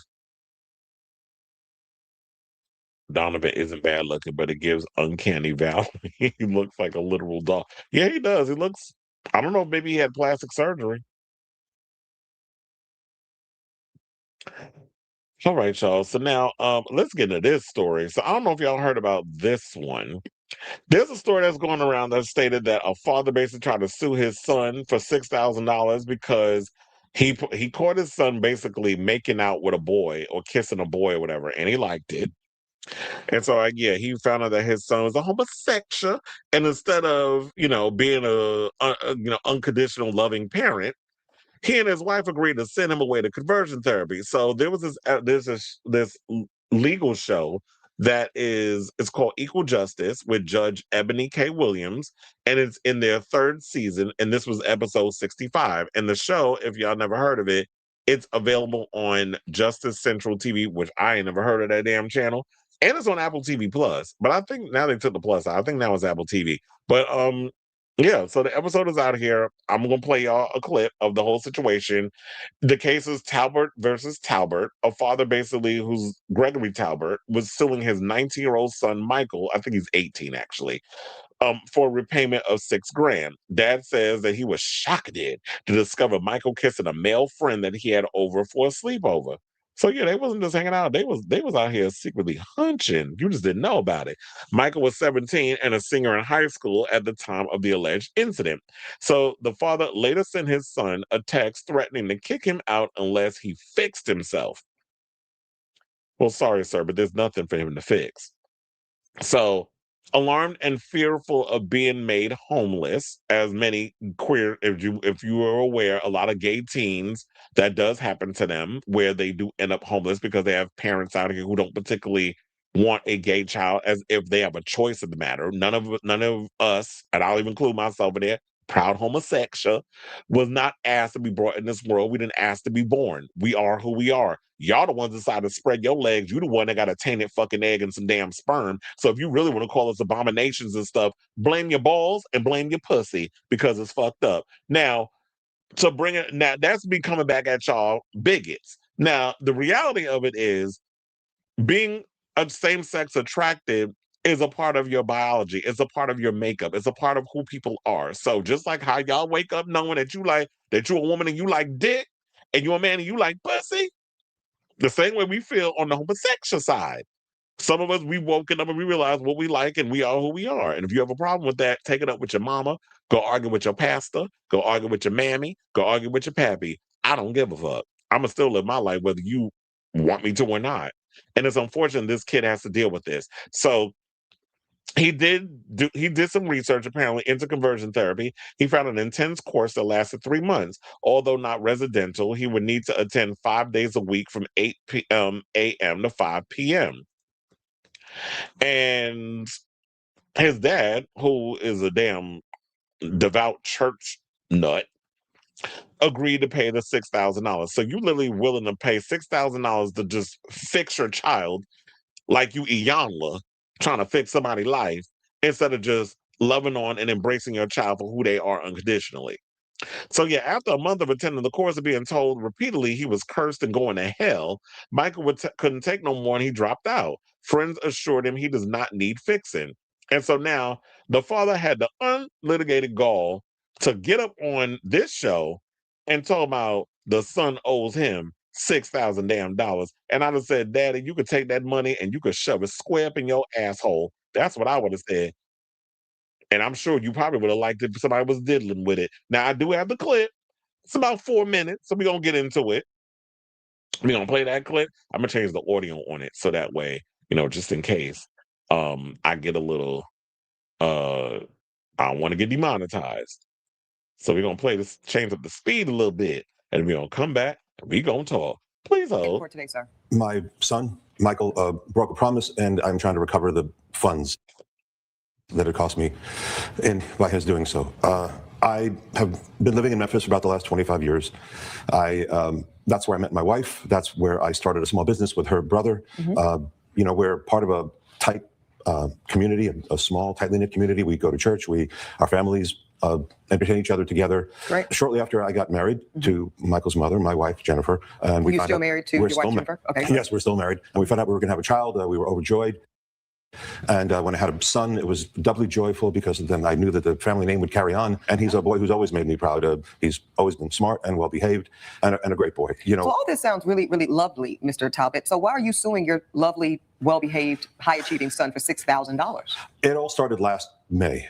Michael one day asked if he could have his friend Kevin stay over. It was a Saturday night. Michael? Michael, how old are you? I'm 18 now. I was 17 at the time. Okay, so were you a senior in high school at the time? Yes, I was a senior in high school. Okay, thank you, sir. Go ahead, sir. His friend Kevin, who was a couple years older, but I'd met Kevin, certainly seemed like a nice kid, a nice boy. I thought, Michael had some trouble over the years in school, especially when he was younger. He would occasionally get in trouble or get into fights. And I thought maybe this Kevin could be a good influence. So maybe like a big brother type of mentor could be a positive thing. Yes. That was the thinking. I was certainly hoping that, yes, okay. Exactly. So I put out the air mattress in Michael's room so that Kevin could stay on the floor. I heard noises, late into the night, figuring, they're boys, they're roughhousing or they're reading comics or whatever they're doing, and I knew they stayed up late. It was a Saturday night, so what difference does it make? I went in there Sunday morning to tell them that breakfast was ready and, Michael had to start getting ready for church, and I found them kissing. They were not kissing, fooling around, roughhousing. They were kissing the way a man and a woman kiss. Well, let's rephrase that in this courtroom. They were kissing romantically. Yes, they were definitely kissing romantically. I was shocked. I didn't know what to say or how to respond.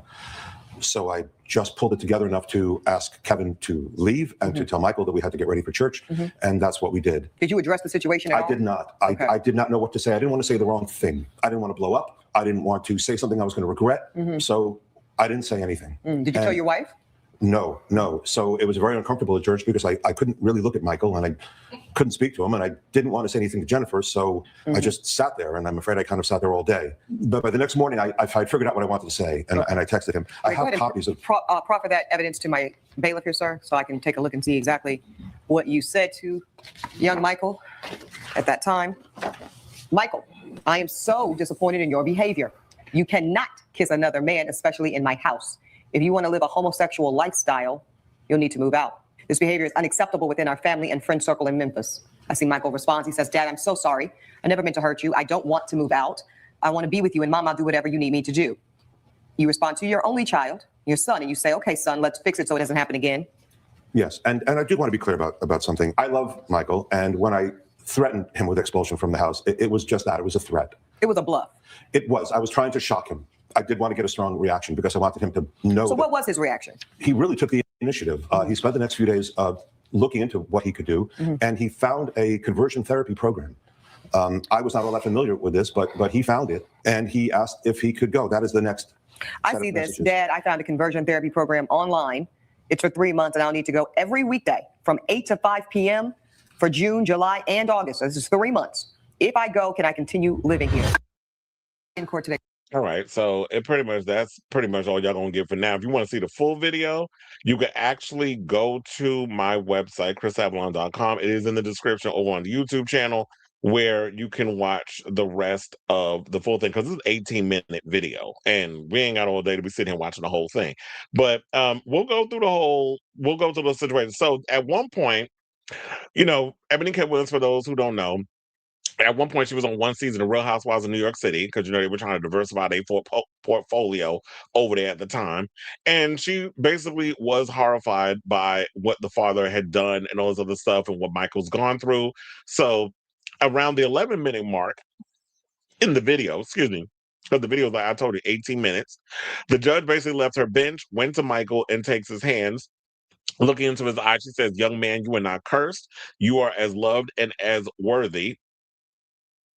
Michael, as your father, your mother, and everyone else who gets the privilege to reside on this earth, young man. And I don't care what your daddy says. What is this so-called therapist, Matthew Guy said? What this so-called therapist, Matthew Guy says.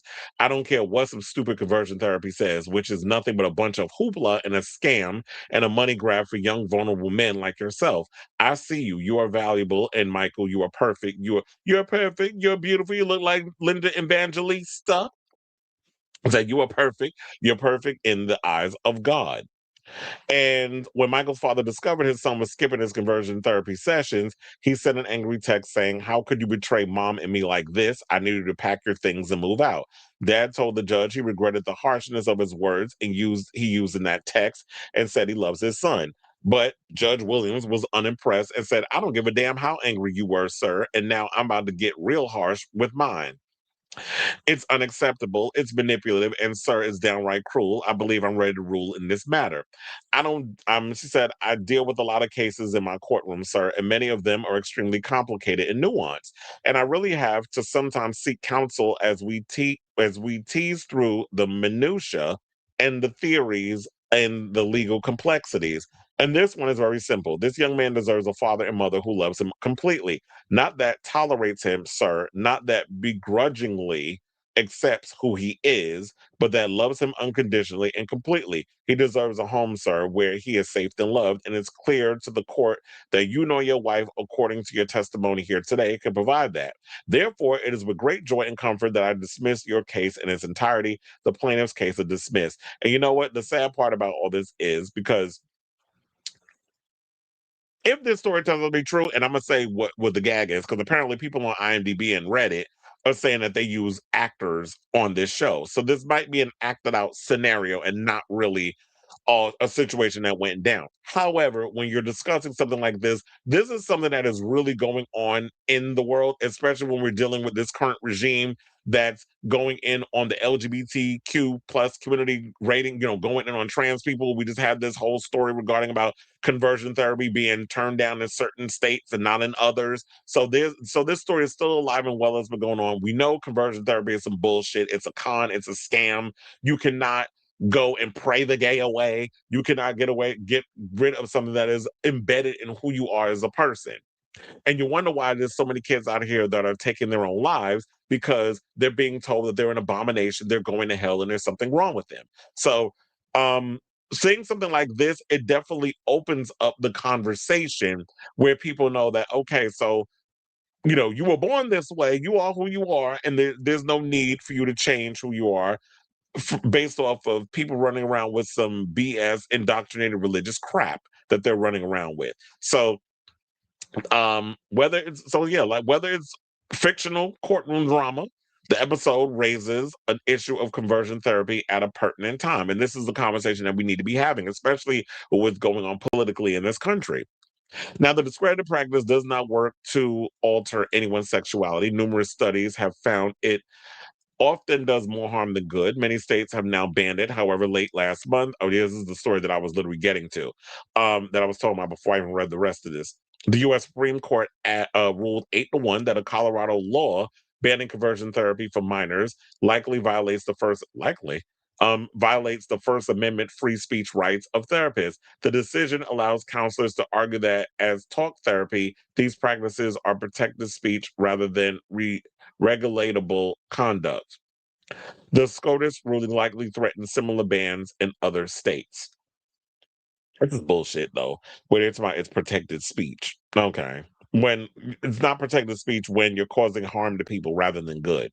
So, shout out to, if this story turns out to be true, shout out to this kid. Hopefully he's got some people in his life, in his inner circle, that's going to love on him. And it's sad when you have parents out here who will choose their brainwashed Jim Jones Kool-Aid drinking version of religion over their own child and worrying so much about what their friends think, what all these people in their community thinks, the neighbors, all that stuff, because they have a homosexual child. I don't give a fuck. I'm going to love upon my child regardless of these people, whether they want me to love upon them or not. You can't choose all this other stuff over your kid. This is your only child that you have. And you're willing to just toss him to the side for the church? You're a dummy. And you don't realize that this kid's going to go off, be in a great relationship with people, but he's still, I guess, going to have that trauma from his childhood that he's got to work through. But he's going to go off and live his life. He's going to do things. You're going to miss out on so much of those great things about your child because you're an asshole and you didn't want to come to terms with your child just being who he is and accepting that part of them and respecting them and not just tolerating. Because the last thing I was like, I don't need you to tolerate me, but you will respect me.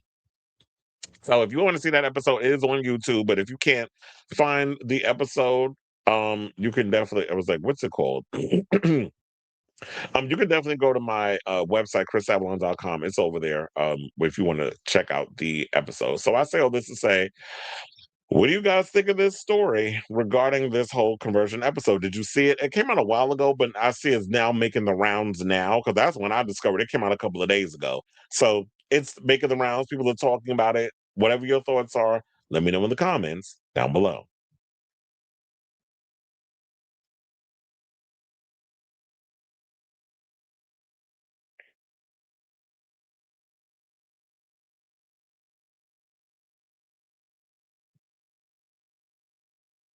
Oh yeah, I read that right. Said Donovan isn't bad looking, but it gives uncanny valley. He looks like a little. Oh yeah. Why am I reading that again? I read that already. Um, this is realistic in regards to the homophobia, but I would think parents that are homophobic wouldn't want to publicly show that their child. These days, these people hide behind this current administration. They just don't even try to hide their own bigoted ignorance anymore. Fear of being homeless is one of the things that made me not come out until I was nearing 31. And especially when you're a person of color, it hits us even worse. As much as I love my mom, I still have some resentment for the religious hypocrisy I was raised with. Absolutely. And that's something we all kind of deal with because I dealt with it in my childhood too. Why mention Memphis? It went down in Tennessee. Why else?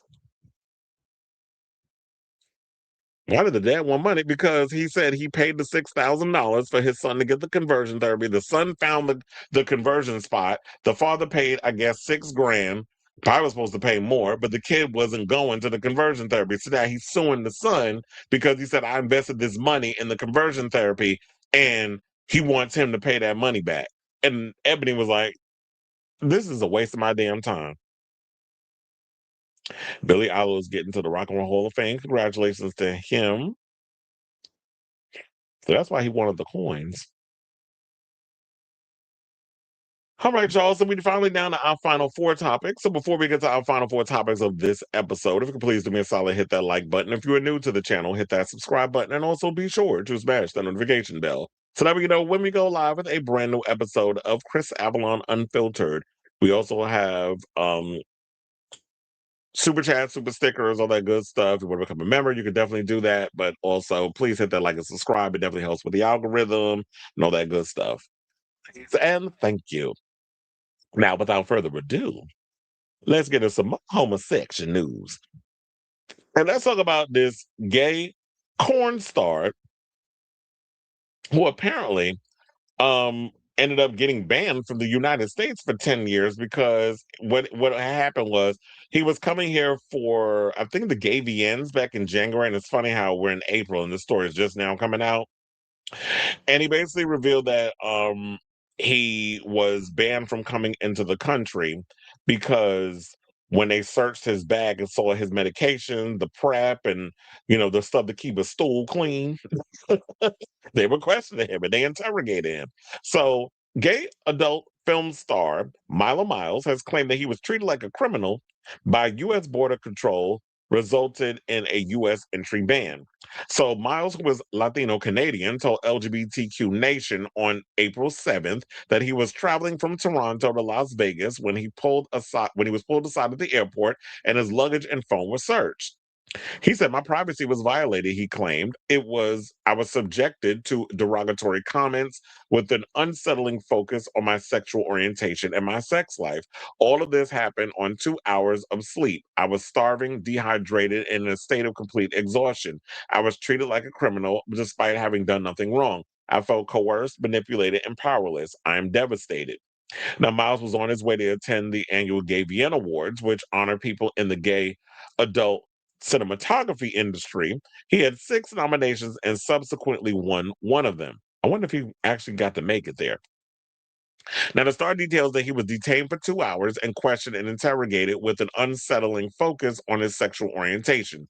They accused me of escorting with no evidence. Now, Miles went on to say that security went through his luggage and questioned him over the amount of medication, which included PrEP, fiber pills, and dietary supplements he was traveling with despite finding nothing illegal. Well, these bottoms, they got to keep their insides pure and clean and holy and sanctified. Because if you're going to be out there at the gay VNs, that's also an opportunity for people like Milo to collaborate and film stuff for OF or wherever he's on. The officer was fixated on why I had so much luggage and medication with me, Miles said. I had 3 pieces of luggage with me because, in addition to the award show in Vegas, I was then going to meet my boyfriend in Florida for the Atlantis cruise. Oh, so you was about to carry on that Atlantis cruise, child. They were asking why I had so many gay clothes with me. Oh, so clothes having a sexuality attached to it? To me, this feels like very much like a lot of these people that work in this administration, where y'all hating on the fact that y'all want to be out here carrying, but you don't have the balls to do it. But here Milo does, and y'all hating on his situation. Now, Miles was eventually allowed to fly, but missed his flight but had to return the next day. However, he was told by a customs officer that he had a flag on his account, and he was required to do a secondary screening. He said this officer decided to be a lot more thorough with his search and interrogation. After about 2 hours of intense interrogation, he found evidence that I do rhymes with corn on my personal phone. Then, over the next 2 hours, they found evidence of escorting on my other professional phone. And then it went on to say the evidence they found was text conversations he had with past clients, confirming that he was an escort, as well as messages with potential clients in Vegas, although no solid plans have been made. The first lot of messages caused him to be banned from the U.S. for 10 years. However, Miles insisted there's a difference, as it is, between working as an escort and prostitution, where if you're an escort, you're exchanging money, spending time with an individual. You're not actually giving favors, if you know what I'm saying. And I think you do. That's what the P word is for. Now, maybe there was some transactions going on where it's like, okay, now I was your companion when we was hanging out and having dinner and all this other stuff, but now we're going to back to the house or back to the apartment, and then we're going, you're gonna give me some extra services. That's where the other stuff comes in. But there's a lot of people out here that are escorts. And escort is not the same as prostitution. So now prostitution, since some people need an explanation for that, it's an exchange of money for sexual services. So he said there was no evidence of prostitution on his phone, only escorting.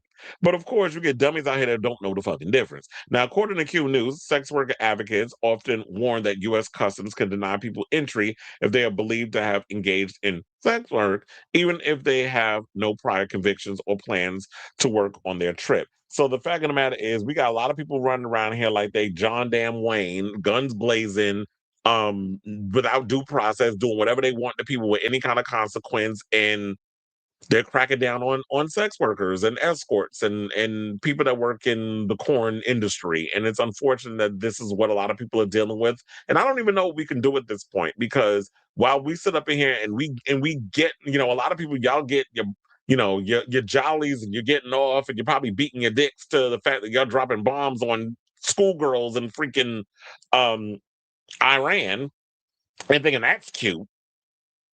Um, we're okay with killing people without just a thought in their mind. But people out here literally making a living selling sex or escorting, whatever the case is, or just making adult entertainment that a lot of people watch but try to act like they don't. That's the ultimate sin. That's the crime. And I don't know. Honestly, I'm not a lawyer. I don't know what we could do at this point, but all I feel like maybe what needs to happen is that I'm sure Milo was not the first or the last this has happened to. People just have to continue to go out there and share their stories and let their voices be heard and bring awareness to the matter, which is what I'm doing here. So shout out to you, Milo. Hopefully you're able to get a lot of work out in Canada, or you can have people who you work or you want to collab with fly out there and make it happen that way. But unfortunately, he's been banned from the US for 10 years. Hopefully he's able to get around that. So in some way. So I say all this to say, what do you guys think of this story? Is this the first time you've heard of this? And what are your overall thoughts? So whatever your thoughts are on this matter, let me know in the comments down below.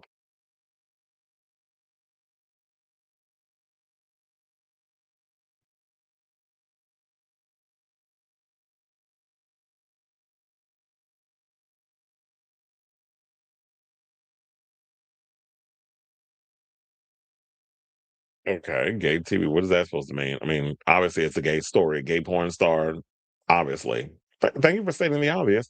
It said Writers Guild signed a 4-year deal with the studios. That what's hurting SAG is the studio wants a 25-year deal. I don't know why they keep doing these little small increments. Oh, we're gonna do 4 years, and then 4 years later we'll revisit it. And then it's y'all want to move the goalposts and add more things and charge more fees. And it's just getting ridiculous the way that they treat people in this country. And that's why I think now you see a lot of artists, a lot of actors. They're going outside the United States to make movies. That's why I said shout out to people like Joe Taslim and Iko Uwais. I don't know if y'all watch Indonesian action films like I do. That's like I'm obsessed with Korean action movies and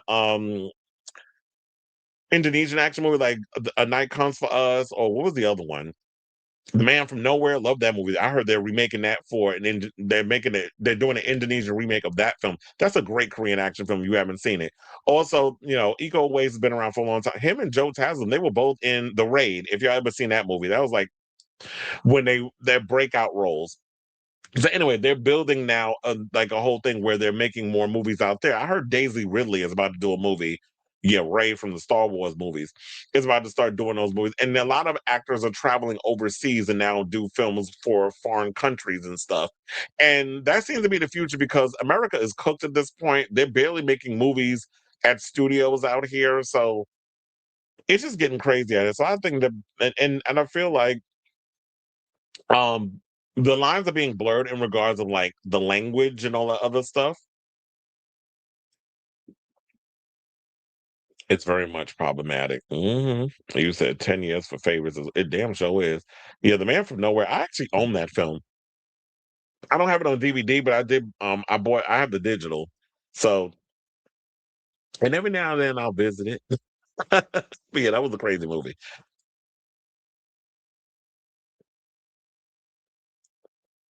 And so, okay, so now let's get back into the show. And let's get into this heated rivalry news because Jacob Tierney, who is the creator of the series, because it's like we had Heated Rivalry basically went from being this tiny low budget Canadian production to like this viral sensation, which turned Connor Story and Hudson Williams into bona fide rock stars at this point. But unfortunately, what's come with it is this racist backlash because people have been very much racist towards Hudson Williams, who is part Asian.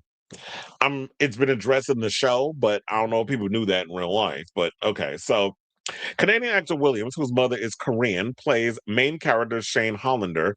His character is also canonically of Asian descent, as his mother is Japanese. The Crave Show was an overnight smash hit, thrusting Williams and his co-stars Connor Story, Francois Arnault, and Robbie GK into very intense spotlight. And while the majority of fans have nothing but love for the show and cast, some formed more toxic parasocial relationships with the stars that see them fight among themselves and hurl abuse at some of the actors in a variety of reasons. Now, Williams has been a target of some of the horrific trolling due to him being half Korean, while his Russian Trinidadian co-star, Ksenia Daniela Karlamova, who plays Ilya's friend Svetlana, has also faced abuse. Now, speaking with about the intense attention, show creator Tierney told Deadline, we didn't expect any of this attention or reaction from a public that might not exist at all. We've learned a lot since the show aired, and there's a lot to think about moving forward in terms of the fandom and all that comes with it, negative and positive. We have a non-white lead. I think that's fucking important. We can learn a few lessons out of that. You don't need to be making an Asian show to have an Asian lead. Hudson's a fucking star, man. And I do agree with that. Like, people always think the only way you could see an Asian guy in a romantic lead is if it is a Asian leaning show. And I love the fact that we have a queer series where you have an Asian man as the lead and he's got he's in a relationship, a twisted, crazy relationship with a lot of ups and downs and secrets and twists and all these other things. And it's unfortunate that people just have a hard time seeing it. And we hear these stories about how there's Asian actors. Like most recently, who was it? Simu Liu was talking about the lack of Asian leads and all this other stuff. And I feel like, look, if Hollywood is not going to give you the opportunity to be that lead, write a script. learn how to write a script. I don't know if that's something you're good at or whatever, but just like develop projects, get into your producer bag, get in your writer bag, try to get these things developed and made. Because if Hollywood's not going to give you those opportunities, you got to create those opportunities. You have you have a way of getting your foot in the door because you have some sort of rapport.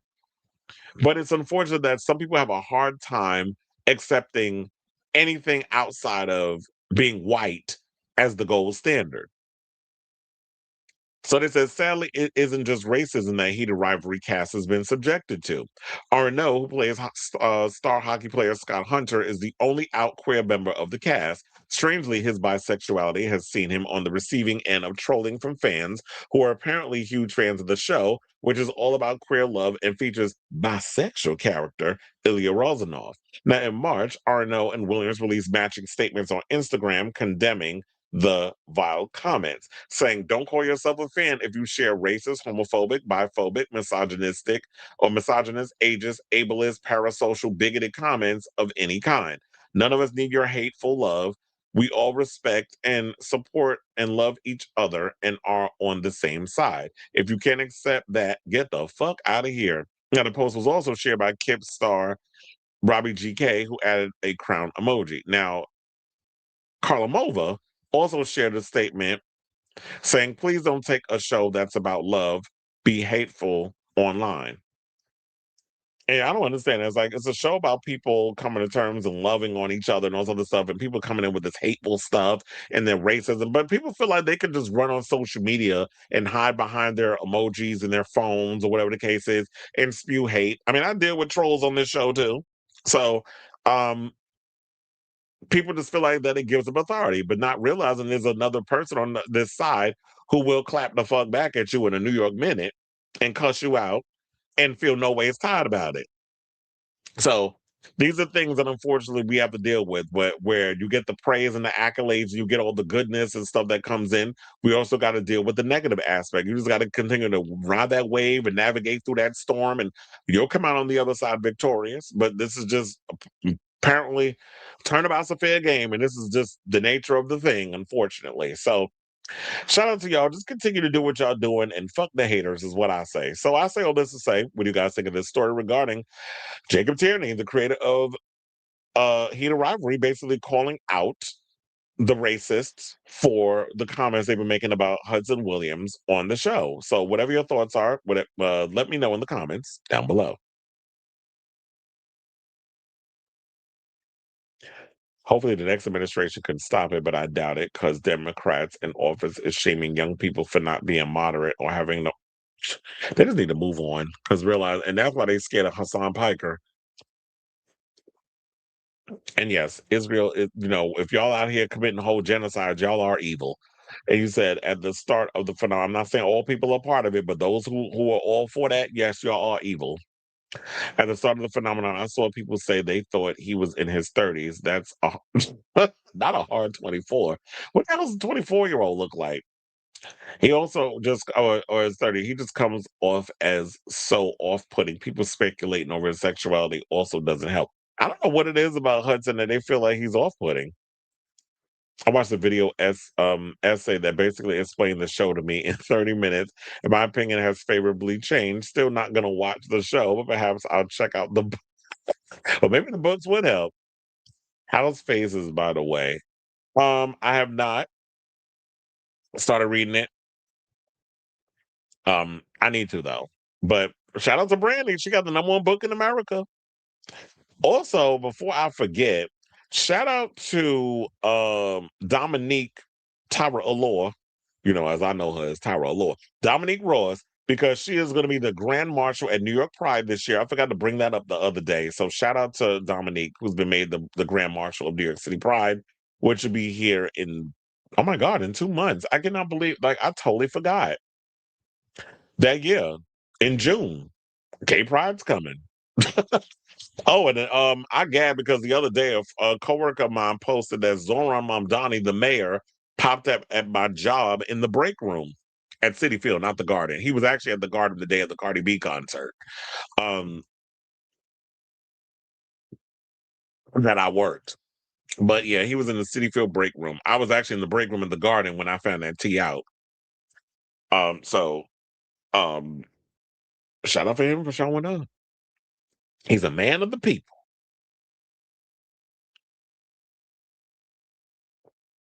Yeah, I need to finish it. I need to not finish it. I need to get into it. It's the same thing like with Britney. It took me a minute to get through that whole book. All right, y'all. So now, without further ado, let's get into our second to last topic. So let's get into some RuPaul's Drag Race tea.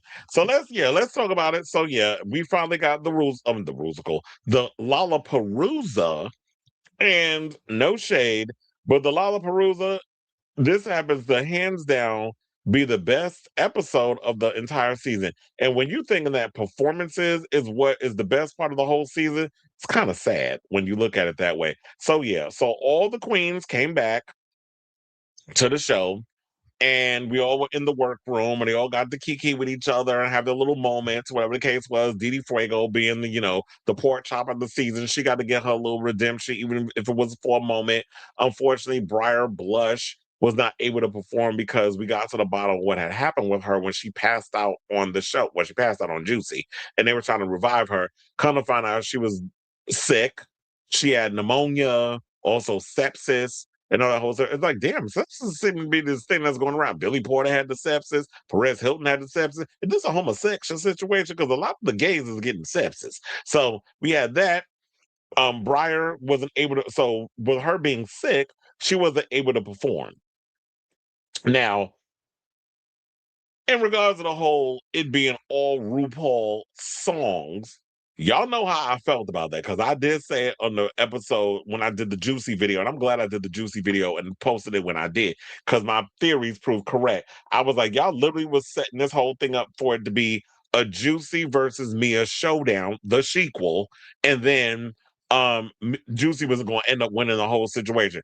But and we'll get into that performance once we get there. But first things first, yeah, they came to the workroom. They had the little moment. It was cute or whatever. The girls decided, and then I was like, do I really want to hear these girls lip sync 150 million times the sissy that walk and jealous of my boogie and all that other stuff? Like, do I want to hear them do the same songs over and over and over again? But I will say this. Even with some of the songs I wasn't really here for, like that Ellis Maya remix of Pretty Gang, I was like, why don't you give us the original record version? Because that version is ratchet, and I was living for it. That's the version you should have did a Pretty Gang, not this Ellis Maya remix. I didn't like that remix. I thought it was a chop, but the way the girls performed it, it made up for it. So the girls was actually coming in there and performing, and I feel like this should have been the season, more performance based, because the girls were showing out, and there were so many great moments when it came to the whole RuPaul's Drag Race Lollapalooza situation. So, um, and it's sad for us to say, like, this season was such a chop. It was crunchy as fuck. But the Lollapalooza was the best thing to come out of this season, because I ain't like it. Pretty much. I didn't pretty much care for it. So then the girls started getting ready. And I love the fact that, Mia basically was breaking down who the biggest threats in the room were, which I did laugh, because she said it was Juicy. She said it was Kenya and Mandy. When she said Mandy Mango, I was like, girl, really? But like she said, look, Mandy won that last lip sync. She do believe that. She said, Mandy won that last lip sync. So if that's how she feels, then that's her opinion. But I also think Mia should have put herself in that cover, but I guess she wanted to be humble with the situation. And one of my friends knows Mia, so she doesn't want to kind of she didn't want to probably come off, yeah, I'm a threat too, and what? Like, she didn't want to do that, but we know Mia's a threat because Mia dances down. So, and with them being a part of the whole situation where you had her and Juicy and Athena, they had that pressure because of the whole Florida situation where they had these lot of South Florida girls up in there, and Morphine was the one who won during her season. She's the champion of her season. And the Dion girls, one of them had to do their mother proud. And at the end, of course, Juicy ended up doing that. And then, of course, Susie too wound up winning her season, which I believe was last year, right? So Juicy also admitted in the confessional that, even though Morphine is her drag mother, she feels that there's the weight and the expectations. And I'm glad they still kept the tradition of each queen that wins, they wear red hair. So then we get to, of course, the main stage where Rue comes out. First of all, I ain't like that outfit, and I damn sure didn't like that George Washington wig. Y'all need to retire officially that goddamn George Washington wig. I'm tired of seeing Rue in it. Whoever keeps putting her in it, whoever keeps making her wear that atrocious ass wig, burn that shit once this season is over. Please and thank you. I'm tired of looking at it. So let me just leave this picture up here. So the rules that they explained with this, and I actually liked it. The show basically implemented a buy system, which the longer the queen lasts in the competition, the more rounds she gets to skip.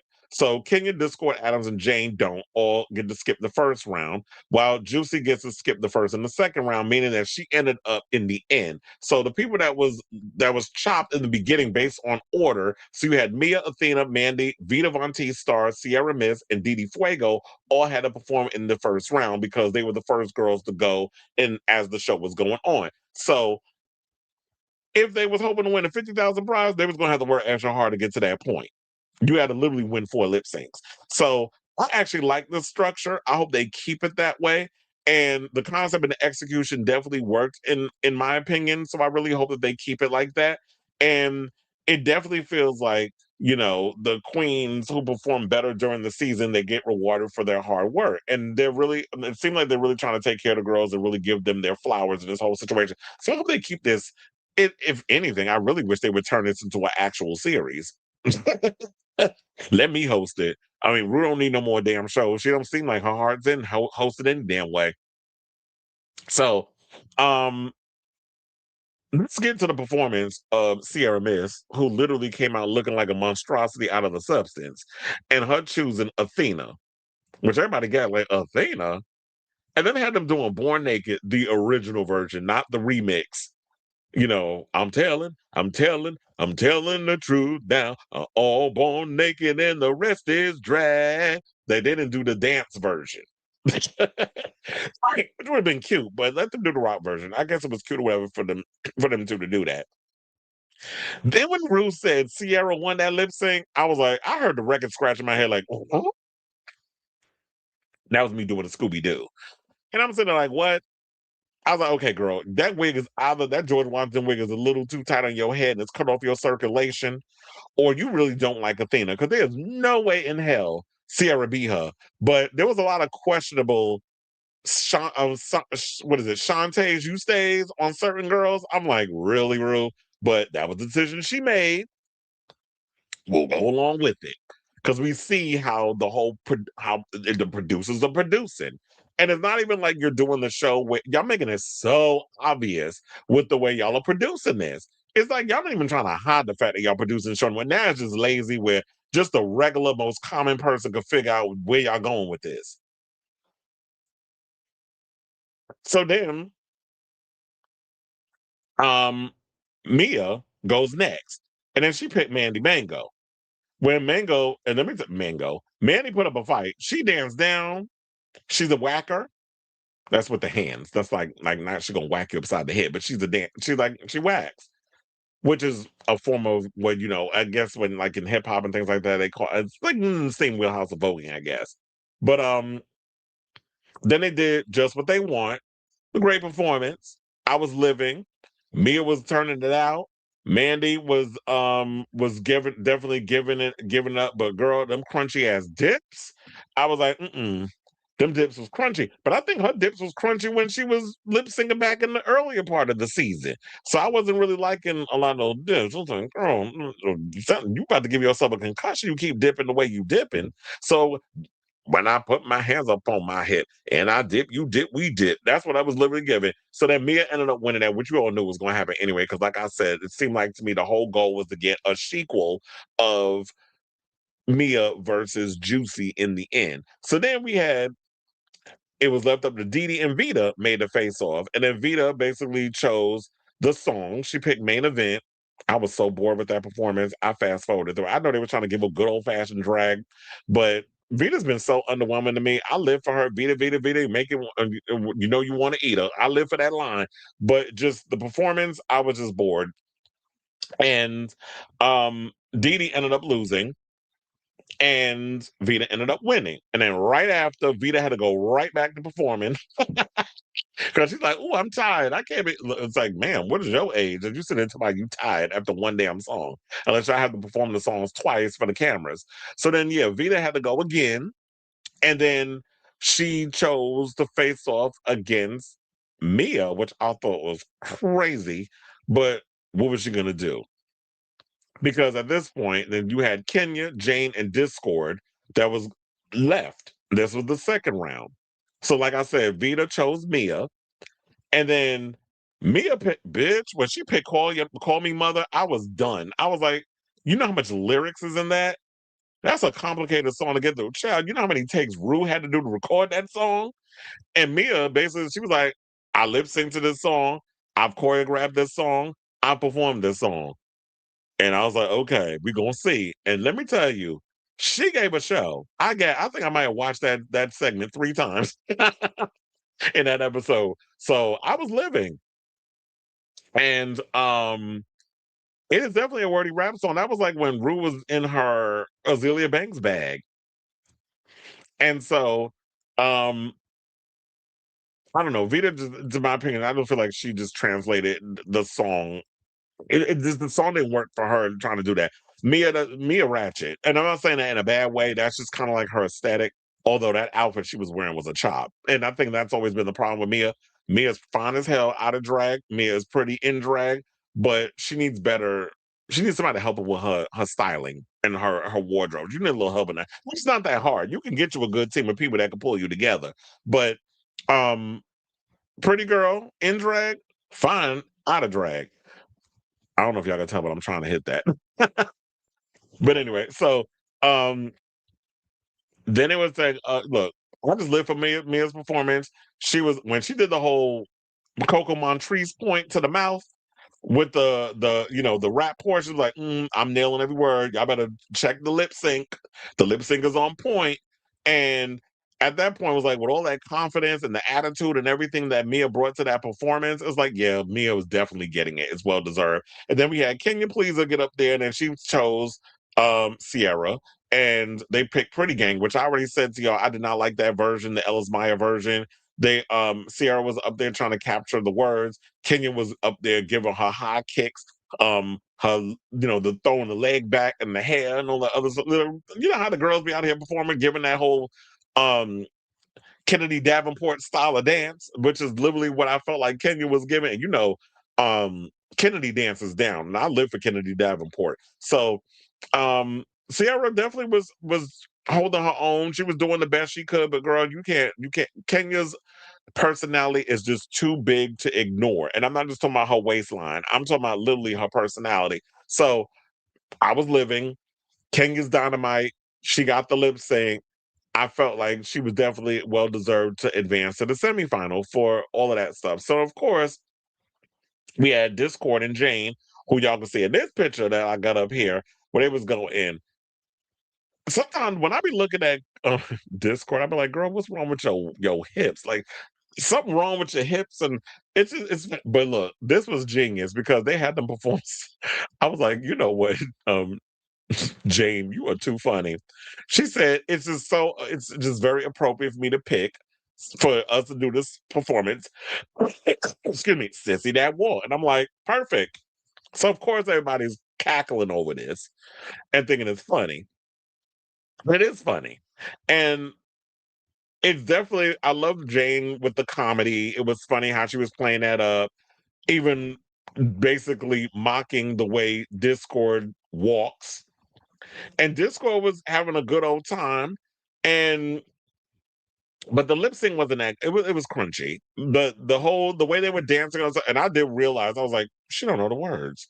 Because she wasn't saying the lip syncs wasn't working. So we all know that Jane was gonna walk away with that. But child, then we had to get to the main part, which was the lip sync. So now Jane Don't has to go up against Juicy Love Dion. But that's what she picked.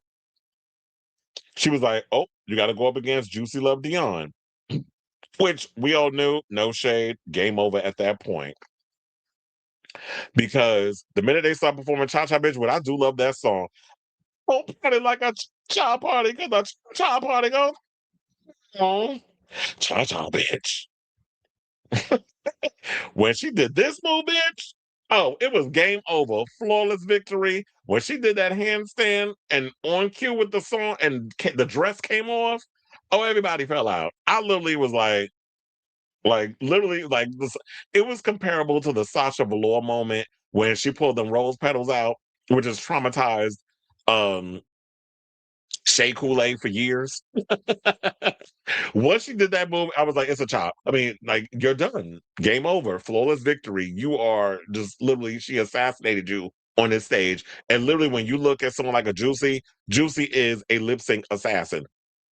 Full stop. Like, when y'all be talking about lip sync assassins, I be cracking up because some people be like, oh, you got rid, you eliminated one bitch and you talking about I'm a lip sync assassin. Where? How are you a lip sync assassin over one performance? Like, if you sent like 5 or 6 bitches home, then I'm like, okay, you are literally a lip sync assassin. Nobody wants to go up against Juicy because Juicy performs down. Juicy eats every time. I'd be scared to go up against her too. That bitch is flexible, which might be good for the bedroom. But when she be up here performing with these girls, nobody can touch her.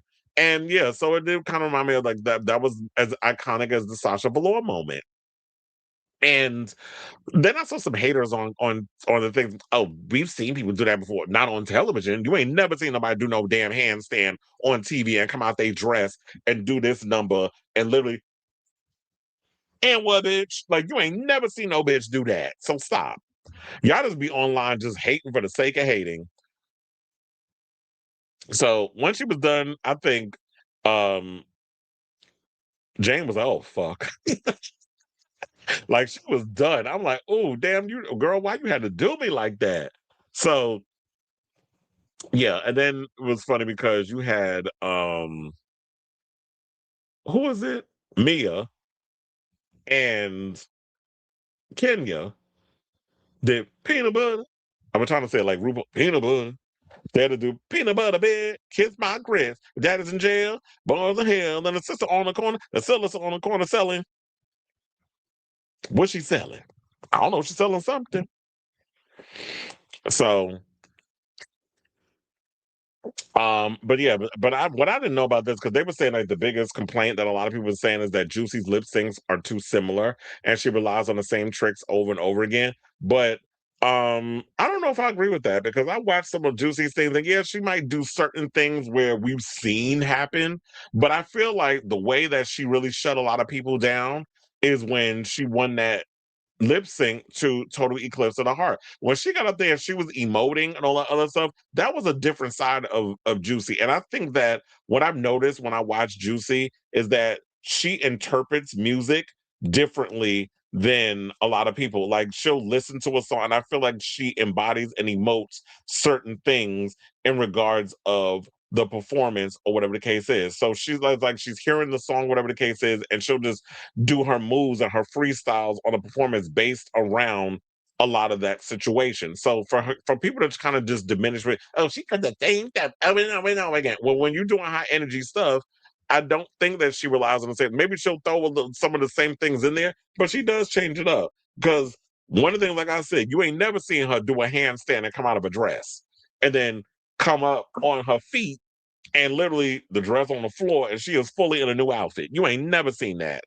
Not on Drag Race. So there was no relying on the same trick. So I just think that that's just lazy commentary. So, and remember, so look, shout out to Mia because she finally got her lip back. Because when they performed by the Go-Go's Head Over Heels, Kenya beat Mia. And it didn't play to Mia's strengths. But I was going to say that I just feel like maybe they were setting, they picked that song because they knew that wouldn't be in Mia's wheelhouse. And I do feel like the reason why Mia went home, it had nothing to do with the performance. Well, it had to do with the performance. She was terrible as Bloody Mary. And then that lip sync, it was like, yeah, it was underwhelming. And Kenya, there was a lot more they could, production-wise, they could do with her in regards to a storyline. Mia, I don't feel like there was much left for them to do with her, and I feel like that was also what took place in her going home. So when you hear the song like Peanut Butter definitely fits in Mia's, to Mia's strengths because, like I said, Mia is that ratchet type of performer. She's a hip hopper. She's danced with people like Britney Spears and so many big A-list celebrities. So that fits into her wheelhouse on how she could work the choreography to her favor. Kenya, I can't see her working that song to her advantage and improve right. So within all that being said, Mia ended up winning, and Kenya Please ended up losing. And now it's back to calling the girls to all come out because they were all sent backstage. They were getting on my nerves, keep running that video of them chopping the video before we found out who won. That was getting a little late. But with all that being said, all the girls were called to come back to the stage because they had to see the final showdown, the lip sync showdown, to find out who's going to be the queen of what she already done had them hers or whatever the fuck that dumb phrase is. And it was now a Mia versus Juicy, the sequel type of performance. And with that being said, they performed Cover Girl, Why Your Face Look Like Chalk. And so it was a fun flashback to, the first ever lip sync crown. Because remember, back then, BB Zahara Benet performed that alongside Nina Flowers because they were the top two of the season, which sidebar. Some people think the top two that's going to happen this Friday is going to be between Darlene Mitchell and Mikey Meeks. And I'm telling you, I believe Mikey is going to win the show. So a lot of people feel like that's going to be their final two. But yeah, so they took it back to season one. So I guess in so many ways, this is a callback to like the show. And I did love the self-deprecating thing where RuPaul's like, yeah, they're going to be lip syncing to a lot of his songs. So I definitely love that. And it was pretty much given, like I said, the sequel. Because remember, we had that iconic moment with Pretty Ugly. And now we have Cover Girl, which I did see shortly after they posted that video on social media of them two performing the song. So now, of course, Juicy won the $50,000. I would have liked to see Mia win, but we know with this whole situation, when people say, "Who are you?" when they talk about Juicy, who is she? She's like, who is she? They should perform that song. Or play that song when she won. Who is she? Because I'm like, she is a performer through and through. That's what Juicy does. Juicy performs down. She may not be good with a lot of the stupid challenges they make them do on the show, but she comes alive when she's on stage, when she's performing, when she's giving you a show. And I would love to see Juicy come on All Stars, or maybe they need to come up with a more interesting way to make Drag Race more performance based. Like, we need that art of drag to come back, where we get to see these girls show their talent as a performer, as a dancer, as someone who commands a room and a stage. Like, I want to see that instead of these stupid challenges they make them go through. But we need, like I said, we need different iterations of drag on TV and not just Drag Race being the only situation. So shout out to all the girls. And I do wonder, when did they film this episode of the Lollapalooza? Because they always shoot it. I think they shot it after. I think they may have shot it recently or whatever. Because I was trying to remember when it was.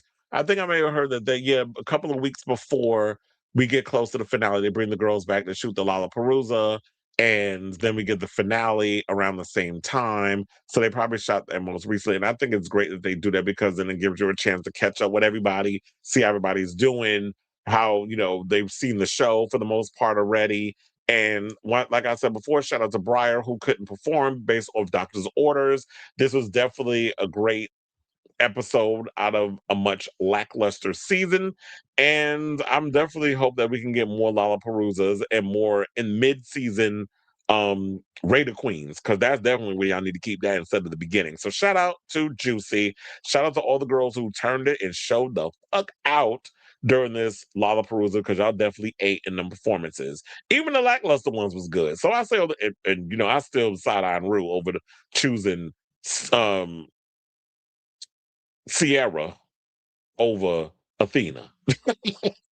But they wasn't seeing Athena trying to make it later on in the show. They was like, okay, we're just going to chop her because we don't see it for her later on in the whole performance situation. So yeah, Miss Thing could go around and still wear her caftans and everything and all that good stuff. So anyway, I say all to say, what do you guys think of this story? What did you think overall of the Lollapalooza? Did you love it? Did you hate it? Did you think it was the best Lollapalooza we've seen in a long time? Were you not that bothered that it was just RuPaul songs? Were you all feeling very Gia Gunn, or is there no budget this time around, or whatever? Whatever your thoughts are, let me know in the comments down below.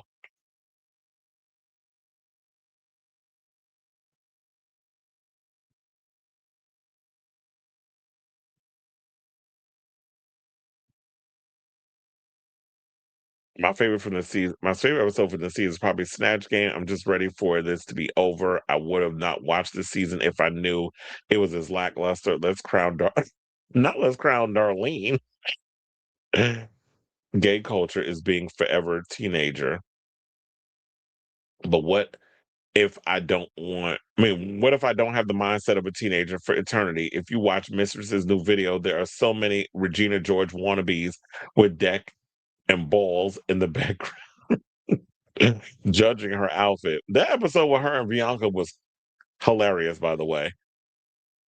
Mistress was at the Bunnies of Bayou event. What is that? I've never heard of that. MC Light, early influence. Queen Latifah, early influence. Sade, Luther Vandross, Joe Division, New Order, Wu-Tang, Billy Idol, and Oasis are going to be in the Rock and Roll Hall of Fame. Well, congratulations to them. I didn't even know MC Light was being considered. So Pink didn't make the cut. The late Celia Cruz is also getting inducted as an early influence. Early influence category is considered for ones who broke ground but made a huge impact as a huge influence to their respective genre of music. Well, congratulations to her.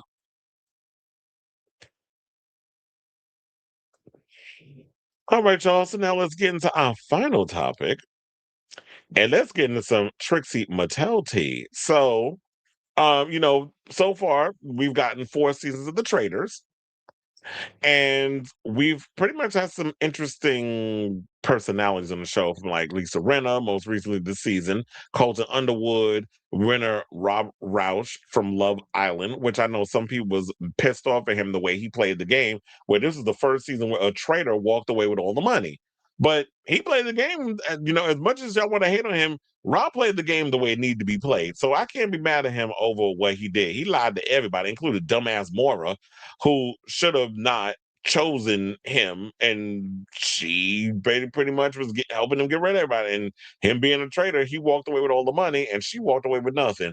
And she was like, "You lied to me." I'm like, "Duh! Isn't that what traitors are supposed to do? They're supposed to lie, cheat, steal, do whatever they can to walk away with that money. That's the whole goal." So she clearly didn't understand what the rules of the game was, and now she walking around with egg on her face. But nevertheless, Trixie is one of the queens. And, we've had queens over the years where we've had Peppermint on the show, Monet Exchange, Bob the Drag Queen. I don't like the idea that they keep doing one Drag Race girl, but y'all will pick multiple housewives, which is fucking annoying. I'm like, can't y'all just pick a multitude of queens that you could get on the show to do it, besides just one representation of the whole entire community? But anyway, so Trixie Mattel, it was revealed recently by Robert Patrick King, who created Sex and the City and Just Like That, things of that nature. Excuse me. He revealed that Trixie turned down invitations to be on the hit reality show The Traitors 4 times before finally saying yes to King's fictionalized version of it. I didn't even know he was doing a fictionalized version of the show. Speaking in an April 7th interview on the Talk of the Townsends podcast, King revealed that when casting a fictional version of The Traitors for his series The Comeback, that's with Lisa Kudrow, Trixie was their dream pick. And while she's repeatedly said no to the real show, her answer to the scripted version was an immediate yes, large thanks to her love for the show's iconic lead character, Valerie Cherish, played by Lisa Kudrow. She said, "I love Trixie Mattel. I mean, I'm a big fan of Drag Race, but I think Trixie is kind of a unique brand. And we were thinking, who would be on The Traitors? And they always pick a drag queen. And I thought, well, if we have a choice, let's ask Trixie." And Trixie told me that she had said no to The Traitors 4 times in real life. And then when we asked her to do The Traitors on The Comeback, she said, of course, she loves Valerie. And she was so excited. This is what King revealed. In fact, Trixie was so committed to the cameo that King revealed she canceled plans to go on vacation for her birthday just to film the scene. Now, according to King, she was thrilled at the chance to sit across from Valerie and take part in the Traitors her way. But I also think, you know what? I think the reason why Trixie did this is because you get to control the narrative. Like, you're on a scripted show, it's a character you're playing. When you're on a reality TV show, you don't get to control the outcome of what's going on. You're at the mercy of the producers, you're at the mercy of these other people who are being cunning and conniving and all these other things. And it's like, I'm not going to go on this show and y'all going to make me try to play a fool. You're going to try to have me come out of character. Whereas this is controlled chaos when you're on a scripted show. So you're able to go on there and you're able to do things your way, which is smart. Because I'm like, and then on top of that, the comeback is sort of like a meta version of like what's going on in the world and like entertainment and all other stuff, similar to the studio. So why not take that initiative? I would love to jump on something like that if the opportunity presented itself. And it's been a long time, but I'm actually quite happy that the comeback got a long-awaited sequel or another season. So now the American version of The Traitors, as I said, featured a number of RuPaul's Drag Race stars. Season 9 icon Peppermint was in the second season as a faithful and became the first to be banished, while the drag queen who won season 8 of Drag Race joined the cast of The Traitors for season 3 as a traitor, but was banished in the 4th episode. Then in the 4th season, which aired this year, All Stars 4 winner Monet Exchange played a faithful, but was murdered in episode 5. So far, Monet got further than most of the queens that have been on the show. So it's kind of annoying when you have queer people that want to go on these shows and it's like they don't last long. So now up north, if we take a little travelation to the Traitors Canada, there's been a couple of Canada's Drag Race favorites that have gone on the show. Mylene de Verga in season 2 and Kitten Caboodle was on there in season 3, and also Miss Fierce Alicious on season 1. So they've all appeared on the show. I don't know how far they've gotten, but they were on the show. So shout out to you, Trixie. And I don't think she'll ever do the Traitors, and I don't think she needs to. It's like, you got to, if you want to see me do the Traitors, you can see me do it on the comeback.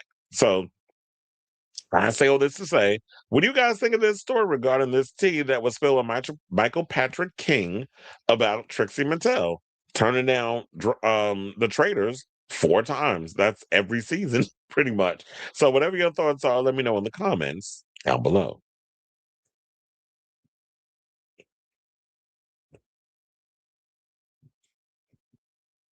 From what I can tell, it's a homosexual charity event where a bunch of homosexuals gather at a building and wear bunny ears and Speedos. That I'll definitely like it. So you mean we all get to run around with bunny ears and listen to Slater? Is that what we be doing? I'm actually kind of sad to have a teenage mindset decades after you were an actual, to have a teenager mindset. Yeah, because it's that Peter Pan syndrome. It's probably what it is. The same energy as someone who peaked in high school, the homosexual male community. I was like, "Child, I still feel young at heart, but I'm not gonna be running around trying to have that teenager mindset." It's like, yeah, grow up. And that's why I be laughing, because the conversations I be having with some of the security and stuff that I be working with at the garden, and we be dealing with grown ass men acting like still trying to hold on to their youth at these college basketball games. It's like, if y'all don't grow up, you 40 some odd years old, still trying to act like you in your 20s. Ruby Rose has actually filed a police report. Oh, damn. So now after all of this, it feels like there's pressure for her to come after Katy Perry now. Even though she said that she wasn't going to do that. Well, we'll definitely keep abreast of the story as it develops. Fans to know just posted a new video titled Justin Bieber's Coachella performance. Okay, I'm done with him.